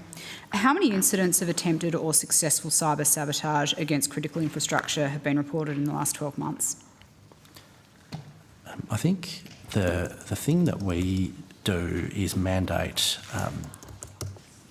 cyber security incident reporting to the Australian Signals Directorate, where it's having either a relevant or a significant impact on infrastructure. And Mr. Dowling, you might like to talk to the figures that we have. How do we define relevant and significant? Well, they're defined in the Security of Critical Infrastructure Act at a legislative level. Okay. So relevant is effectively having a relevant impact to the operations of the infrastructure asset, and significant is having self-evidently a significant impact, but they are both legislatively defined. Sure. In the interest of time, if these questions would be best addressed by ASD, I will be doing that tomorrow. So as the regulator, we have incident reporting about what we mandate and what is reported under the critical infrastructure regime. ASD will have a much broader set of things that they are both provided through both regulatory requirement but also more generally through voluntary reports. I would say, Senator Brendan Dowling, Deputy Secretary for Critical Infrastructure, I can give you the figures now for reports made under the legislative framework that Mr Hansford mentioned for the last financial year. What I would say is these are reports of incidents. It does not necessarily imply that an act of sabotage has been successful, but we have had reported 2 incidents that fall into the critical category, the critical impact, and 127 incidents that fall into the relevant impact. Wow. That's for the 24-25 financial year. I might get you to tell me the first 2, but not the latter 127, if we can get that on notice. Otherwise, you'll be here all day reading them out. The details, the reporting scheme isn't a public scheme, so we won't necessarily disclose the full nature of that incident, but we'll see what information we can provide. Okay, I'm just managing my time here. Appreciate it, Senator. Thank you. What funding allocations in the 25-26 budget are specifically directed to protecting critical infrastructure from cyber sabotage? So the funding allocations for the critical infrastructure security function largely come to the department to run our policy and regulatory compliance teams. We don't directly fund critical infrastructure to implement their own protections or security safeguards. That's a responsibility of the infrastructure operator. Okay, sure. So there's no line in the budget that specifically goes to critical infrastructure protection, unless it's the federal government's own critical Correct. We don't provide grants as such out to industry. The line in our PBS will relate to the funding of departmental functions. Do you have any role in identifying resourcing gaps in skills or technology for defending against sabotage across government? So we engage in a range of industry forums where we'll talk quite directly to infrastructure operators about the challenges that they're facing in protecting their assets and their operations.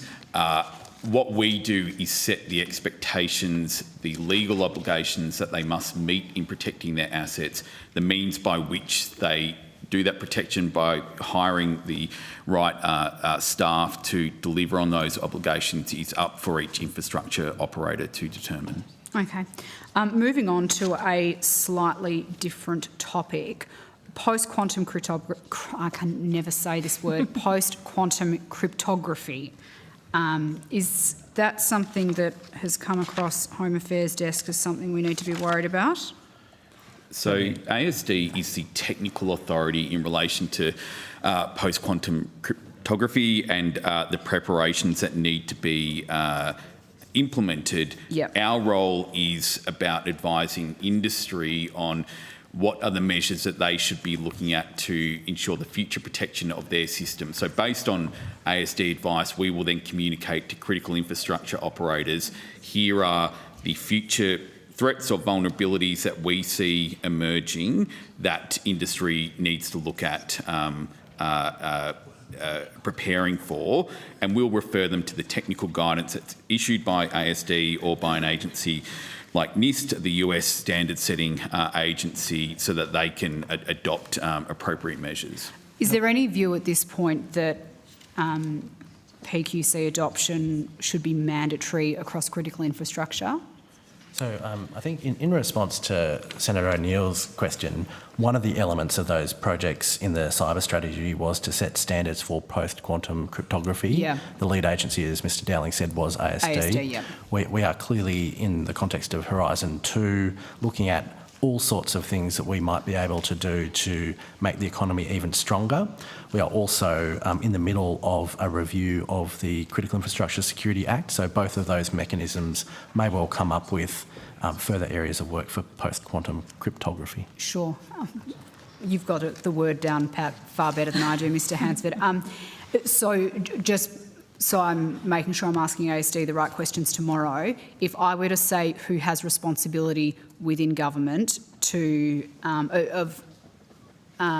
developing policies to be used across government, that would be ASD, that would not be you? So I think for policies across government, given we own the protective security settings for the Australian government under the protective security policy framework, that's a matter for the department. Advice and guidance is a matter for ASD, so it is the department's responsibility both for government and for critical infrastructure to set those standards and policies. So have you mandated PQC adoption across government? No, Senator, You haven't. but the protective security policy framework does set effectively standards for us uplifting our Australian government security settings, and there are, of course, minimum standards for security, and we are working, including through some of our committees, to try and prepare the Commonwealth for post-quantum cryptography settings, including the requirements that are in the Information Security Manual. Okay. Just while we're on the topic of quantum computing, and this is my last line of questioning, Chair, you'd obviously be aware that PsyQuantum plans to build a fault-tolerant computer, quantum computer, I should say, in Brisbane with a significant amount of federal government funding. Was the Department of Home Affairs involved in any of the discussion or negotiation of the PsyQuantum agreement? Not for the specific agreement, but we were involved in providing advice in relation to that project, yes. When you say advice in relation to that project, do you mean the procurement of that project? So it was obviously considered by the government, and we provided advice in that context. And we've been working with the Department of Industry, who have a lead. We also have a role to make sure that body of work, from our perspective, has security built into its design. Right, including built into the contract with PsyQuantum? Did you provide advice on that? I'm only pausing given we've had an individual who has been in one of their governance arrangements, and I'll just have to refresh my memory on his role and his specific advice in relation to things like contractual procurement issues. But we have been involved, yes, but we might just take the specifics of our particular involvement on notice. Okay. So did you raise any concerns around the not the negotiation of that contract? I think enough concerns have been raised around that. Did you raise any cybersecurity relevant concerns around the development of a quantum computer here in Australia and what we might need to make sure of to get this right? I think we did, Senator, but again, I just have to check what specific advice we gave. I can tell you, though, we have been working closely with the Department of Industry on that particular issue. Sure, and I guess my question to understand is, because we all know that the way that this project came about was somewhat unorthodox. It's not like the government sat down and scoped up exactly what it wanted. There was a parallel procurement process, etc. So I'm interested in knowing what advice and when did the Department of Home Affairs provide in relation to entering into the agreement with PsyQuantum, and what advice and when was it provided in relation to the ongoing management of that agreement? But Mr Hansford, would it be fair for me to assume that you had input in both of those things or just one of them? I will take both on notice because I know we have been involved. I just don't know the extent of that specificity of your question. Okay, thank you. That's all from me, Chair. Thank you, Senator Chandler. For now. That concludes the questions we have under outcome 1. We will now move swiftly to outcome 2.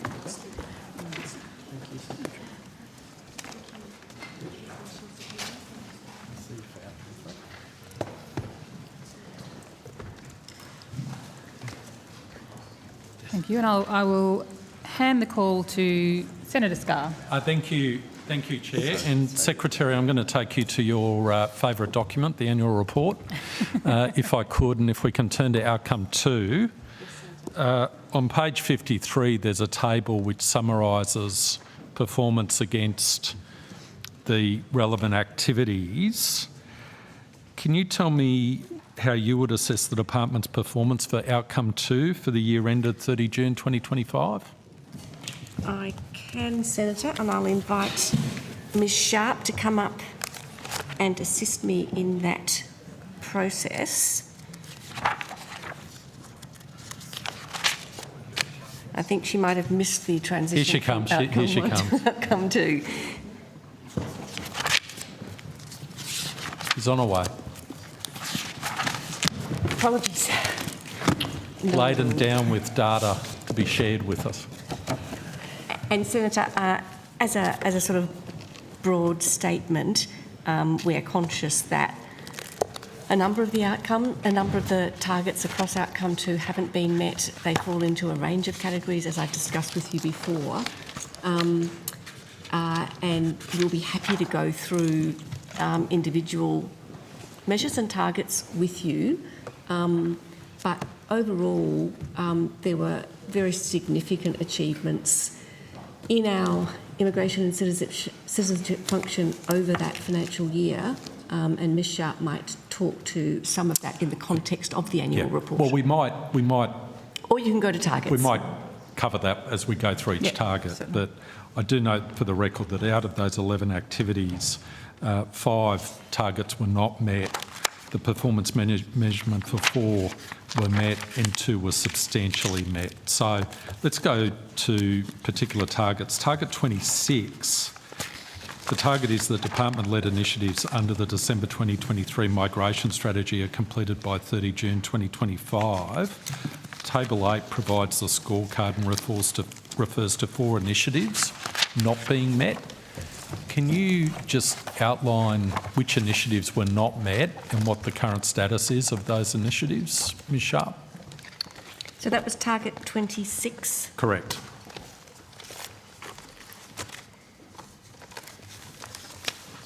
So if you have a look at page 55, there's a helpful table there, table 8. Yep. But it just doesn't say what the specific targets are. It gives the subject matter. Sorry, just... You're right. So this is the one, Senator, where it's been designated as met overall? Yes, it has been, but there's 4 initiatives which are incomplete. So that it's identification of the 4 incomplete initiatives I'm after. Certainly. Senator Michael Willard, Deputy Secretary, Immigration Programs Group. The 4 initiatives go to the essential skills pathway, which is work regulating migration for workers with essential skills, lower salary levels. Okay, so what's the particular task? It was to establish an essential skills pathway. Essential skills is the, if you like, the lower paid end of skilled migration. So that's potentially the third category under the skills in demand visa, yeah? Correct. Okay, so what's the current status? Policy developments currently under consideration by the working group of the Ministerial Advisory Council of Skilled Migration. Anything else? When are you expecting progress to be made? Expecting progress early next year in terms of formulating advice for government on that. Okay, next one. Regional migration reform. In terms of regional migration, policy development is currently underway, a review is being conducted, consultation undertaken, and policy development is ongoing again with the Ministerial Advisory Council on Skilled Migration Working Group. Okay, and expected timeline? Similar timeframes to essential skills. Sometime next year. Okay, next one. The next ones were reforms to the points test, which again is policy development is ongoing. Okay. And similar timeframe as the other ones. The other item is family visa simplification, which is progressing within the department. And again, the department planning on giving advice in the early part of next year. Okay. Mr Willard, the second and the third one, second one in relation to regional migration reform and the third one in relation to the points test, these were issues that were raised in the review of the migration system back in March 2023, identified in the strategic document that was released in December 2023, they've been the subject of discussion papers which were circulated back in 2024, and they're quite key in terms of making sure that we calibrate our visa settings to make sure we get the right skills in the right places across the country. Would you agree with that summary? Yeah, they're important parts of the skilled migration system. Okay, so why is it taking so long? It's a very complex area of policy in order to be able to get the settings right, Senator. And we have, as you said, we have published some papers and received input through that process.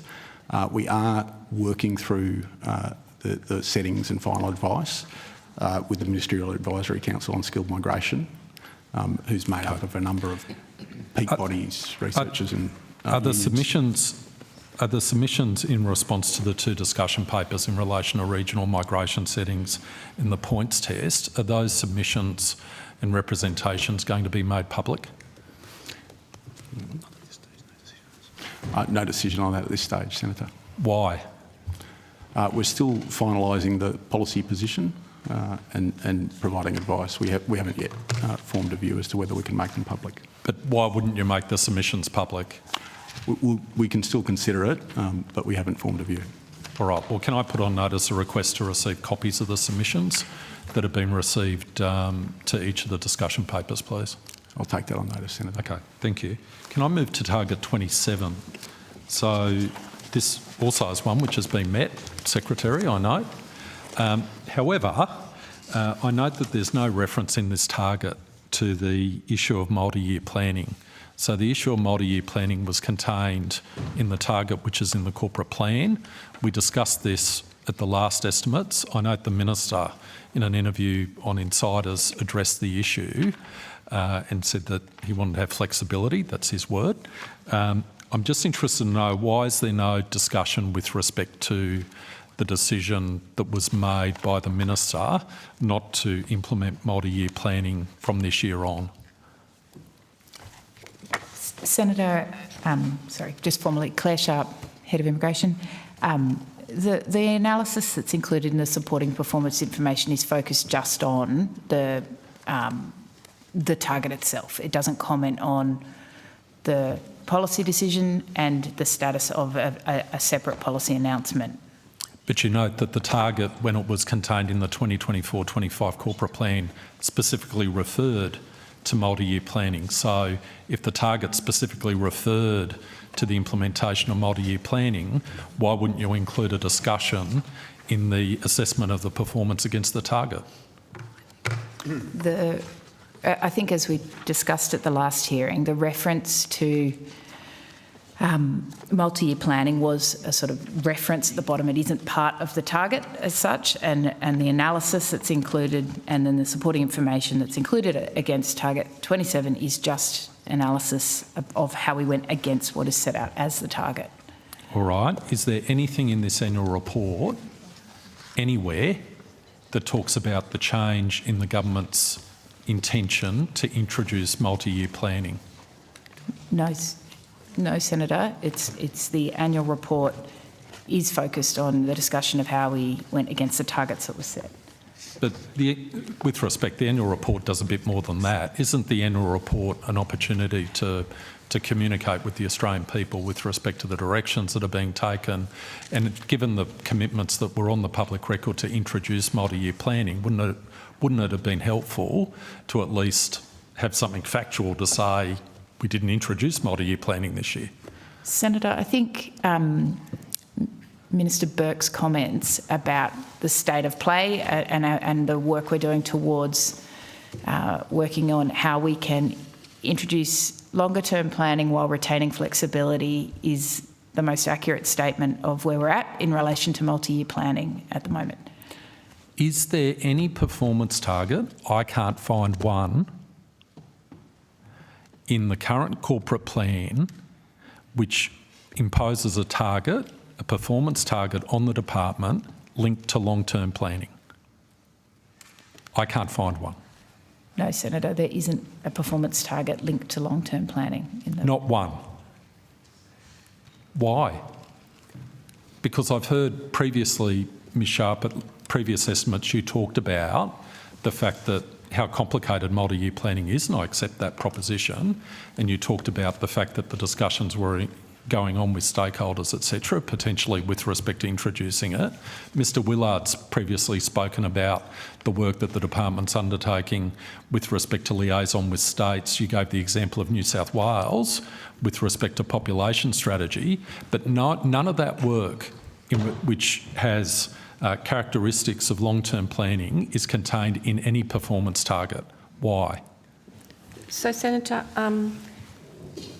I think Ms Sharp has explained that we are working to ensure that we incorporate as much long-term planning into our own migration work, into the discussions we have with states and territories, while allowing us to maintain flexibility to meet the changing needs of our migration system, of Australian skills needs, etc.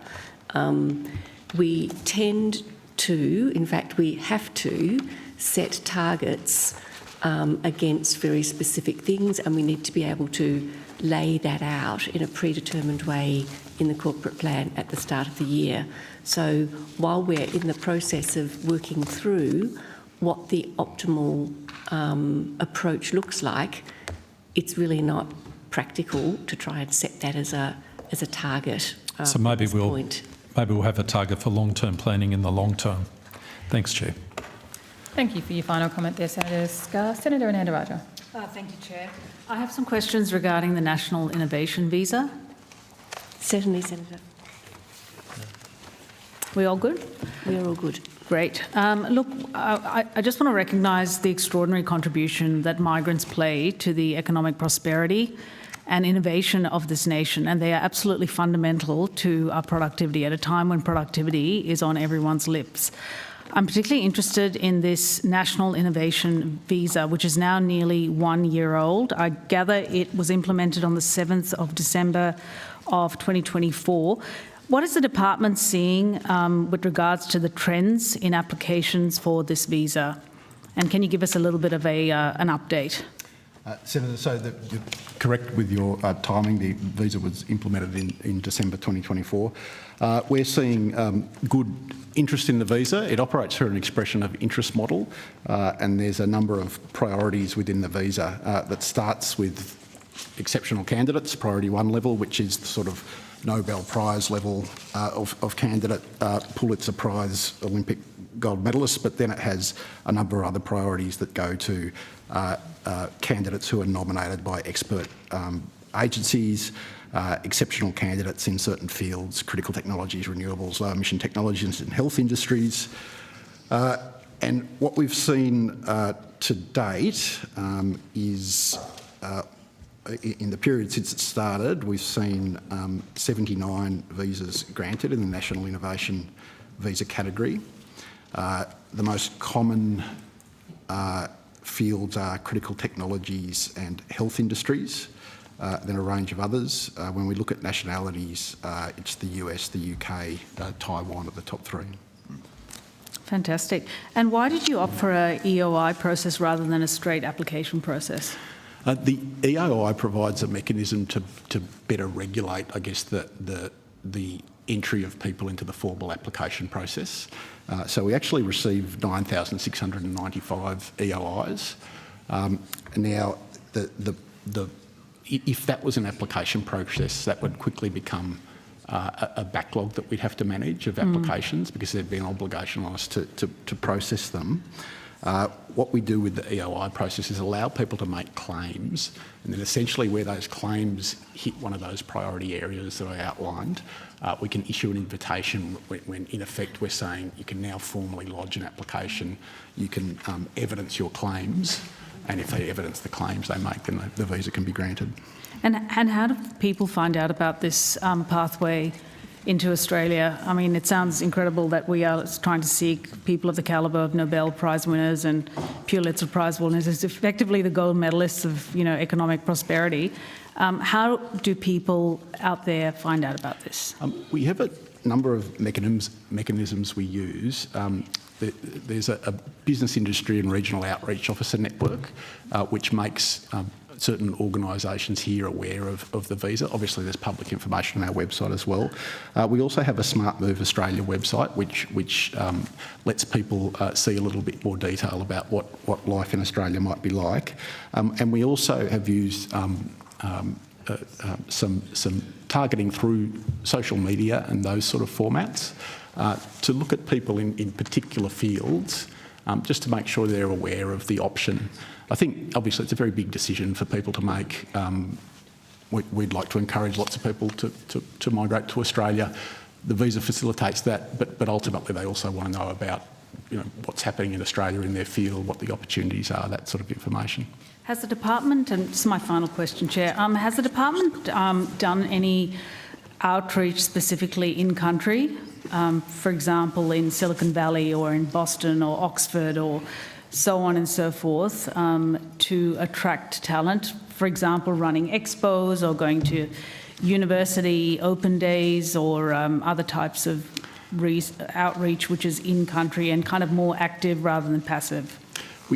We do some of that outreach. I would make the point we are obviously very respectful of other governments in terms of what they it's a war on talent. We do approach it respectfully. It's competitive. We certainly choose certain events, and as I said, certain through social media as well.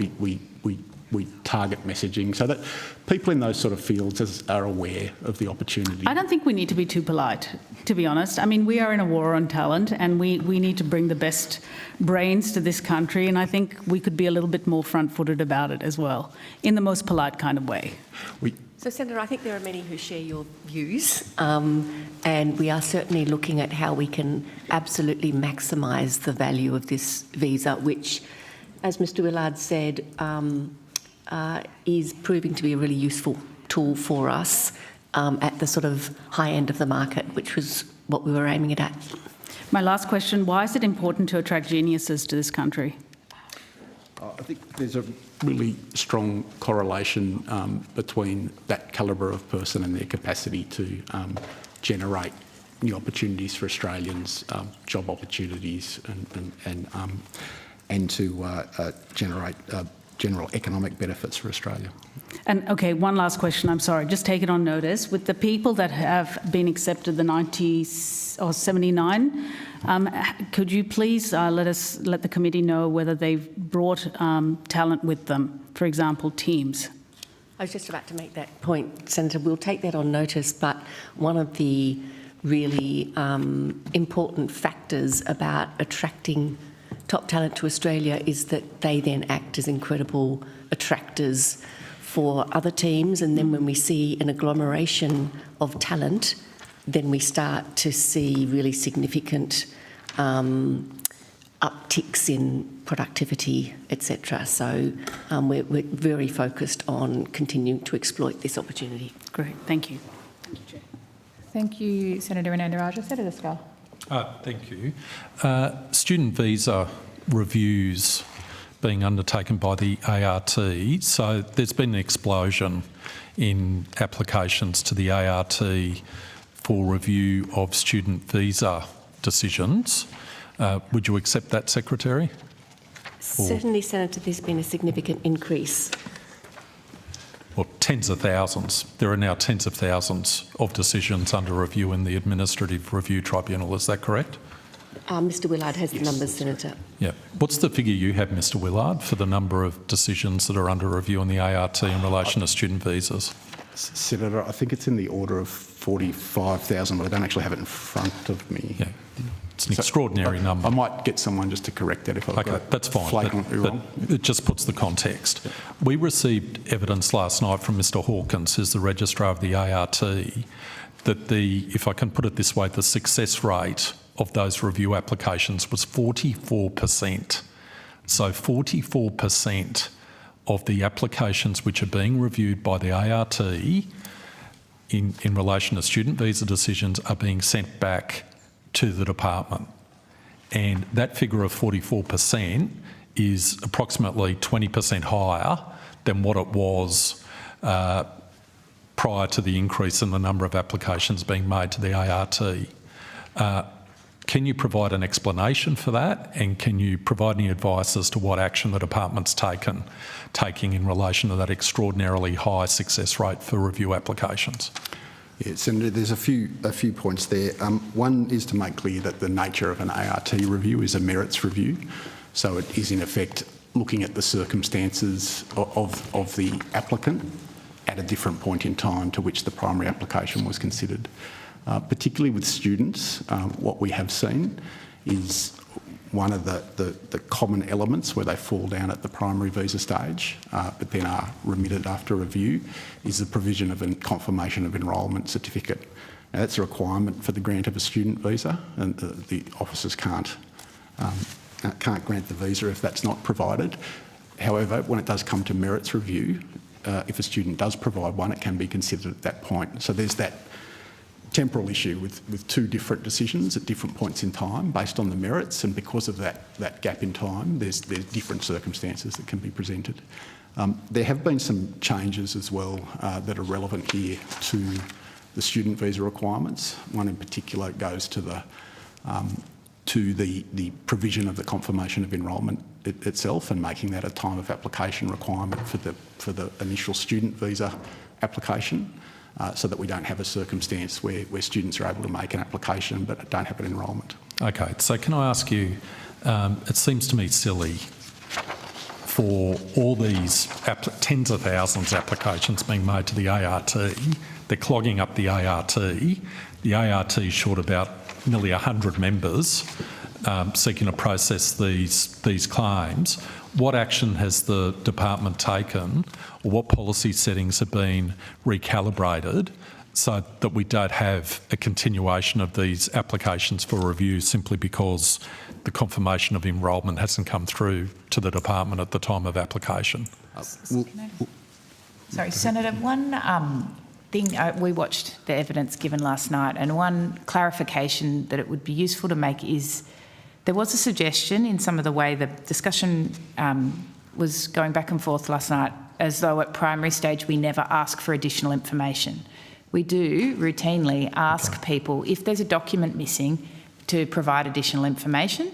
Okay. If they don't provide additional information, at that point we will refuse, as we're required under our legislation to do, the visa. What can then happen is, some months down the track, or years even, when the ART consider it de novo, afresh, they seek the information, and at that point in time the person now might have a confirmation of enrolment, often for a completely different course to the original one they told us they were interested in applying for. So the point in time thing is very real, and I just wanted to clarify, because there was sort of a suggestion, I think, in some of the evidence last night that we didn't seek additional information. We do. Very, very important point, Ms Sharp, thank you. So basically the system then is working in such a way that someone doesn't have the relevant information, or they haven't completed the steps required to enable them to get the student visa at the time of initial application, and tell me if I'm wrong in this, they're then using the time that their application is in review at the ART to try and take an action to meet the omission, and then when it's considered de novo, it's found that they've met the requirement. Is that correct? Yes, that can be a circumstance. Yeah. Well, to what extent, can you give us any insight with respect to how much of this is the reason? So we're talking about tens of thousands of cases here, so presumably you're doing some sort of analysis, given there's been this huge increase in the caseload to the ART, huge increase in terms of applications coming back to the Department of Home Affairs. Do you have any analysis with respect to the different reasons for the review decisions? To what extent is this phenomenon driving this?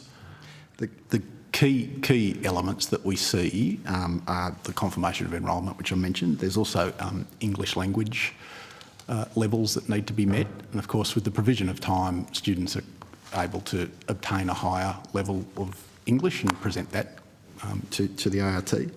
And also the other one is financial documents. So they're the three key elements that we've identified as not being met at primary stage, but subsequently being met in the context of a remittal. So when you say financial documents, is it the provision of documents, or do applicants potentially use the additional time to enable themselves to meet the financial obligations? Which is it? I don't have that level of analysis. Okay. I suspect it's a bit of both. Okay. Could you take on notice, see what analysis you have? It's an extraordinary number that we're dealing with. So any analysis you've got that analyses the different categories, the reasons for successful reviews, and actually any analysis you've got as to what happens to this 44% of cases that are in the ART and referred back to the Department of Home Affairs, to what extent are they then successful in terms of getting a student visa? That would be useful. Could you take that on notice? We can take that on notice, Senator. Okay, thank you very much. Do we have, as at 30 June 2025, there were 2,785,398 temporary visa holders in Australia, including the special category, the New Zealanders. What's your latest up-to-date figure with respect to the number of temporary visa holders? Can I just check on that figure that you The 30 June. Senator? I quoted a 30 June figure from your last administrative update, your last report that was released in October. I think that figure, and as you said, that includes the New Zealanders. It does. Who special category, but technically that's a temporary visa. It does. So what's the latest figure? So the latest figure... And the latest breakdown, if you got them, including those on bridging visas, student visas, working holiday visas. Yes, I do have that. Thanks, that's a much better font. So the figure I have here is 31st of October 2025. Yep. And the figure's 2.925 million. Okay, so it's gone up in just 4 months by 140,000, is that correct? Yeah, typically what we see when we compare particularly the June and the December periods with periods that are in semester is you see students who go home for their semester break and then come back. Okay. Number of bridging visas? 402,652. 402,652. Okay, so as at 30 June 2025, it was 369,627. So it's gone up by perhaps 8% just in 4 months. Is that correct? The figure you cited for June was correct. Yeah. I won't try and calculate the percentage increase. Okay. But see if you can do better than me. Student visa numbers? Student visas are 638,166. 638,166. Is that the highest it's ever been? No. Okay. And lastly, working holiday makers? Working holiday maker is 226,962. Is that the highest that's ever been?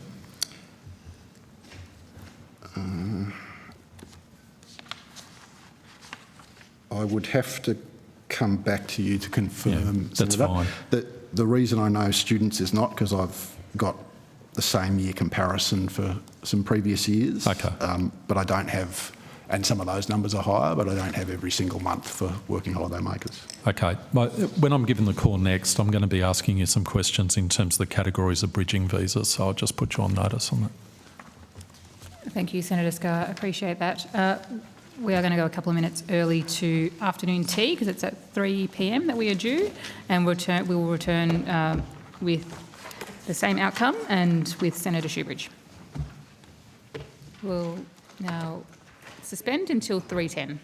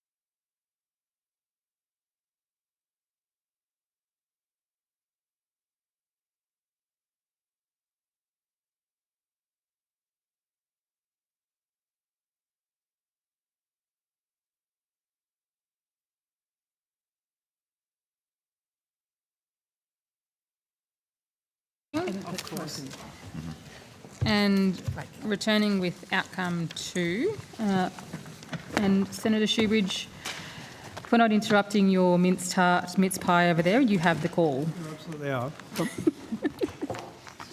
I would never eat a mince pie in front of the committee, ever, as I dig the crumbs out of my teeth. You've obviously never been offered one of Monica's mince pies. No, I'm only saying that because I If you don't just had take one that and they were- opportunity, you know. Let the Hansard record show that Monica's fruit mince pies are delicious. Yes, we can Monica, agree. they may just sweeten people up, Monica. Ah, that's the cunning plan. Maybe. Maybe.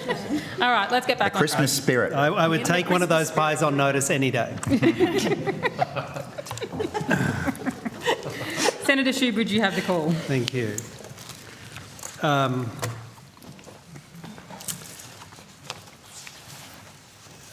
Secretary,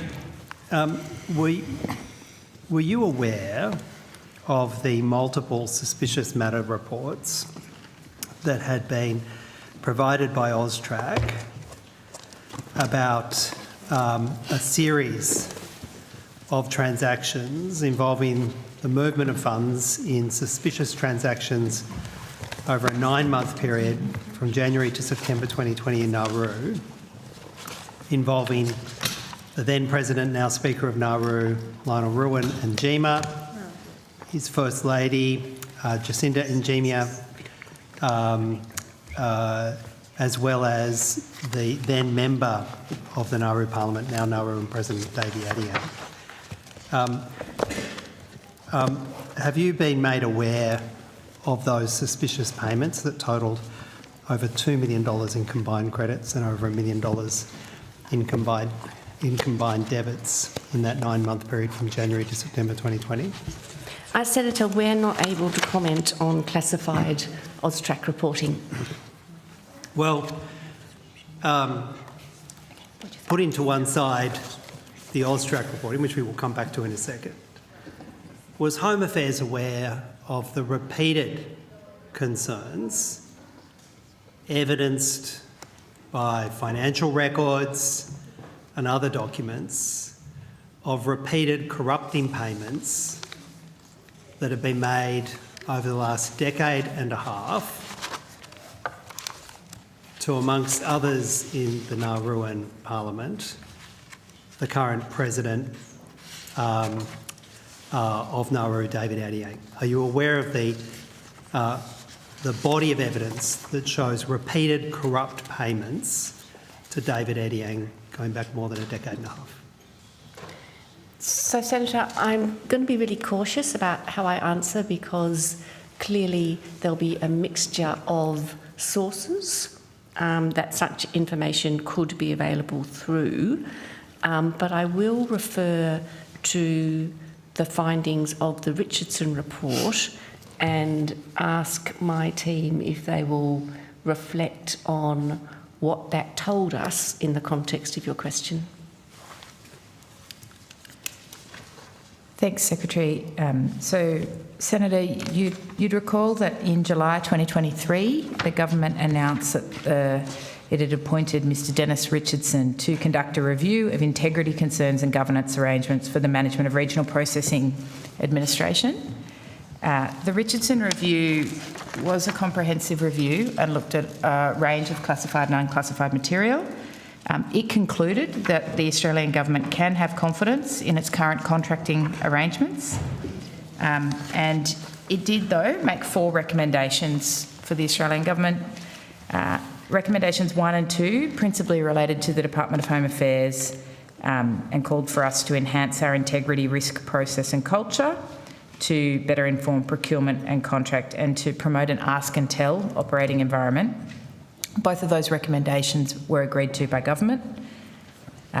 Recommendations... And I think before Ms Sharp goes on, we have done significant work over the last 18 months on our procurement process, on our risk management processes, but also on the ask and tell culture piece, and that's evidenced through some of our census results. And is that how you've managed to send taxpayers' money to entities associated with the Finks motorcycle gang as a result of that work in the last 18 months? So, Senator, is that what it's resulted in, funding outlaw motorcycle gangs? I think we were in the middle of answering your last question, right. Senator. Please go on, Michelle.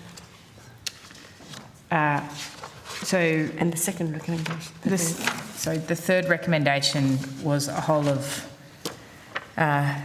government recommendation that's being taken forward by the Department of Finance and the Attorney General's Department about how law enforcement and intelligence information can be shared and used to inform procurement and contracting activities.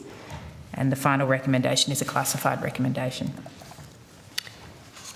All right.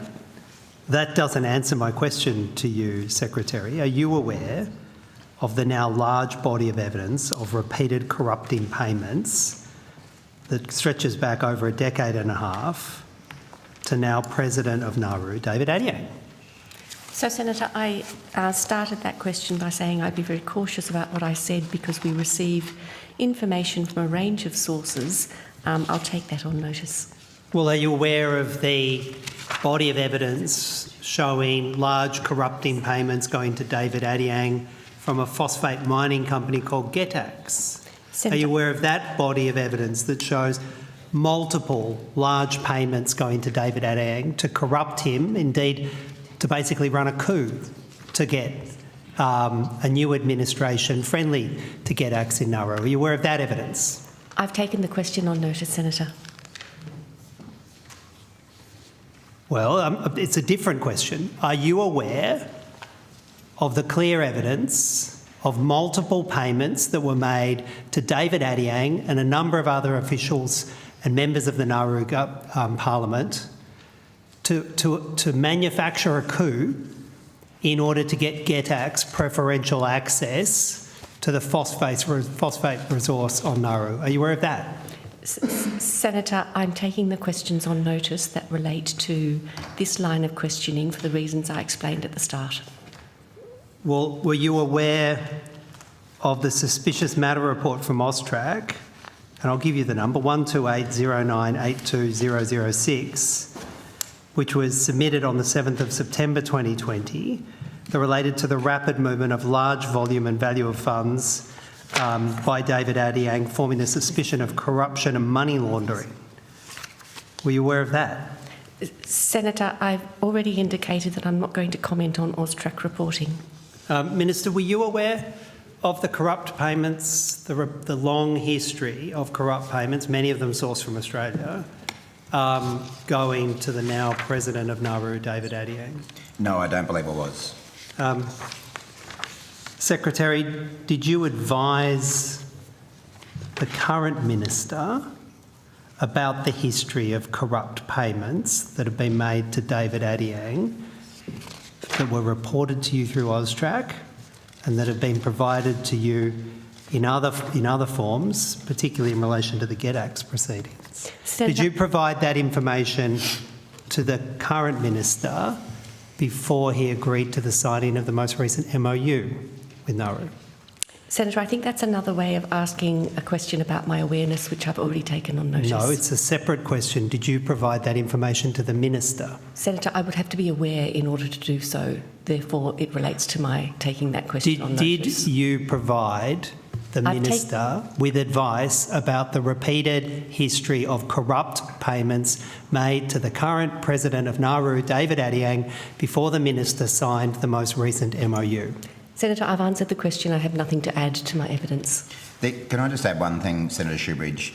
I'm not aware of findings of corruption being made against the individuals that you're naming. My understanding is that these allegations that you're raising relate to, I think, what are called suspicious transactions, suspicious transaction reports generated by AUSTRAC. Now, AUSTRAC will be appearing later. They'll be able to explain this, no doubt, but my understanding is that there are close to 500,000 such suspicious transaction reports every year, not all of which by any means amount to corruption. So I think we need to be a little bit careful about jumping to conclusions. So are you saying that it's the Albanese Labor government's position that David Adiang is not corrupt? Is that what you're telling us? I'm not. That put aside all the evidence of suspicious records, put aside the corruption proceedings that are happening now about GetX, at the foundation of which is repeated corrupting payments to David Adiang. Putting all that to one side, the Albanese Labor government says David Adiang, the current president of Nauru, is not corrupt. Is that what you're saying? Are you ready for me to answer without interrupting me? Because I did. Well, I've only just finished my question. I did. No, I actually tried to answer you a couple of times, and then you interrupted. You didn't let me finish my question, but you can answer the question now, Minister. Are you ready? You know that's not what I said. You are trying to verbal me, and you are trying to misrepresent me. Go back and have a look at what I said.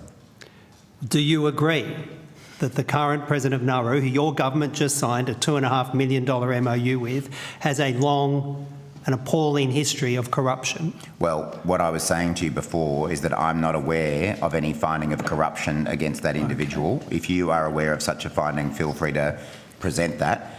What the point that I made, and which you are now trying to twist, is that AUSTRAC generate nearly 500,000 suspicious transaction reports every year, and the vast majority of them do not amount to corruption. So neither you nor I are in a position to judge the guilt of any individual in the way that you are doing. I am aware of a federal government agency that is now years and years into running a bribery prosecution against an Australian registered company, the foundation of which is that company having made repeated corrupt payments to David Adiang. That's a prosecution commenced by a federal government agency on foot at the moment, supported by detailed evidence about the corruption to David Adiang.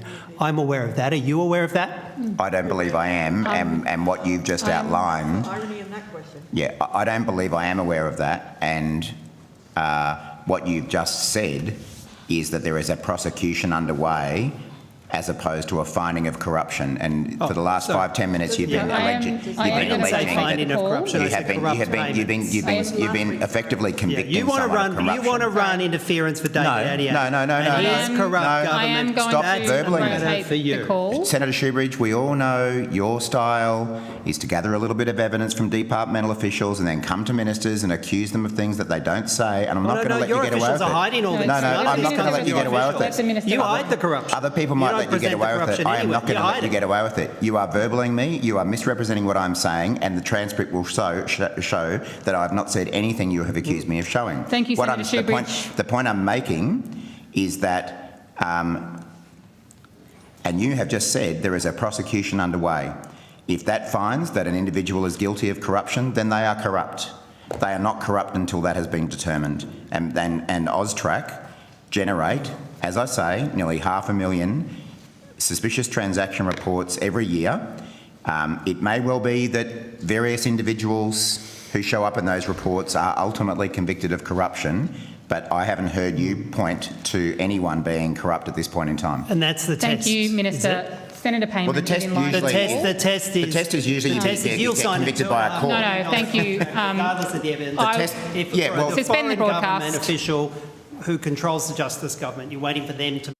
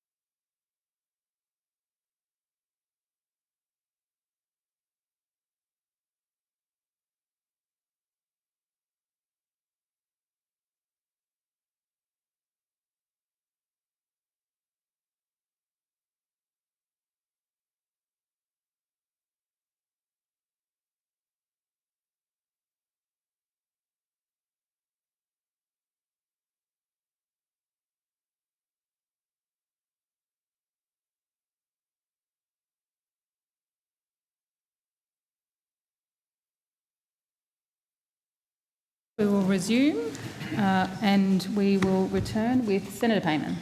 Thank you, Chair. Good afternoon.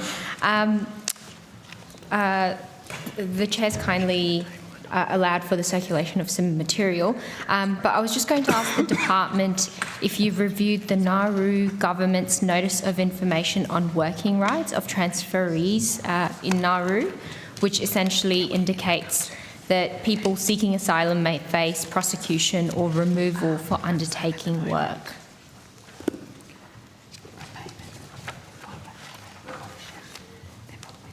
So is that the document that you're having circulated? Yes, yeah.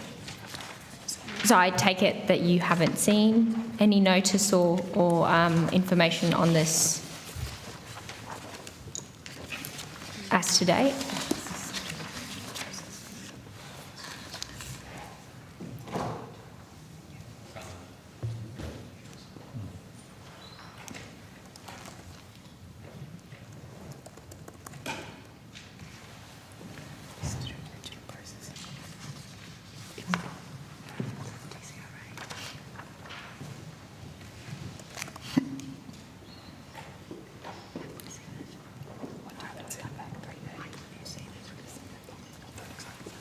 Senator, sorry for the long delay. No, that's okay. We're just trying to absorb the information. The three of us have not seen it.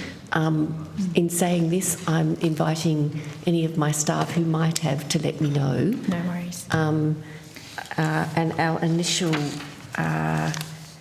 look at it indicates that it relates to people there transferred for regional processing. And the arrangement that we know Nauru has, and we're certainly very comfortable with, is that Nauru, when somebody is transferred for regional processing, that is their unauthorised maritime arrival, and they're transferred to Nauru, they don't have work rights until they've finished the refugee assessment process. Mm-hmm. Once they complete the refugee assessment process there, if they're found to be a refugee, then they do have work rights, which is what's articulated, I think, in paragraph 4 of this document.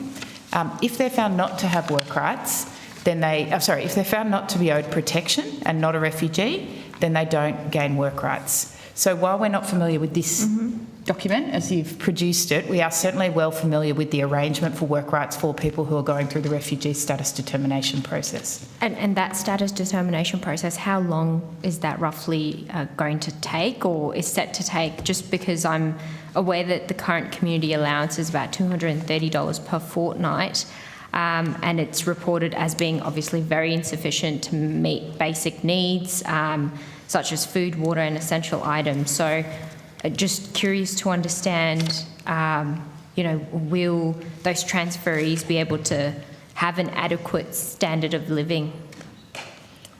Senator Michael Thomas, Deputy Secretary, Immigration and Compliance.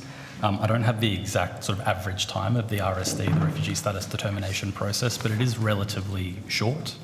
However, people that have a negative outcome through that process can appeal it through Nauru's appeal process, and that's often what takes the time. So there is an appeals process available to individuals as well. So, Senator, just to give you a sense, without being bound by it, it's months rather than years that the process takes for that initial stage. And it's one of the priorities in our new agreement around regional processing that process be expedited. And when you say expedited, do we know how short you would prefer the process be? I believe there are time periods specified in our arrangement with the Government of Nauru, but I don't know those off the top of my head. Mr. Biddington? Yes, thank you. Good afternoon. Ben Biddington, First Assistant Secretary, Offshore Programs and International Cooperation.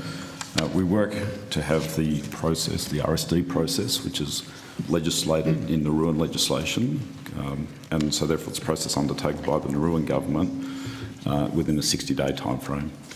60-day time frame, okay. And just out of curiosity, I'm not an expert in international human rights or refugee law obligations, but would you say that would, I guess, even just the threat of removing transferees who undertake any form of work while they're being processed, I guess.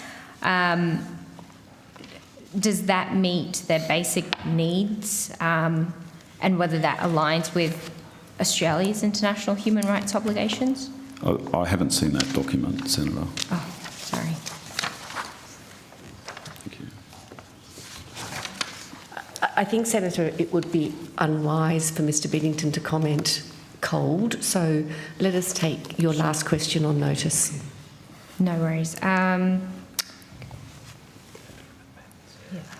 But I think it's important to note that people are provided with a living allowance during that time period, and under international law, people who are applying for asylum need to be provided with an ability to sustain themselves. That can either be work rights or a living allowance.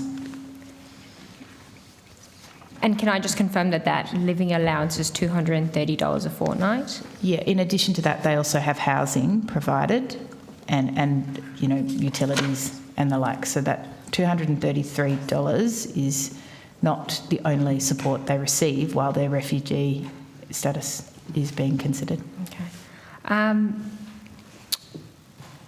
Just curious to understand, knowing that there's been queries about obviously, or concerns rather, that Australia is obviously spending hundreds of millions of dollars a year on offshore processing. How much of that money actually reaches refugees on Nauru, and how much is going to private contractors and intermediaries? Senator, the 230 amount is the money that's directly paid to the transferees to support them living in the community. The rest of the expenditure is for our contracted arrangements and to fund services and supports for them while they're being processed in Nauru. Has there been any direct welfare checks on how the refugees are actually, whether the $233 is enough for them and how they're getting by, essentially? We do review that payment annually, so it's an active process to determine that it's still fit for purpose in terms of the amount. It is compared against a range of factors, including the cost of living in Nauru, and it's compared against, you know, Nauruan wages on average in the same way that Australia calculates its job seeker rate. It's the same kind of process that we look at, and we do actively review it. In general, there's a robust healthcare sort of system and arrangements. There's regular check-ins, so there's an architecture around understanding where this group is at and supporting them. And in the case or in the instance where a person is removed from Nauru, either for working or because they don't meet the status determination process, where are they sent to, and what safeguards are in place to prevent refoulement or harm, again, given Australia is responsible for their transfer and welfare? Senator, at the moment of the recent arrivals to Nauru with regional processing, they've only voluntarily returned home. We haven't had any involuntary removals by the government of Nauru. But in the instance where, you know, they are sent away or sent to another country, do we know where they're going to be sent off to? So Nauru is a signatory to the Refugee Convention, and in its own right is committed to non-refoulement independently of its relationship with us for regional processing. As Mr Thomas has just said, Nauru hasn't involuntarily removed anyone. So those who have been found not to be refugees either file an appeal and go through the appeals and justice system in Nauru, or they voluntarily are choosing to depart and return to their country of origin. And that appeals process, is anybody assisting them, or is Australia taking responsibility and ensuring that they go through it and all the expenses are covered, essentially? Australia does provide support for their Nauruan justice system, and I might need to take on notice the detail, but my understanding is, for example, from time to time Australian judges serve in the Nauruan court system, and we also provide funding for legal assistance, which Mr Thomas can take you through. So we have a current contract, Senator, with International Crossover to provide protection claims assistance services for transferees. Okay, thank you. Well, I look forward to receiving the answers to the questions on notice. Thank you so much. Thank you, Senator Payman. Senator Scarr. I think Mr Willard was talking about bridging visas, Mr Willard, and I was going to ask you to give me a breakdown of that number of 402,652 as at 31 October 2025, if you've got the different categories there. Thanks, Senator. Yes, I do.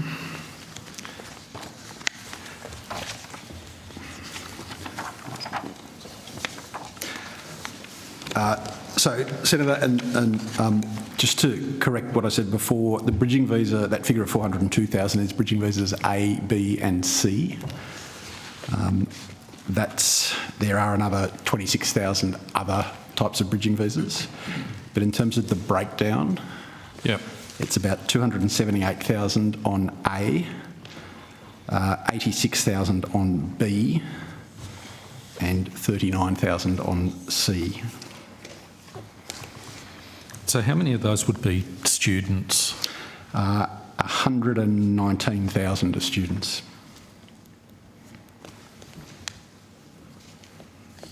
Okay. Have you got an up-to-date figure with respect to partner visa applications on hand as at 31 October 2025? So the number as at 30 June 2025 was 96,839. So I'm interested to know what the movement has been. I do, Senator. The figure I have is 30th of September 2025. It's 100,002. 100,002. Okay. If I can move to onshore protection visa applications now, and the last report I've got is for October 2025. I think that's the last report that's been filed, tabled. Yep.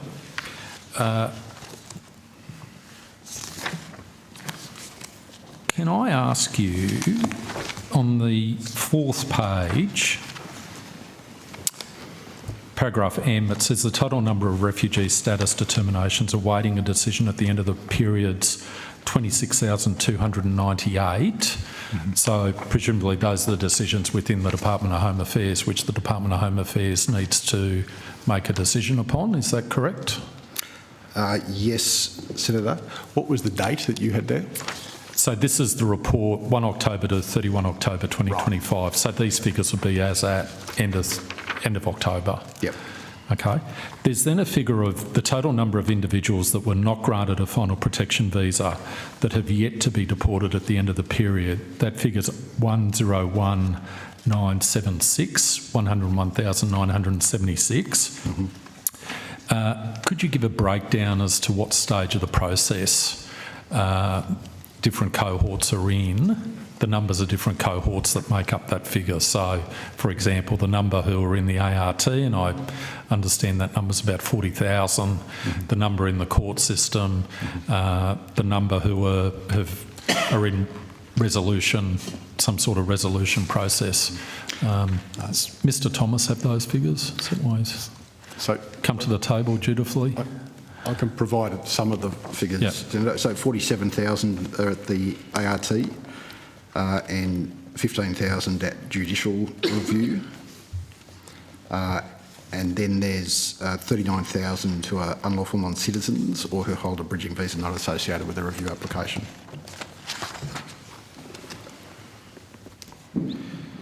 So just in relation to that, so I'm just trying to do the maths here. Is there any other cohort that's not captured in those numbers?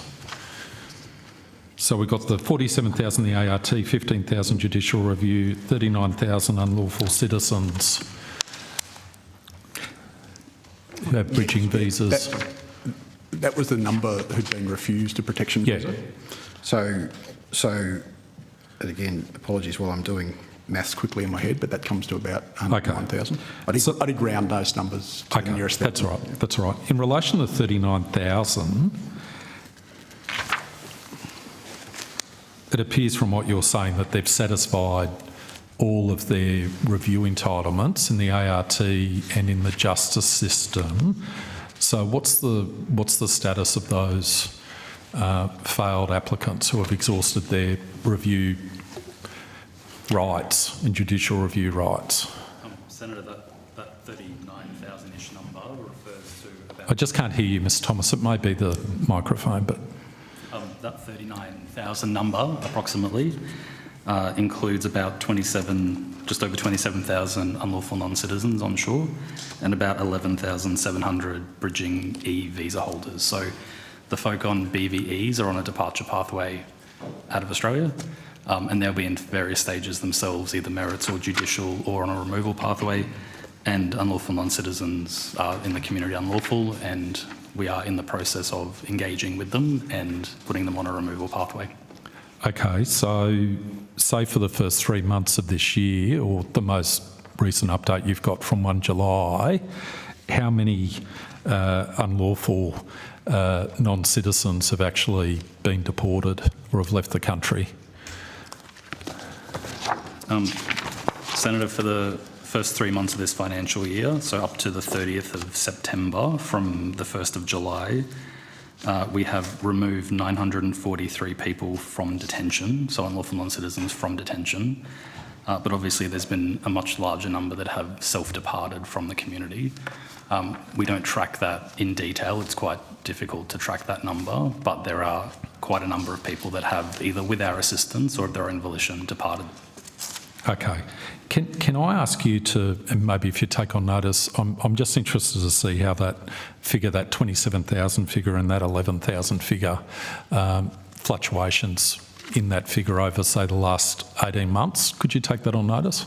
You can, Senator. Okay. If it provides context, for the full financial year last year, we had almost 3,500 removals from detention. And again, several thousand people, quite a number of people self-depart from the community too. So they're quite large numbers, yep. And it's quite a fluid cohort, yep. That UNC cohort. So, Mr Thomas, when you say removed from detention, are you saying removed from detention because they leave the country? Yes. We have to detain them in order to remove them. Understood. I just want to clarify that. There's an administrative process where they have to be detained to be removed. Yep. Okay. Can I ask you to take on notice, and if you could give me the visa grant, onshore protection visa grant rates for every country you've got record for in relation to original country of citizenship. So I'm interested to know the grant rates for every country you've got records for in terms of those who have made applications for onshore protection. I'm aware that in these monthly reports you do provide some of the figures, but there are other categories where you don't provide detailed figures. So even if it's for the last 18 months, to make it easier for you, I'm after the onshore protection grant rates in relation to each country. Senator, we'll take that on notice, just so it's clear it'll come to me. And we're talking about primary decisions. Can I clarify? Well, primary decisions, but if you've got ultimate outcomes after review on the ART and judicial review, that would also be helpful. Okay, we'll take on notice what we can provide. Okay, thank you. In relation to the 2024-25 onshore humanitarian program, have you released your annual report yet? I haven't seen it online. Is that coming?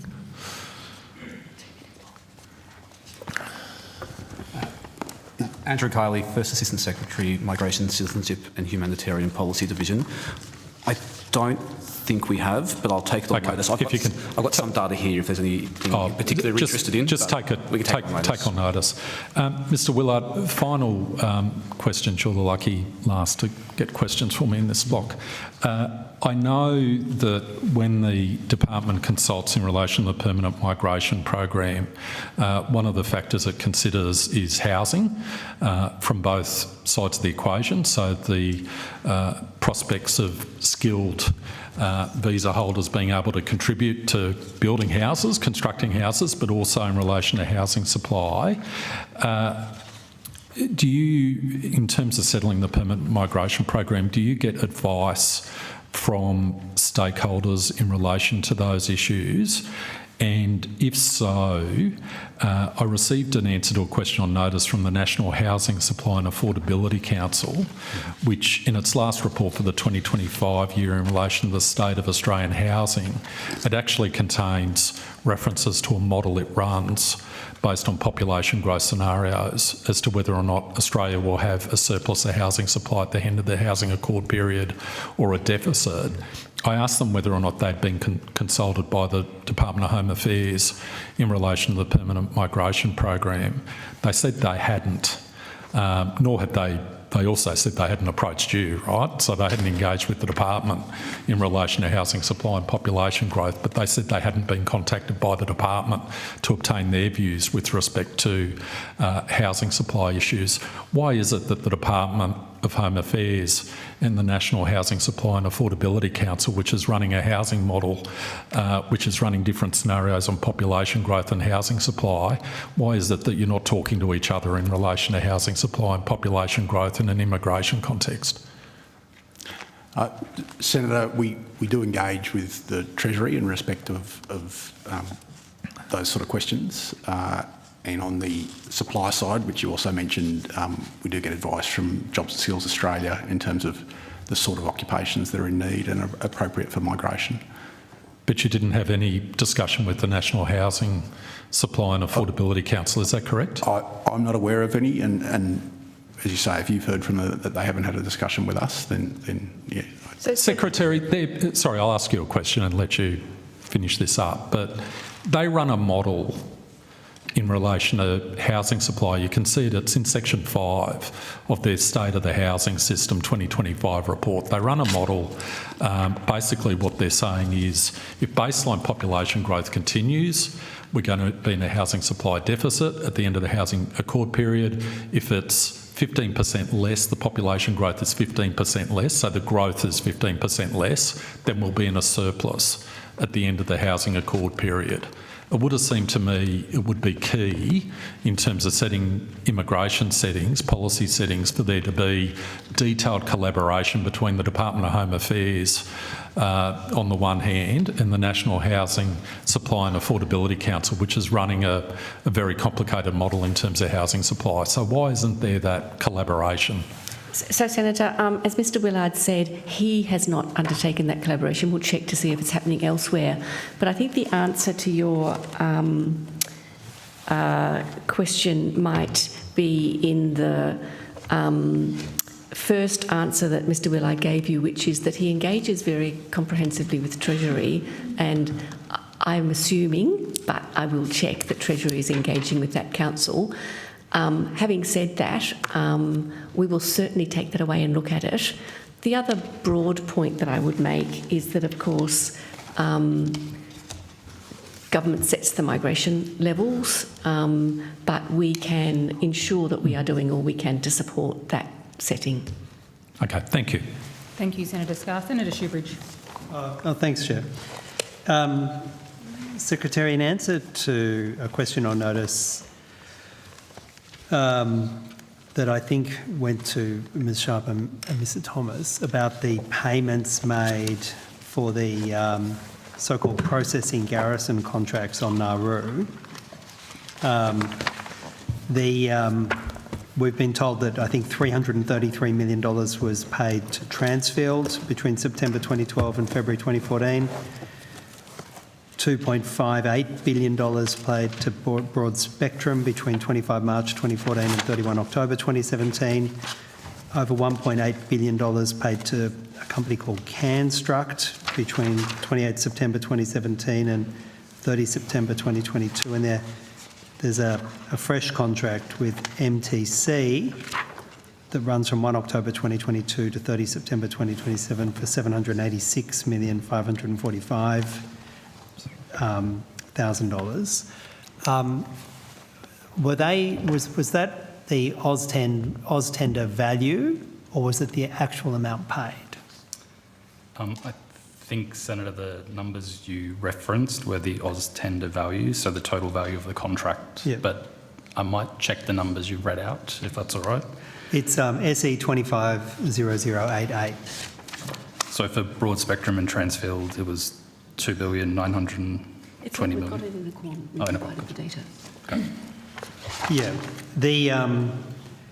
I've read you the question on notice, but if you said it's $2.9 billion for Transfield and broad spectrum added together, that is consistent with the numbers I have here. Yeah. So can I ask you then to provide on notice the amount actually paid? Yes, Senator. To each of those entities? Yep. Now, was the process the same in relation to subcontracts throughout the time where subcontracts over a certain value entered into by those head contractors needed the approval of Home Affairs? Is there a common process in place? It is a process we strengthened following the Richardson review, so it was one of the actions the department took in response to the recommendations, where we now approve all subcontracting arrangements. All right, so you now approve all subcontracting arrangements, but I think before 2023 there was a financial threshold, wasn't there, $50,000? I believe that's correct, Senator. Yeah. I'll take that on notice to get you the exact parameters, but yes. All right, and as far as you can recall now, that was that $50,000 was the same threshold in place from the moment that Transfield got the first contract? Senator, I'll take that on notice just to check that it's been consistent for the life of all of those contracts. Yes, but at least for Canstruct, the most recent one, which was reviewed by Richardson, the $50,000 threshold was in place for subcontracts, which required the active approval of Home Affairs. There was a threshold, yes, but again, I'll just check the exact figure. And what was the process in Home Affairs for approving? What were you looking at before you approved a subcontract? I think a range of different factors. So to ensure that the subcontractor would be able to deliver the services required, and that the contractor had the right governance arrangements in place to have that assurance and to do that quality assurance of services delivered. But just to make sure that those arrangements were appropriate. Was there a policy document in place that was referenced when people were doing the assessment? Senator, I'm digging into my memory. I believe there was, but again, I'll take that on notice to check. Could you provide, obviously on notice, it's not here, but could you provide on notice the actual policy document, or if there were multiple over time, the different policy documents that were applied by Home Affairs when they were approving subcontracts? I'll take that on notice, Senator. Now, could I ask you, I could ask this in relation 4 times in relation to Transfield, Broad Spectrum, Canstruct and MTC, but could I just ask you, when I ask you about a company, could I ask you whether or not subcontracts were approved by any of those 4 entities, or in respect of any of those 4 entities? And if so, what the value of the subcontract is? I will have to take that on notice, Senator. Well, it's a bit too detailed and goes back too long. Well, why don't we start with the first one? Nauruan registered company called Nauru Community Safety. Is that a subcontractor of MTC now, and was it ever a subcontractor of Canstruct, Broad Spectrum and or Transfield? Certainly not MTC Australia. Yep. But I'll have to take on notice other entities. And again, could you provide, if it was a subcontractor with any of those entities, the value of the subcontract and the amount of payments made? I'm fairly certain, Senator, that it hasn't been. I understand it's a fairly new entity, but again, I'll take that on notice to confirm. All right. What about LRC Car Rentals and Construction? Same question. Is that currently a subcontractor of MTC? Senator, I might have to take that on notice unless Mr. Beddington can assist me. I just don't have the details of all the subcontract arrangements in front of me. Senator Ben Beddington, yes, we need to take that on notice. All right. Is that because you don't know, Mr. Beddington? It's because I don't have the detail in front of me, Senator. Well, I'm not asking the full detail of the contract. I'm just asking, is it a subcontractor of MTC, LRC Car Rentals and Construction? I would need to take it on notice, Senator. All right. Has it been at any point a subcontractor with MTC? Again, Senator, I need to take it on notice to check that level of detail. Well, I'm going to ask the same set of questions in relation to LRC Car Rentals and Construction. If it is a subcontractor or was a subcontractor of MTC, can you provide details of the contract, the value of the contract and payments made? And can you provide the same in relation to Canstruct, Broadspectrum and Transfield? Yes, Senator. Yep, thanks, Mr Thomas. The next company I'm going to ask about is Black Dog Group Services. Do you know if Black Dog Group Services is a current contractor of MTC? It's or a not, subcontractor? Senator. No, Senator. Yep. What about was it of Canstruct, Broadspectrum or Transfield? Again, Senator, I don't believe so, but I'll Right. confirm Again, that on notice. that same package of questions. If it was, what the contract was, what payments were made. And rather than repeat all that, can I ask the same for Hostile Takeovers Proprietary Limited? Yes, Senator. Safe Hands Group Proprietary Limited, and Safe Hands Group 2 Proprietary Limited. So for those, I can confirm MTC Australia does not have any arrangements with them, but I will confirm any previous contractors. What about MA Security? No, Senator. Is that For the MTC same Australia. for MTC? Is that for MTC? For MTC Australia. What about for Canstruct? Again, Senator, I have to take that on notice Right. just to make absolute sure. But again, I believe they didn't. Then I've asked you about direct subcontracting. What about was there a prohibition on a subcontractor further subcontracting, or did that also require approval? I think, Senator, that's considered as part of the approval of the subcontractor. So it's everyone the subcontractor is engaging with. It's the sort of chains all the way through. All right. So just so there's no gap in the questions I've been asking, for all of those questions I've asked about all of those companies about being subcontractors, I'm also asking whether or not they were further down the contractual chain as well. And could you provide answers addressing those same points? We'll take that on notice. All right. Thanks, Mr Thomas. I'm going to go ask some questions about SRSS. Who's best to answer that? That's me, Senator. Thomas. Last estimates, I was asking you questions about why the payments made for those support services for people seeking asylum have gone down so dramatically, vastly less now than they were, for example, under the Abbott government. And I think you said it's because it's eligibility-driven program and there are fewer people eligible. Do you remember that exchange, Mr Thomas? Yes, Senator. If you're talking about the number of individuals that are accessing the status resolution support services, that's correct. It is a demand-driven program, and the numbers that engage with the program are dependent on the needs and meeting the criteria. Yeah. Well, I think you said it was both demand and eligibility-driven program. Yes. Yep. Yes, Senator. Has anyone in the department had the advantage of reading the Asylum Seekers Centre report called Failure of Fairness, Fixing the Safety Net for People Seeking Asylum in October of this year? It doesn't sound familiar, Senator. No. Well, they point out that currently SRSS is only available under exceptional circumstances for people who sought asylum or are seeking asylum who are not finally determined. But they point out that change to the eligibility criteria happened in 2017. And prior to 2017, there was much, much broader eligibility requirement for the SRSS, meaning hundreds and thousands more people were eligible. So when you... Well, that's right, isn't it? That's what happened in 2017, a radical reduction in eligibility. It is quite before my time in the role. I would have to check exactly what the arrangements were prior to 2017. So when... Well, I'd ask you to take that on notice and then also take this on notice. When you say, as an explanation for why the payments under SRSS have so radically reduced between the time under the Abbott government, which was not known for its generosity to refugees and asylum seekers, people seeking asylum, has so radically reduced under the Albanese government, it's not because of a reduction in demand.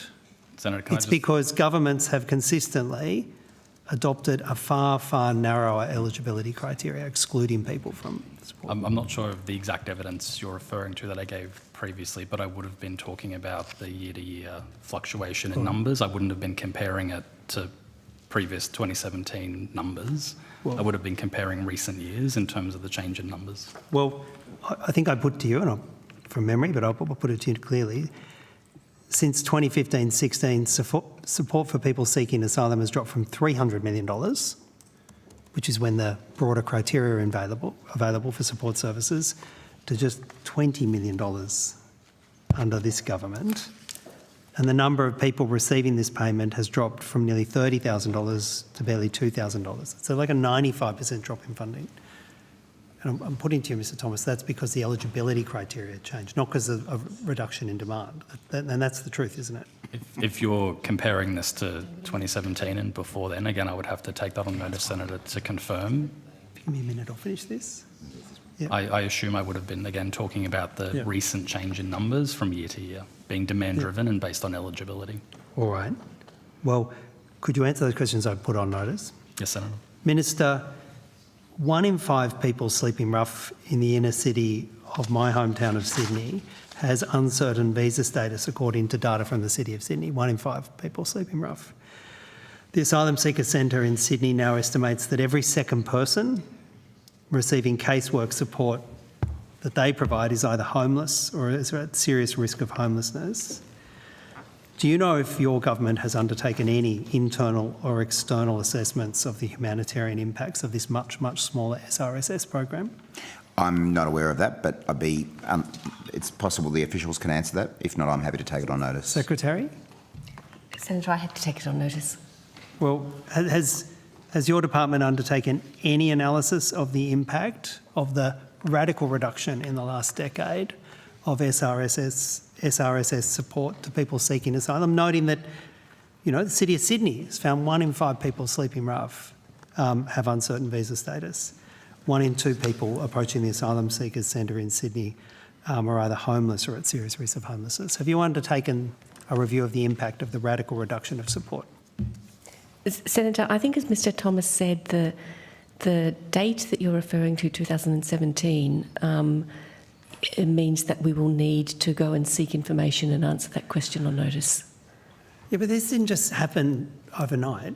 There was a change in criteria, then over years, this reduction after reduction after reduction, driving people seeking asylum into homelessness, entrenched poverty. Are you saying there hasn't been any assessment from the department, from your department, about a reduction in support for people seeking asylum from $300 million under Tony Abbott to just $20 million under the Albanese government? No, I'm not saying that, Senator. I'm saying, given the passage of time, I'll take it on notice. All right, thank you. Thank you, Senator Shoebridge. Senator Roberts. Thank you, Chair. Thank you for attending. I'd like to discuss migrant numbers and stock data. If I can go to the number of temporary visa holders in the country first. I have the temporary visa holder stock data that says as at 30th of September this year, which is the latest data apparently, there were 2.9 million temporary visa holders in the country, 2.53 when excluding tourists and crew.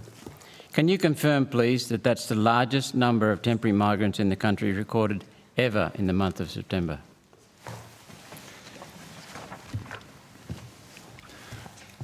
Senator, I will just find those figures.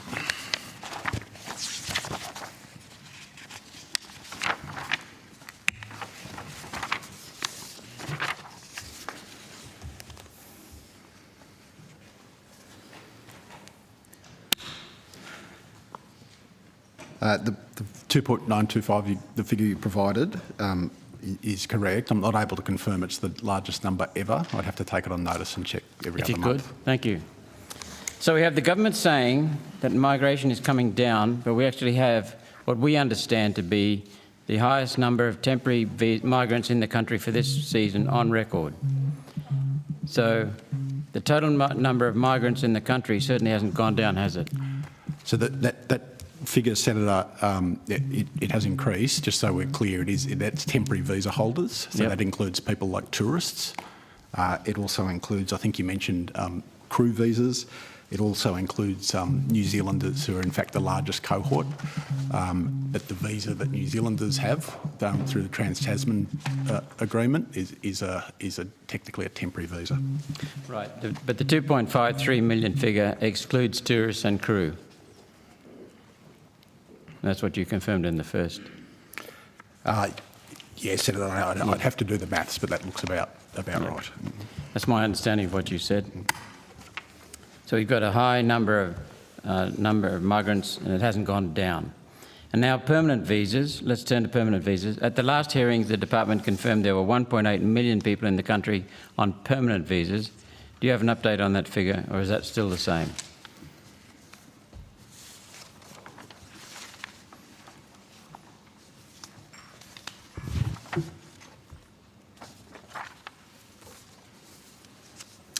Senator, I do have that figure. I think it is about the same, but I can't give you the precise number, so I might have to take it on notice.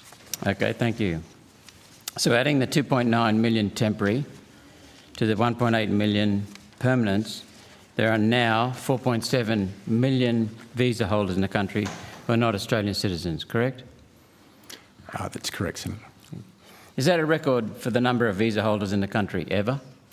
Again, I'll have to take that on notice to check records. My understanding is that it is, but I'll wait to be confirmed by you.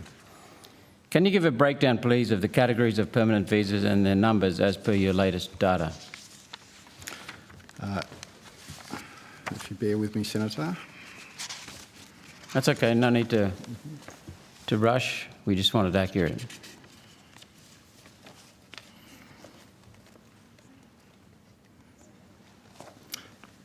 So you asked for permanent visa holders? Yes. Categories of permanent visa holders. Yep. So, Senator, I'll run through the figures here.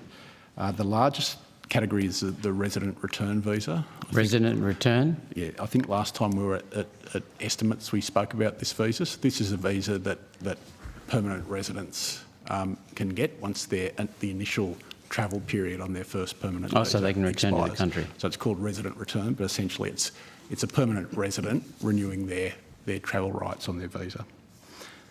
So that's 855,000. And these figures are 30th of September 2025, Senator. Okay. There's the partner permanent visa, which is 205,000. There's the skilled migration visa, which is 447,000. There's parent visas, which are 38,000. And then there's a range of other visas, child, other family, other permanent, special eligibility, which are all smaller amounts, but there's a range of other visas there as well. Thank you. Why don't you publish the number of permanent visas on issue like you do with the temporary visa stock? Senator, we publish the migration program numbers every year in terms of the migration program outcome. Including the permanents? It includes all the visas issued in the context of the migration program for that particular year. But not the total number resident here, permanents?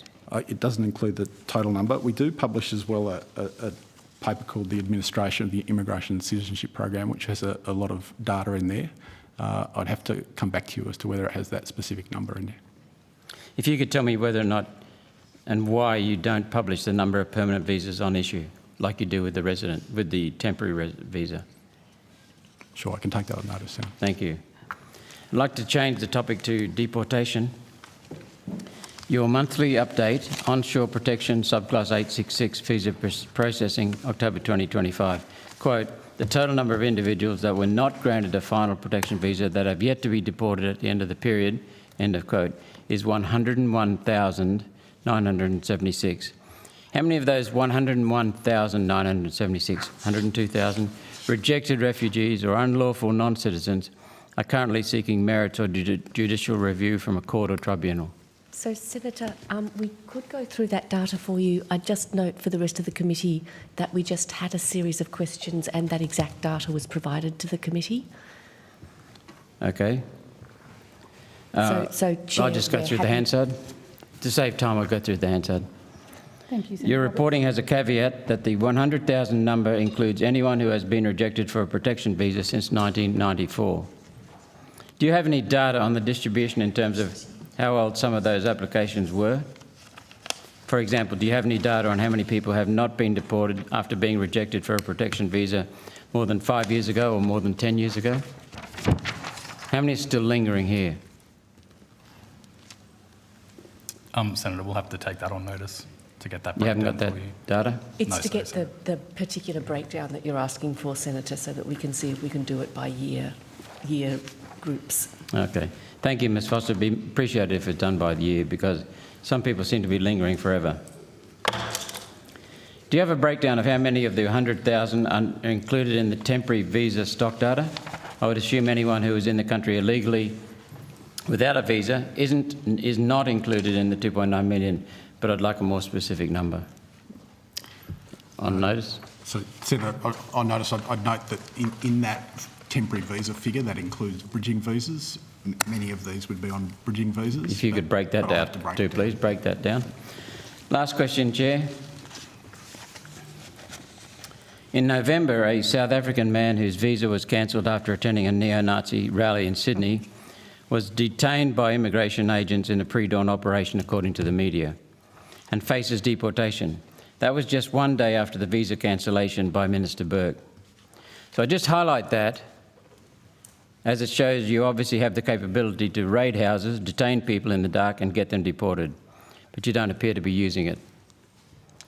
Out of the more than 100,000 people here illegally, your October report says you involuntarily deported less than 5 that month. That's a 0.005% deportation rate.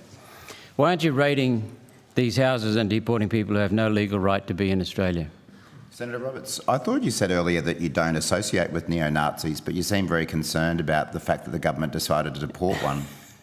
So you're hiding from a discussion, an honest discussion, by labelling me. No, Minister I'm happy. Watt, you're making this a habit. I'm happy. If you haven't got the data and you haven't got the argument, haven't got the logic behind it, just say so and we'll get it on notice. I'm happy for the officials to answer your question. Good. I'm just a bit perplexed about why, on the one hand, you say you don't associate with neo-Nazis, but you seem very concerned about a neo-Nazi being deported.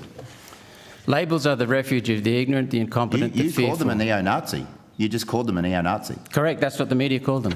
So does that make me a neo-Nazi because I'm discussing... I'm not saying you're a neo-Nazi, I'm just questioning... But you're implying it, Senator. No, I said earlier that you didn't seem to be very happy when I said that you associate with neo-Nazis because what you said was not correct. But here you are asking about the deportation of the neo-Nazi. Labels are the refuge of the ignorant, the incompetent, the dishonest, the fearful, the stupid and the gutless. Senator Roberts, I have a point of order. Thank you for that for a character assessment, Senator Roberts. Yep. Please return to some order of questions being asked and answers being given. Thank you for that very helpful direction, Senator Scarr. If we can proceed in the orderly question and answer fashion, that would be of much help. I'm happy to do that. So, Senator Roberts, we provided some data to the previous questioning about the numbers of people who are removed each year. If that would be helpful, we could quickly reprise that data. What I'd like, Ms Foster, is to know why one person, regardless of who he is or she is, was able to be detained in the middle of the night, house raided, but the other 102,000 were not. What makes you think that that no others were treated similarly? Well, in the answer to my question, Ms Foster could tell me. Chair. My answer is...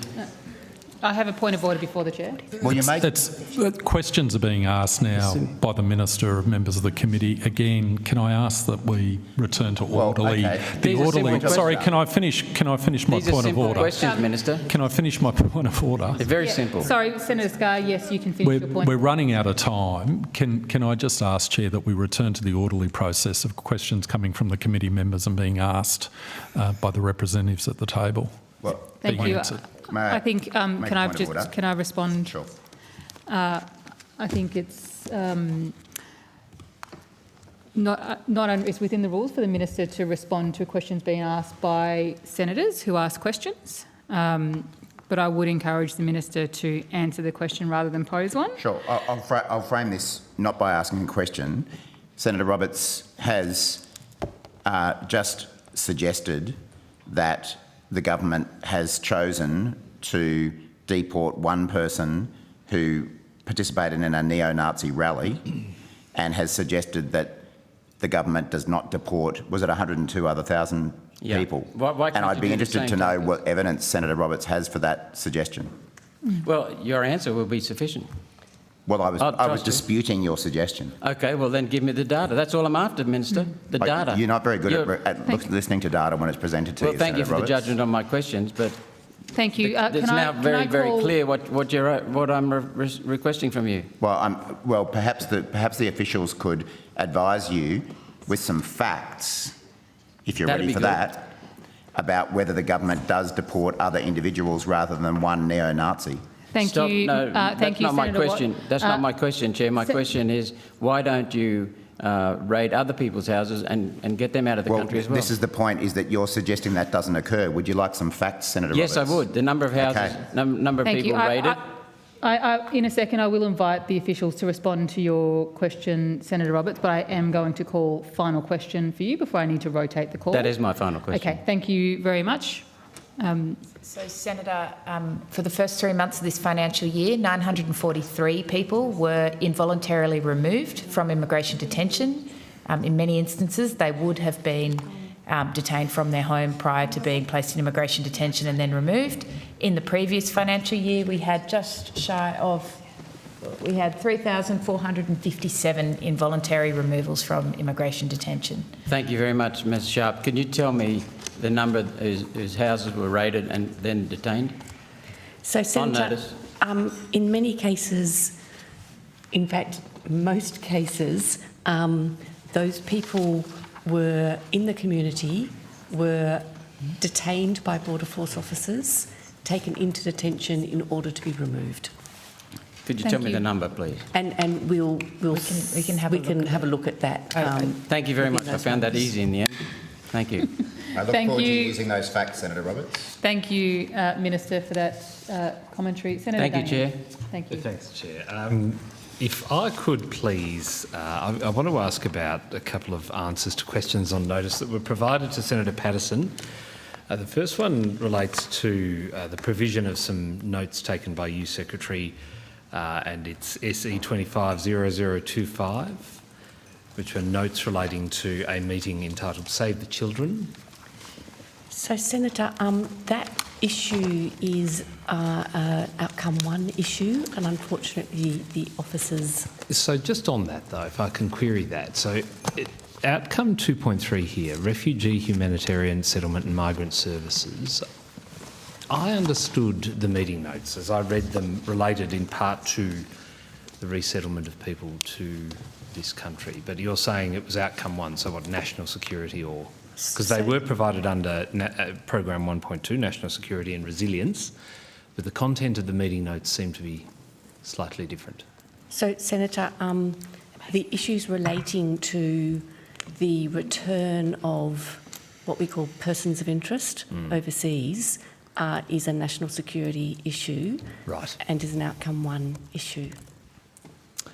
Okay, well, I'll have to put them on note. Well, just, I mean, you were the taker of these notes. They're in your handwriting, aren't they? Yes, Senator. Yes, and so it was a meeting with Save the Children, and it related to the return of Australia of persons of interest. Is your confirmation to this committee? Senator, it related to a representation by Save the Children for the return of persons of interest to Australia. Right. And that, Senator Dudley, falls under specifically outcome 1.4, would it be? Yes. 1.4, counter-terrorism.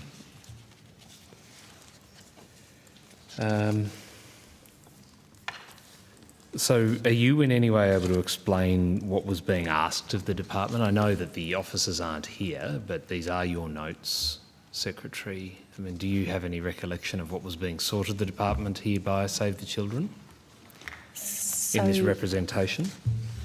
The meeting, of course, Senator, was with the Minister.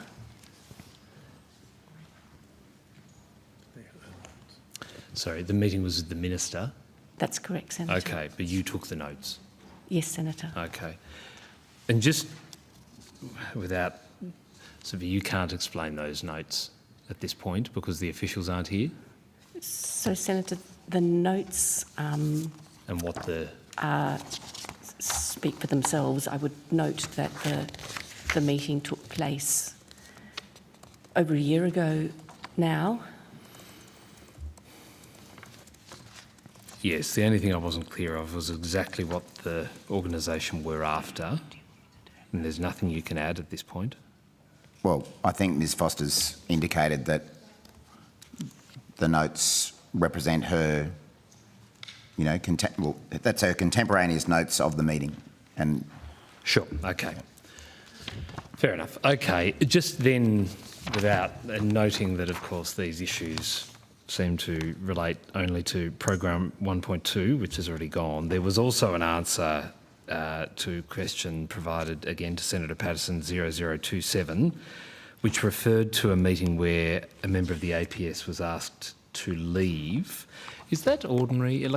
I mean, what's the norm for that sort of meeting where an official from the department is there to take notes and provide advice and assist, but then the official is asked to leave? Is that sort of an ordinary course of events?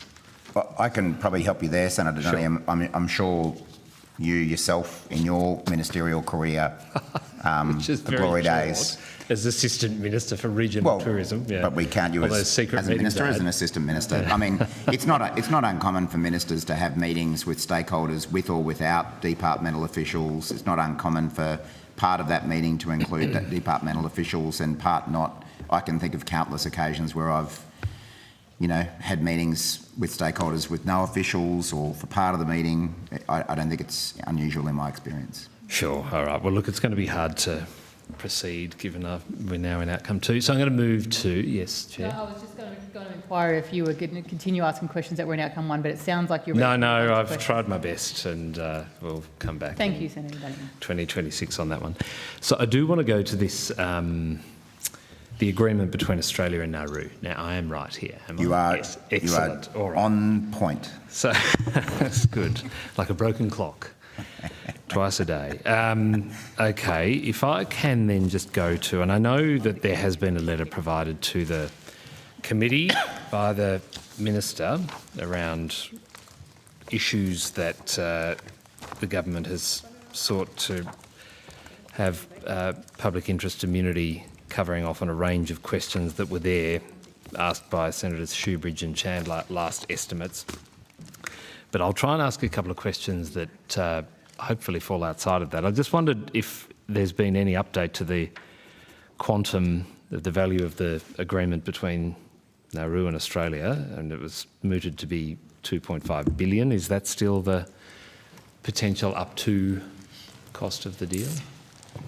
Senator, there's been no change to the potential value of the agreement since we last gave evidence in this committee. Mm-hmm. That is, upon signature of the agreement, the Australian government has committed to pay a total of $408 million in the first year, and then an annual payment from the second year onwards that will be around 70 million, but that number will fluctuate depending on how many people are on Nauru, which is why we're not able to say with precision how much the total arrangement is worth. Yes, forevermore. Yeah. Understood. And so, just in terms of the payments made thus far, are you able to itemise those? I can. So a payment of $20 million was paid in October, following the first person arriving under the arrangement in Nauru. Mm-hmm. In addition to that, Australia pays a monthly invoice to Nauru for visa application fees. So when we apply for a visa, we, at the end of the month, receive an invoice in relation to how many of those we make. I'm not able to give you the precise figure on how much we've paid in visa application fees, because that falls within the scope of what we're seeking to pay public interest immunity over. Okay, but suffice to say that, no precise figure. So there was visa fees paid in the month of October? I don't have the precise date of the visa. But in the month of October, do you? Because I was just told by Ms Sharp that at the end of every month, if a visa fee is to be paid, then it's paid at the end of the month on invoice. So was a fee paid in October? I believe so, Senator, but I'll take it on notice. to Okay, check. and in November? No. Certainly No? not be payable. We're just slightly hesitant. I said they'll be payable. We're just slightly hesitant because sometimes Nauru's invoicing doesn't fall exactly on the date. Okay. Have you received an invoice for the month of November? Again, Senator, I'd have to check whether that invoice has come through for November. Do you expect to receive an invoice for the month of November? Yes, we do. Okay. And is it expected that we'll receive an invoice for the month of December? I We're think only that's- 2 days in, I know, but... I think that's likely, Senator. Likely? Okay. All right.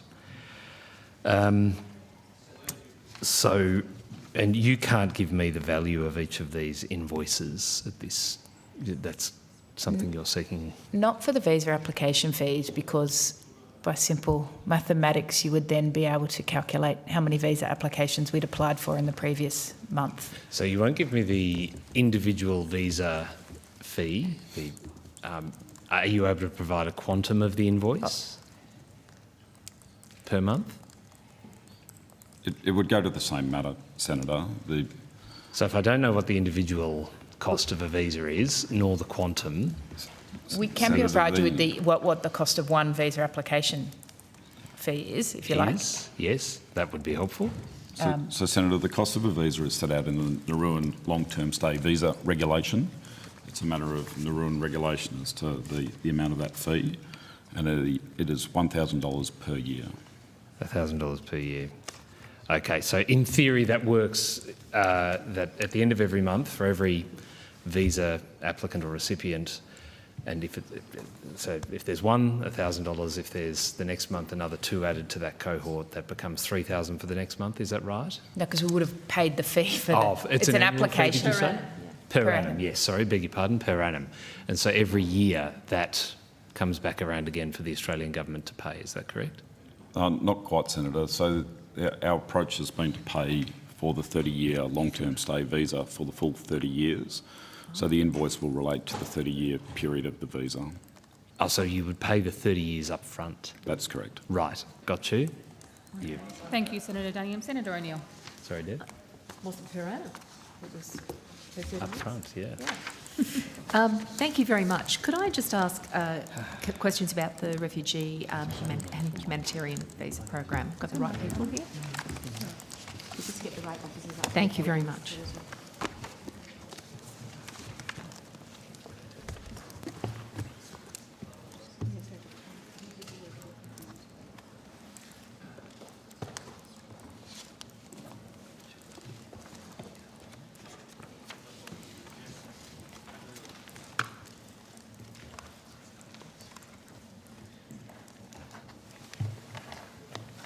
Thank you. I would like to just get on the record some of the facts around the allocation for the refugee and humanitarian program. And my understanding is it's 20,000 visas for that program. Is that correct? Yes, that's correct, Senator. And could you go through the process of how those 20,000 places are filled? Yes, Senator. Each year we undertake a consultation process. We put out a discussion paper. We usually hold public consultations, which Assistant Minister Hill held earlier this year. Based on those, we provide advice to government, and ultimately it's a matter for the minister to decide the ultimate composition within those 20,000 places. Okay. So take me through the next part of that. So the advice is provided, and then what occurs? So the advice is provided to ministers. Minister Burke signed off on the composition, and then based on the composition of the program, we'll work with different posts around the world and UNHCR to deliver the program in line with the composition agreed by the minister. Okay, so take me through that part. So it's been determined, the policy for this year. Is it it could be a little different from the previous year and the year before that? Yes. But the number is always 20,000, is that correct? The number at the moment is set at 20,000 for this program year and next program year. And how long have the 20,000 places been allocated in the budget papers?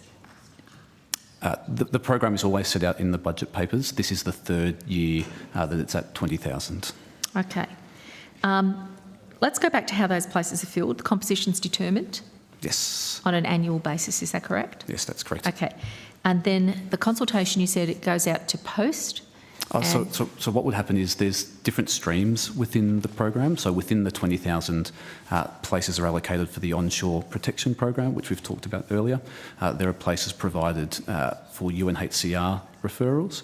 There are places for the special humanitarian program, which operates as a sort of a family reunion program, and there are places allocated for the community support program where members of the community can sponsor individuals. So places are allocated to each of those different streams, and again then our visa processors work through assessing visas for each of those streams.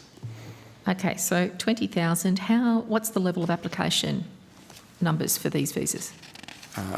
So at the moment, across all programs, there are 269,188 applicants on hand. Okay, so that's a lot of people who want to come here who are not going to be able to get here.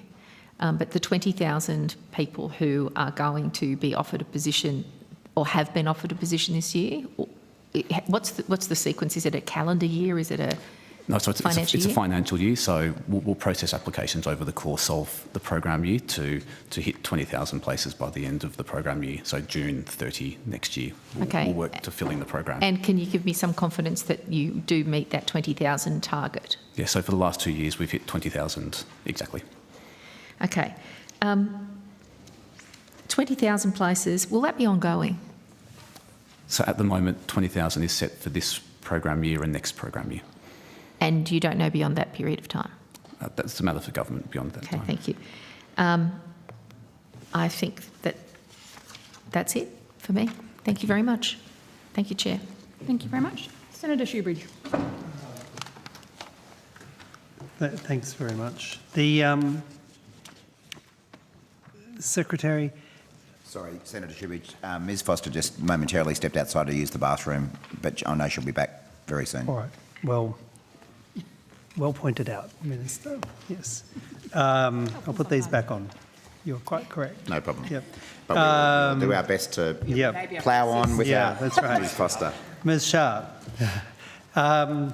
in replying to SE, I think it was 250387, which I'm sure you have etched in your mind, Ms Sharp.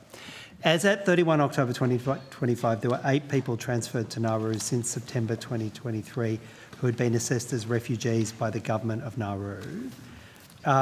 Where are those people now? Are they still in Nauru?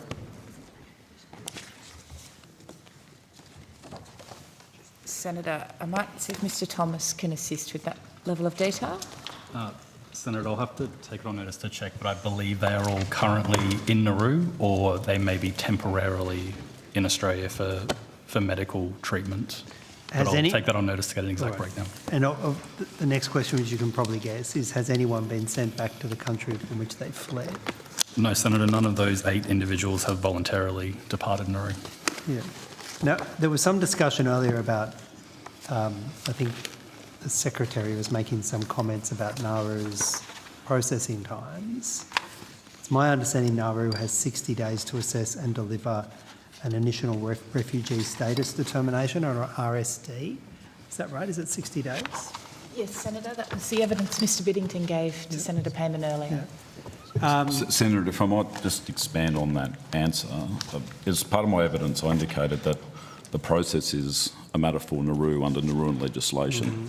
So whilst we would see that a time frame of 60 days is something that the government of Nauru should work towards, it's a matter of Nauruan legislation as to how that process works in practice. Well, the 60 days is under Nauruan law, isn't it? No, Senator. Or is that the agreement with Australia? Senator, we're working to uplift the capacity of the government of Nauru regarding its refugee status determinations and the 4-step process. So that indicates the time frame within which we would see that the government of Nauru could make that assessment, but it's ultimately a matter of Nauruan law as to the outcome of that timeframe. So that's contained in the agreement or agreements between Australia and Nauru, that there'll be a 60-day assessment and delivery of an initial RSD. That's a matter of agreement between Australia, the government of Australia and the government of Nauru. Is that where that sits? No, Senator. It's what we would seek to work with government of Nauru to do, but it hasn't been formalised as part of the enduring capability funding arrangement. So where does it come from, the 60 days? It comes with us working with the government of Nauru to uplift their capacity for the refugee status determination. So it's not set by Nauru. Is it set by Australia, the 60 days? No, Senator. Who sets it? Is it just sort of magically wafted into a room that the government of Australia and the government of Nauru were in? Well, like I said, Senator, we're just working with the government of Nauru to pay attention to these timeframes, to work on them. But somebody must have put 60 days on the table and said, this is the expectation. Either Nauru said, yep, we're going to be working to 60 days, fine, we'll try and get the skills. Or Australia said, you should work to 60 days and we'll help give you the skills. Is the 60 days an obligation on Nauru from Australia or an expectation on Nauru that's been given to it by Australia? Where does the 60 days come from? Senator, it's not an obligation on Nauru. The four-step process includes an appeal process, which is the final step. And so obviously these are... But I'm only asking you about the initial refugee status determination. Senator, I might be able to assist a bit with this and we can take on notice the specific document source. But stepping back, from Australia's perspective, we do have an interest in Nauru not rushing but efficiently processing refugee status applications to avoid the circumstance where people are spending a long time in limbo, if you like. So as part of the discussions with Nauru for the latest arrangement we have with Nauru, we certainly discussed the importance to Australia of them lifting their capability, being able to move through this process quickly, and we committed to working with them to uplifting their capacity. As Mr Biddington has said, 60 days is a timeframe that we consider would be reasonable, but it's not binding on Nauru. If a case is more complex or there are good reasons, it obviously may take longer, but it's a target, if you like, for the way we want their system, the point we'd like their system to get to. Is it in the current MOU, the most recently signed MOU? Is that where it comes from? That's the part at the outset of my answer. I said I'll check the exact source document where that number is referenced. If it's an expectation that Australia has with Nauru, is there reporting from Nauru to Home Affairs or any other part of the Australian government about the timeliness? Are they meeting it? Do they report? I'd need to check, Senator, but I believe so. All right. Well, could you provide on notice the details that you have about Nauru's processing timeliness, the number of instances where they met the 60-day target, however it's described, the number of instances when they didn't, and if you have it on a monthly basis, going back as far, that's great. If you have it on only on a financial year basis, then please provide that. And could I ask you to go back as far as you have records for? Yes, Senator. Thank you. I have questions about the community sponsorship program and about Afghanistan visas. Do either of those cut across the people at the desk? I think we'll need Mr Willard and Mr Kiley for those ones. All right.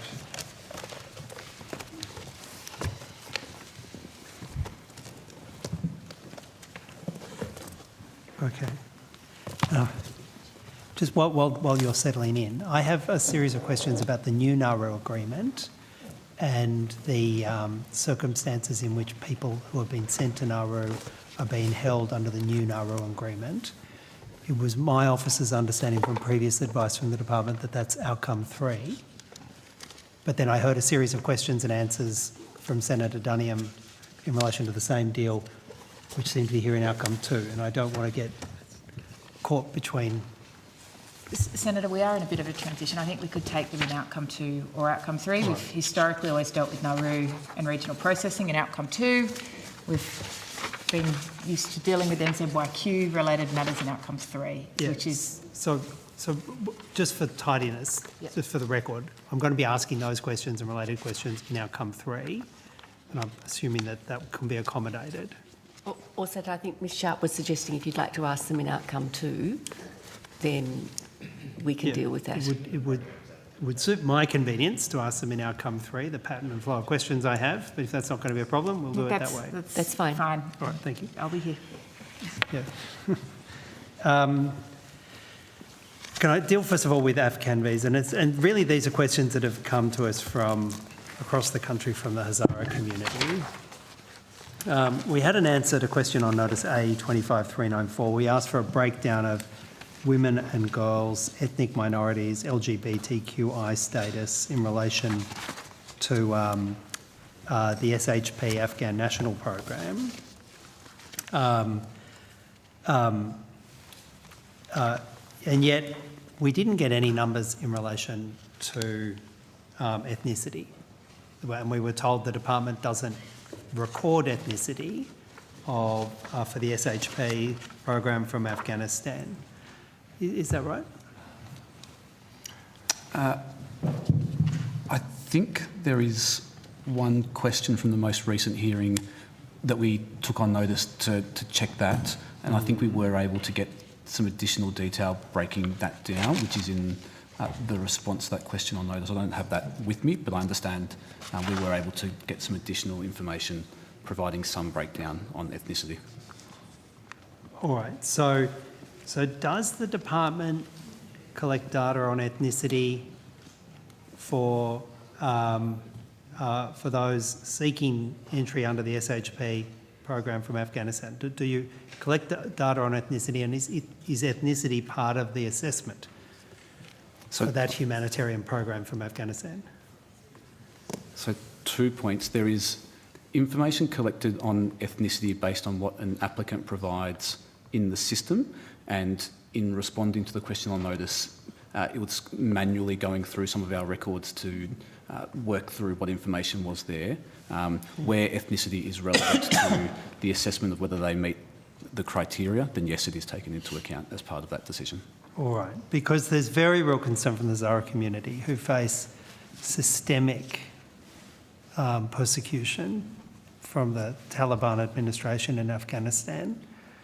There's very real concern that the fact of their ethnicity and the very real risk factors that they face isn't being assessed under the SHP program.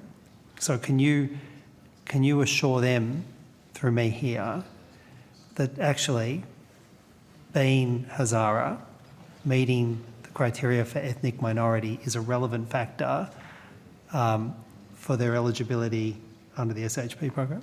So yes, Senator, that would be taken into account in considering whether they meet the criteria for the program. But as we've discussed before, there are many more applications on hand than places in the program. So it might not necessarily guarantee a visa because of places available, but ethnicity would be taken into account as part of assessing. The department recognises the very real specific risks faced by the Hazara community in Afghanistan, particularly under the current Taliban regime, but it's been historic. And that's relevant for whether or not they get priority processing and their assessment under the SHP. Can you assure the Hazara community of that? So priority processing under the SHP is based on family connection. Mm-hmm. So the information is available on our website, but priority 1 goes to split family, and then priority 2 goes to immediate family, so partners, children. So their ethnicity won't be relevant for priority processing? That's only about family connections, is that what you're saying? Under the Special Humanitarian Program. But the ethnicity would be relevant for their for meeting the criteria of the SHP and subject to other matters, getting approval under the SHP program? Yes, that's correct. All right, thank you. Thank you, Senator Shoebridge. Senator Dunham. Senator Dunham. Oh, thank you, Chair. We were busily nattering up the back here, like, what did Senator Shoebridge call us? Waldorf and Statler? But I stopped when I was told. yeah. Okay, just back to the deal we were discussing before. I just wondered, is there a limit on how many individuals the Nauruan government can receive at any one time under the deal? Senator, in one sense, Nauru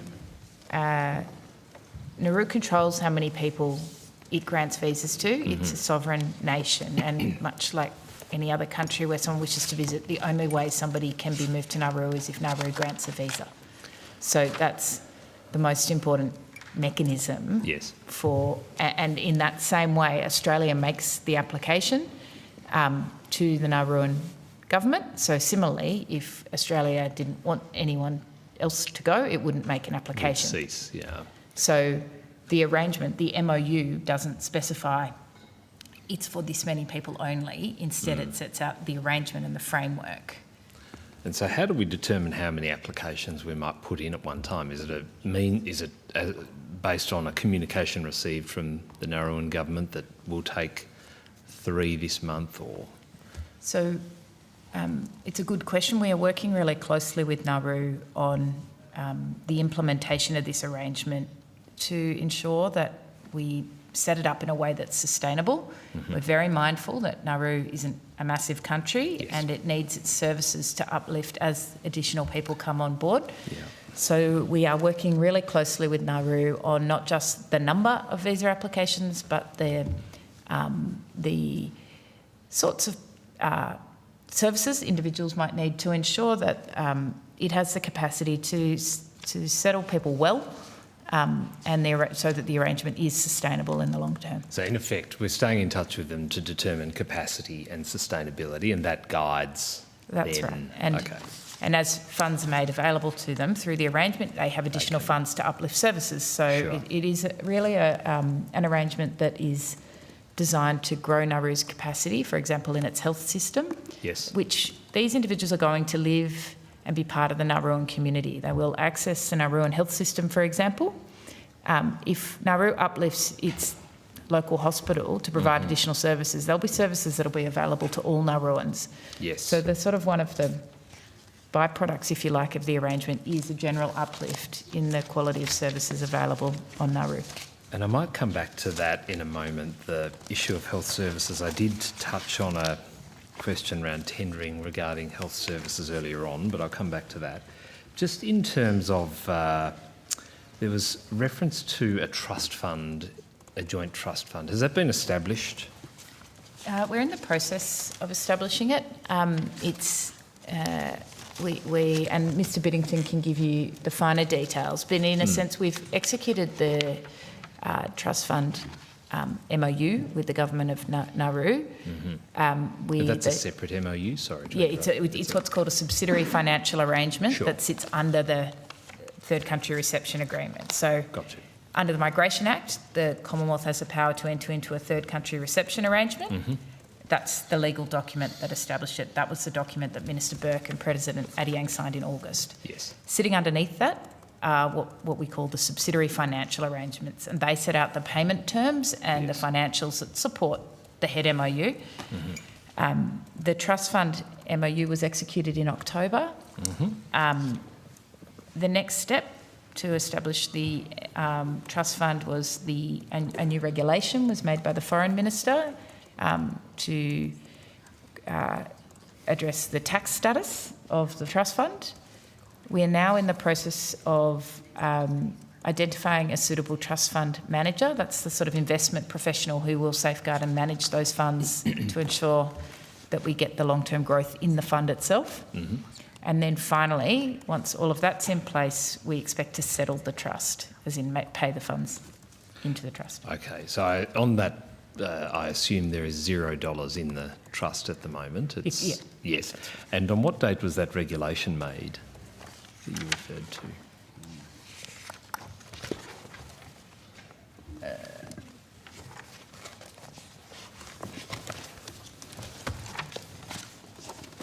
Apologies. It would help if I had That's the all right right, folder in sorry. front of me. I know what you mean.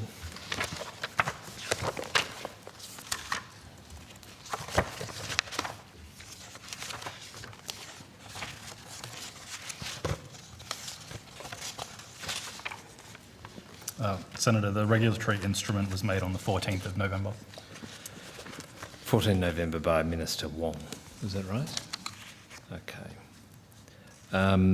And just with regard to the appointment of the manager of the fund, is that a private entity or is it a government official that acts?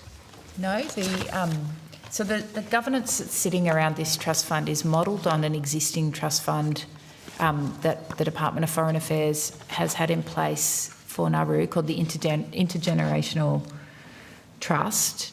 For that trust fund, the trust fund manager is Mercer. We haven't selected the trust fund yet, but that will be a decision made jointly by the Government of Nauru and Australia. But it is a commercial expert in investment. Of course. It's not certainly not something that any of us would profess to have skill in.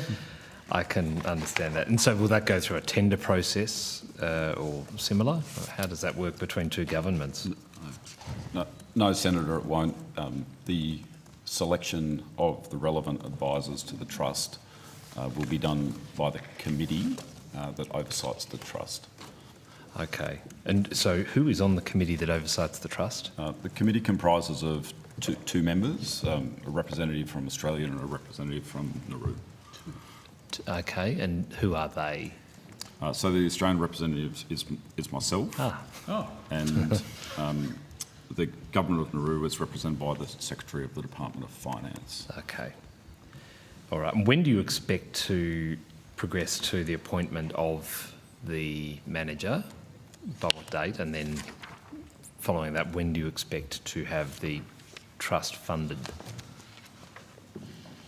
Yeah, so the trust committee has already met, and its first order of business was effectively to consider the range of advisors that it would seek to have in order to manage the trust itself, along the lines that Ms Sharp has outlined. It's now at a position where the committee will invite applications effectively from relevant advisors and then consider those applications which are made to the trust committee. And then from that point be in a position to select the preferred service providers. Okay, and just in terms of, you talked about a shortlisting of the potential service providers. What sort of process did both members of the committee, it sounds so much bigger when we say the committee, but there's two people on it, but what process... Sorry. Hansard caught that, Senator Scarr.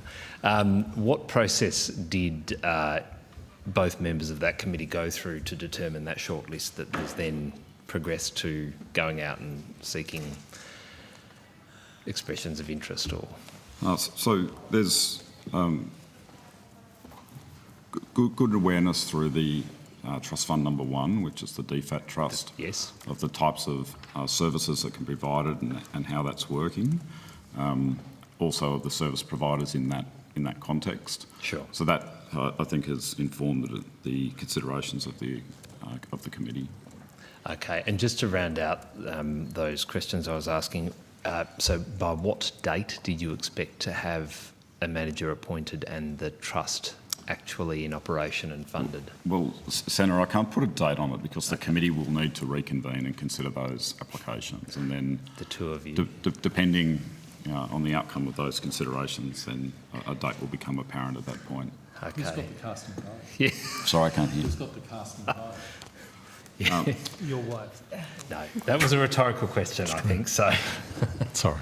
We work very collaboratively to work through any issues and try to reach a consensus position. We're working towards, like I note Mr Biddington's caution, and of course we won't rush it, but we are looking at, as we are with all aspects of this arrangement, just to move through each step methodically to set it up for sustainability. So that means not dragging our feet, but it also doesn't mean forcing a consensus where there isn't one yet. Thank you, Ms Sharp. Thank you, Senator Dunning. And Senator Shoebridge. Thanks, Chair. Could Could I just ask about the community sponsorship program?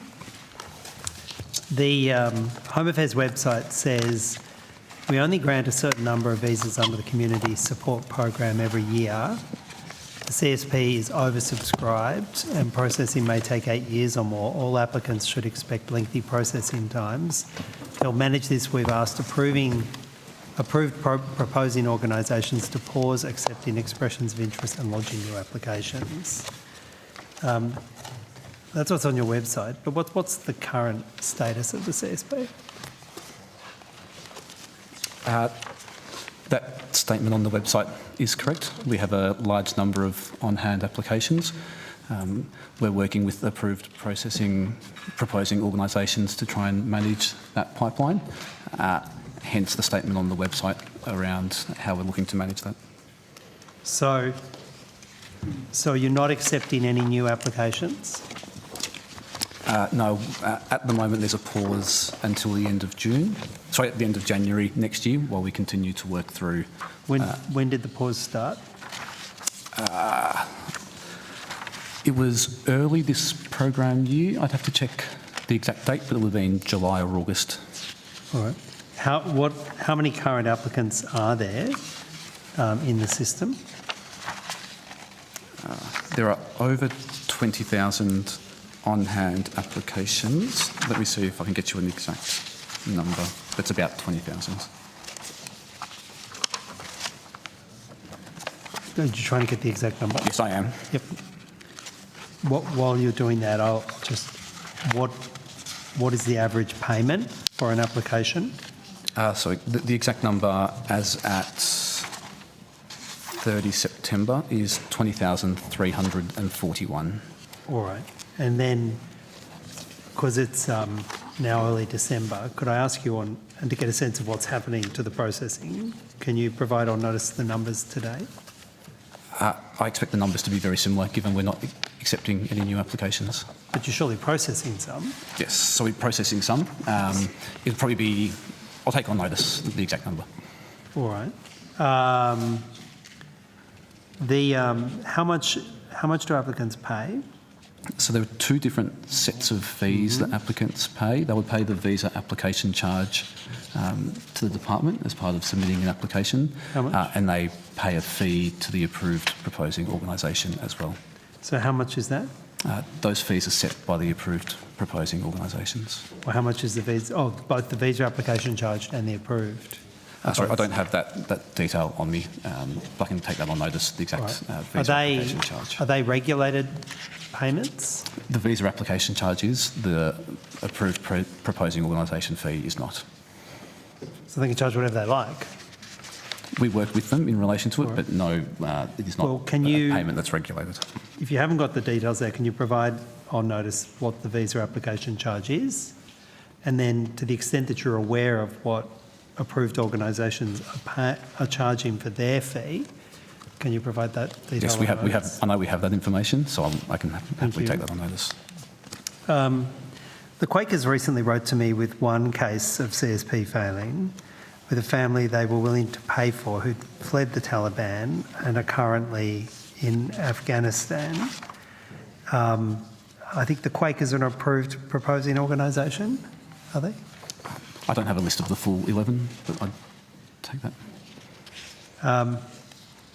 But do you know how many cases have been rejected in the in this financial year to date and in the financial year previously? Sorry, could you say that again? Sorry. Do you know how many cases have been approved and how many cases have been rejected in this financial year to date and last financial year?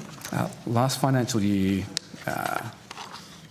we granted approximately 2,500. I don't have the rejection numbers on me. Oh, sorry, last year 2,271 grants in the CSP program, and as at 30 September, 699 grants so far this program year. And do you have an intent, you said there's 20,000 people in the system, do you have an intent to drive that down to a certain level before you make new grants? Yeah, so we've put a few steps in place with the APOs to try and manage the caseload. So we're looking at strengthening the assessment of applicants' English criteria to make sure they're meeting the English standard that's set out for the program. And we're also asking APOs to consider prioritising cases in their caseload as well. That's prioritising amongst the 20,000 that are currently in the system? Amongst the 20,000 currently in the system, to ensure that they meet the criteria around job readiness and English language. Okay. In CRSA's submission to the 25-26 humanitarian program, they called for named sponsorship to be removed from the CSP, which is failing, and combine it with CRISP. I think probably for some of the reasons you've identified, incredibly long delays, incredibly large backlog, capacity in who gets priority. Secretary, do you know if there's any moves to combine these within the CRISP program? So the CRISP, as we've discussed before in this committee, is a specific program, as you're aware, Senator, for unlinked individuals, and government made the decision to make that permanent earlier this year. The CSP, as we're discussing, is a named, specific named program. We are working through the challenges we have in delivering the program because of the on-hand caseload, and we're working with government on some potential changes to try and improve the operation of the program. But at this point in time, there is no intention to combine CRISP and CSP, as they're different pathways. One's named and one's unlinked, as you stated. Minister, it's my understanding that it's ALP policy to make the community sponsorship programs additional to the humanitarian intake. Is that your understanding of where ALP policy is at the moment? I must admit I'm a little out of date on what the policy is at the moment. Certainly there in years gone by, there have been references to the community program in the ALP platform, but I must admit I don't know what it currently says. All right. Well, could I ask you on behalf of the government to take on notice whether or not your government is committed to making the community sponsorship programs in addition to the refugee intake, the set refugee intake? I can take that on notice. Minister, organisations that we talk to say that they, having engaged so fully with the CSP, having spoken to individuals, found them opportunities in Australia, worked with them to get them into the CSP, they feel they give a number of adjectives to how they feel, but a broad characterisation of it would be they feel fairly betrayed by this, that they're now then told that they have to second guess with the government who of these individuals they've been working with for years should actually get approval. And how can they look these people in the face who they've been working with for years, put through, named, when the government is making them choose which of these people will get approval? Do you understand what a pretty appalling situation that puts these organisations in? Look, I understand, having dealt with many of these groups myself over many years, that there are many people in the community who do everything they can to assist asylum seekers and refugees. The reality is that there are far more people seeking to come to Australia than we possibly can take in. And so there are always limits on the numbers under these programs. I recognise that there are many groups who would like to see that number increase dramatically. The government believes that we've got about the right number, but I recognise that there are literally millions of people around the world who would love to come here in addition to those numbers. Well, yes, that's true.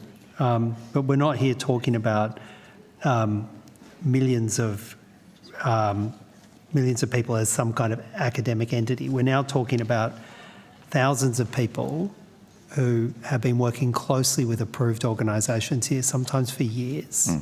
And those approved organisations have been working with these named people, providing the paperwork, providing the criteria, providing the support here, setting that all in place.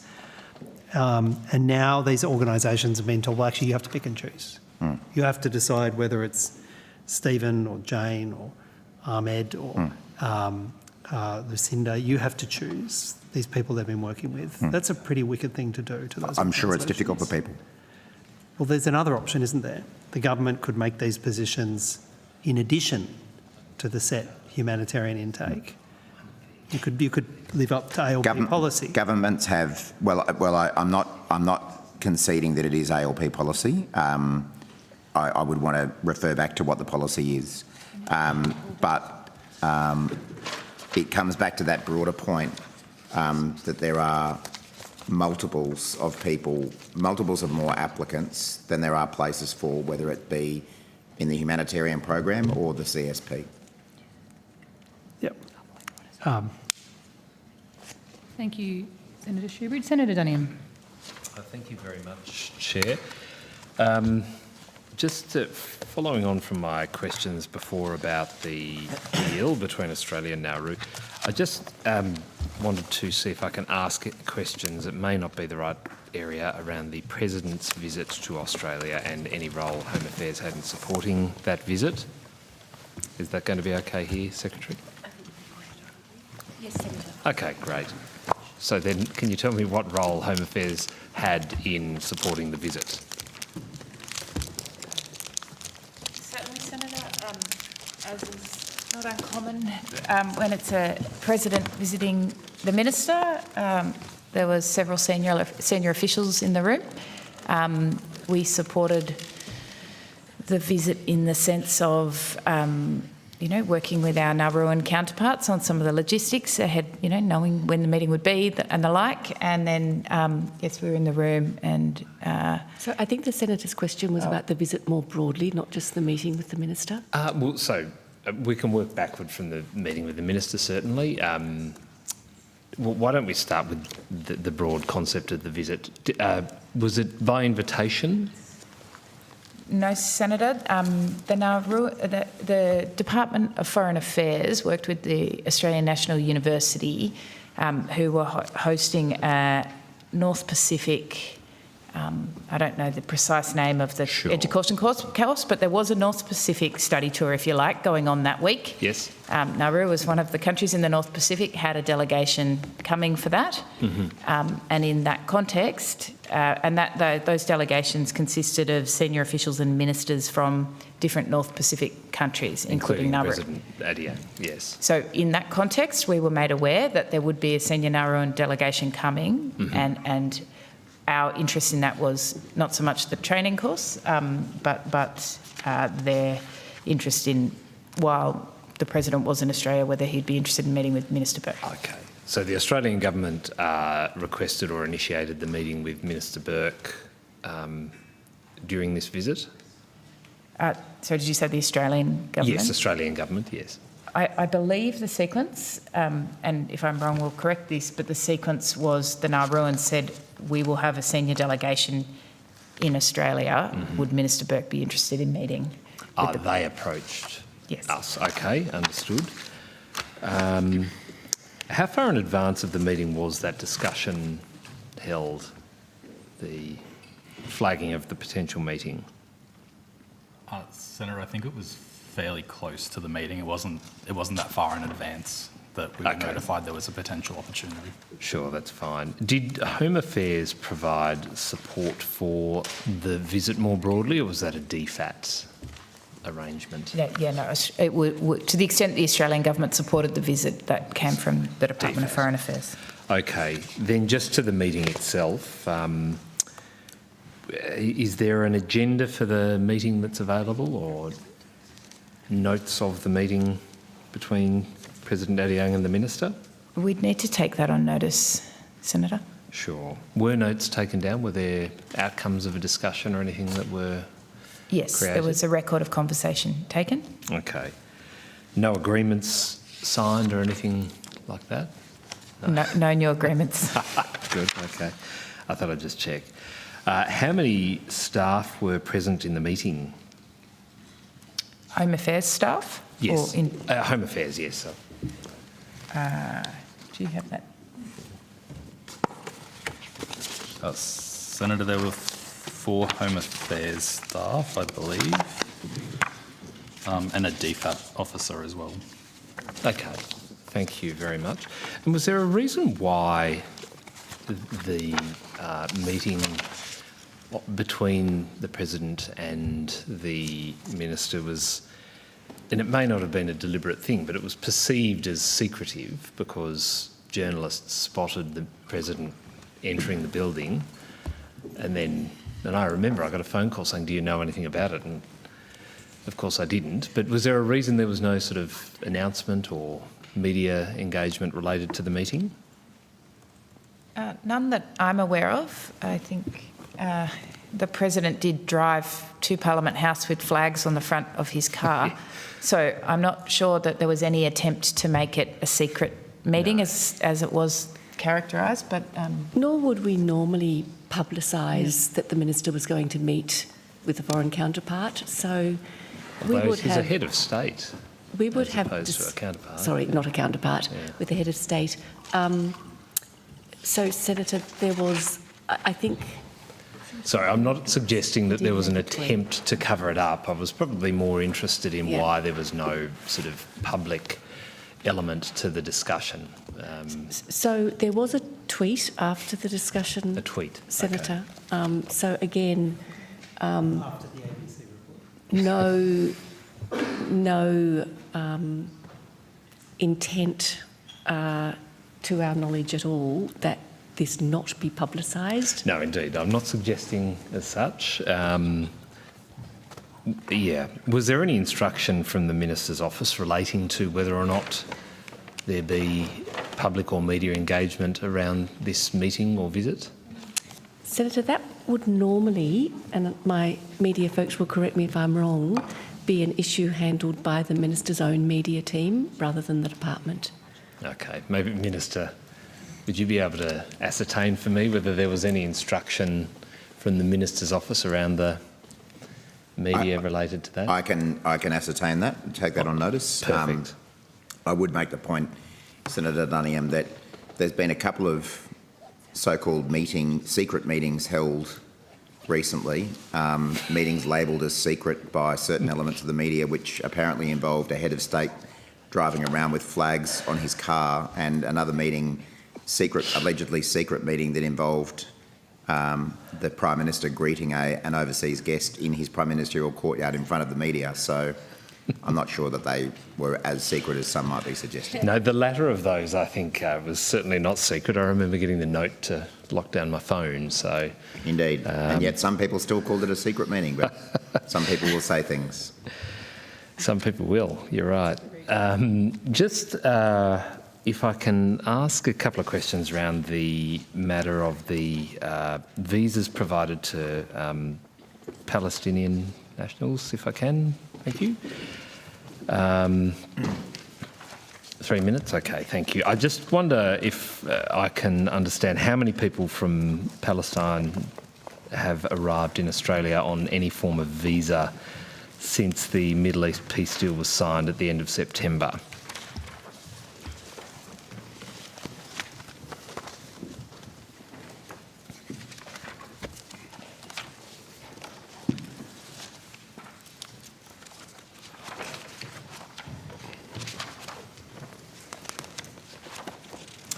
Senator, that date again, it was September. Just from when the peace agreement was signed at the end of the month of September. So I don't think I have that specific time frame. Oh, do you have another time frame that might have similar data? So I have a figure that's Palestinian visa holders in Australia at the end of each month. But the latest month I have is do you want to run through the September. last 5 months or 6 months or something? Yeah. So if I go through the last 5 months, what I've got here is for May, 2,263, June 2,232, July 2,239, August 2,238. I beg your pardon, sorry, that figure? For August? Was that August, Senator? Yes. Yeah. August was 2,238. Okay. And September was 2,268. And could we just clarify, Senator Dunningham, the nature of those figures, whether that was grants of visas or arrivals, because I think your question was about arrivals. Yeah, so the figure... Yeah, my question was arrivals, but that is those present. That is not new ones every month. Yeah, it's not new ones. It's a running total. Yes, correct. Yeah, I didn't think that many had arrived. So do you have arrivals for those months as well? I don't have by month, Senator.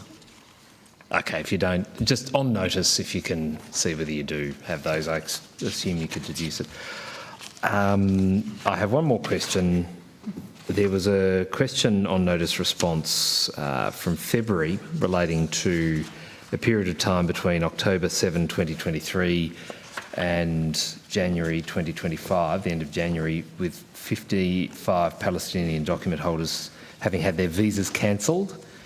And of those, 9 had the visas cancelled while they were located on shore. B, less than 5 had been removed from Australia, and C, less than 5 were in immigration detention. What happened to the 9 individuals whose visas were cancelled on shore?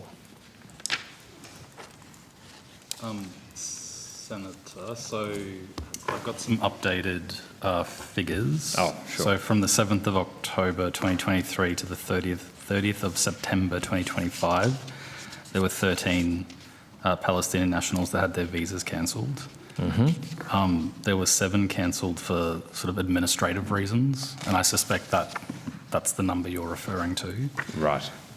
They were cancelled really to transition people onto other visas. Okay. So they weren't character or criminal related.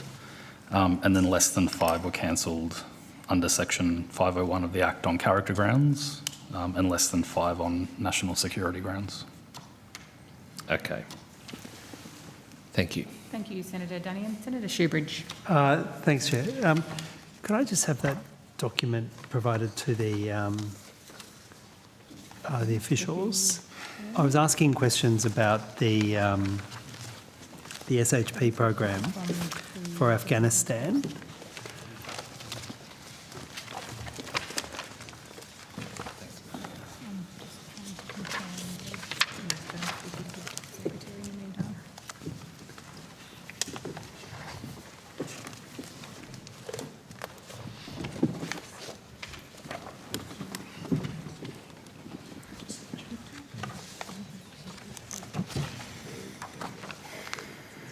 Thanks, Mr. Cully. And I was asking you questions because the Hazara community had thought that there was a potential they would generally be given priority under that program for processing, and the reason is because of the information found on the website. And you'll see there humanitarian visa processing. Then about halfway down, the Australian government has established policy to guide decisions on which applications ought generally be given priority. For Afghans, this policy includes people who are outside Afghanistan who are, and you'll see the last dot point there, members of identified minority groups such as women and girls, ethnic minorities and LGBTIQ, who are referred by the UNHCR or proposed by a close family member in Australia. So the Hazara community have been under the misapprehension, or hopefully an accurate belief, that they ought generally be given priority, meeting one of those criteria. It seems to conflict with the exchange we had earlier, Ms. Guy, and your evidence earlier. Can you explain? So, Senator, as we've discussed in this committee, there are many, many more applications on hand than places available in the program.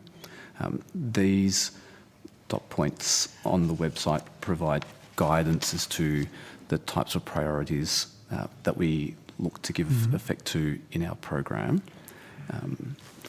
But if we used all of those dot points, there would still be more people than places available for Afghan nationals within the program. So within that, we look to prioritise, as I said before, immediate family members under the SHP. We've discussed before the Afghan LEE program, which are the top priority, as well as referrals from UNHCR. All right, but then why is the department putting this notice on there, which is giving hope to the Hazara communities, that because they're members of an identified minority group, that they would also get an potential expedited application and priority. If it's not true, if that last dot point is not true, why is it on the website? I'm not sure it'd be right to characterise it as not true, Senator. The line above the dot points talks to applications generally to be given priority. Again, we have to manage the program across all the applications that we have on hand. No. It then says, for Afghans, this policy includes people who are outside Afghanistan who are, and then you've got 4 dot points. As I said, it's Senator, clearly saying to the Zara community that they will be in that pot of that they're part of that class will be given priority. And so hearing from you now that actually they're not, personally, I can't understand that. I think what I'm saying, Senator, is that there are many, many more applications on hand than places. These dot points guide our processing to ensure that we fill the allocation for Afghans in each program year. And to do so, we use these 4 dot points to guide that.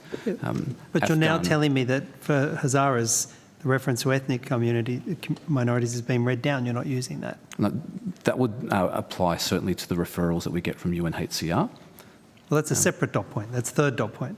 I'm talking about the 4th dot point.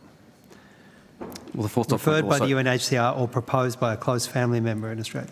So the 4th dot point also refers to UNHCR. I'm happy to take that away and have a look at the language to see if there's anything we can do. Could you, as soon as possible, rather than us come and chase this with questions on notice, could you, as soon as possible, provide some clarity on this? My concern is with the Hazara community, but there are other ethnic communities in Afghanistan. Could you, as soon as possible, provide clarity?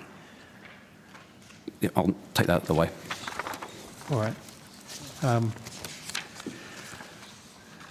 That finishes me on outcome 2. But I'm happy to go straight into outcome 3.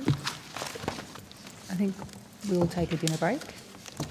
We're due to go to dinner at 5:30, so I think we can go to dinner a couple of minutes early and return at 6:15 with outcome 3. Thank you very much.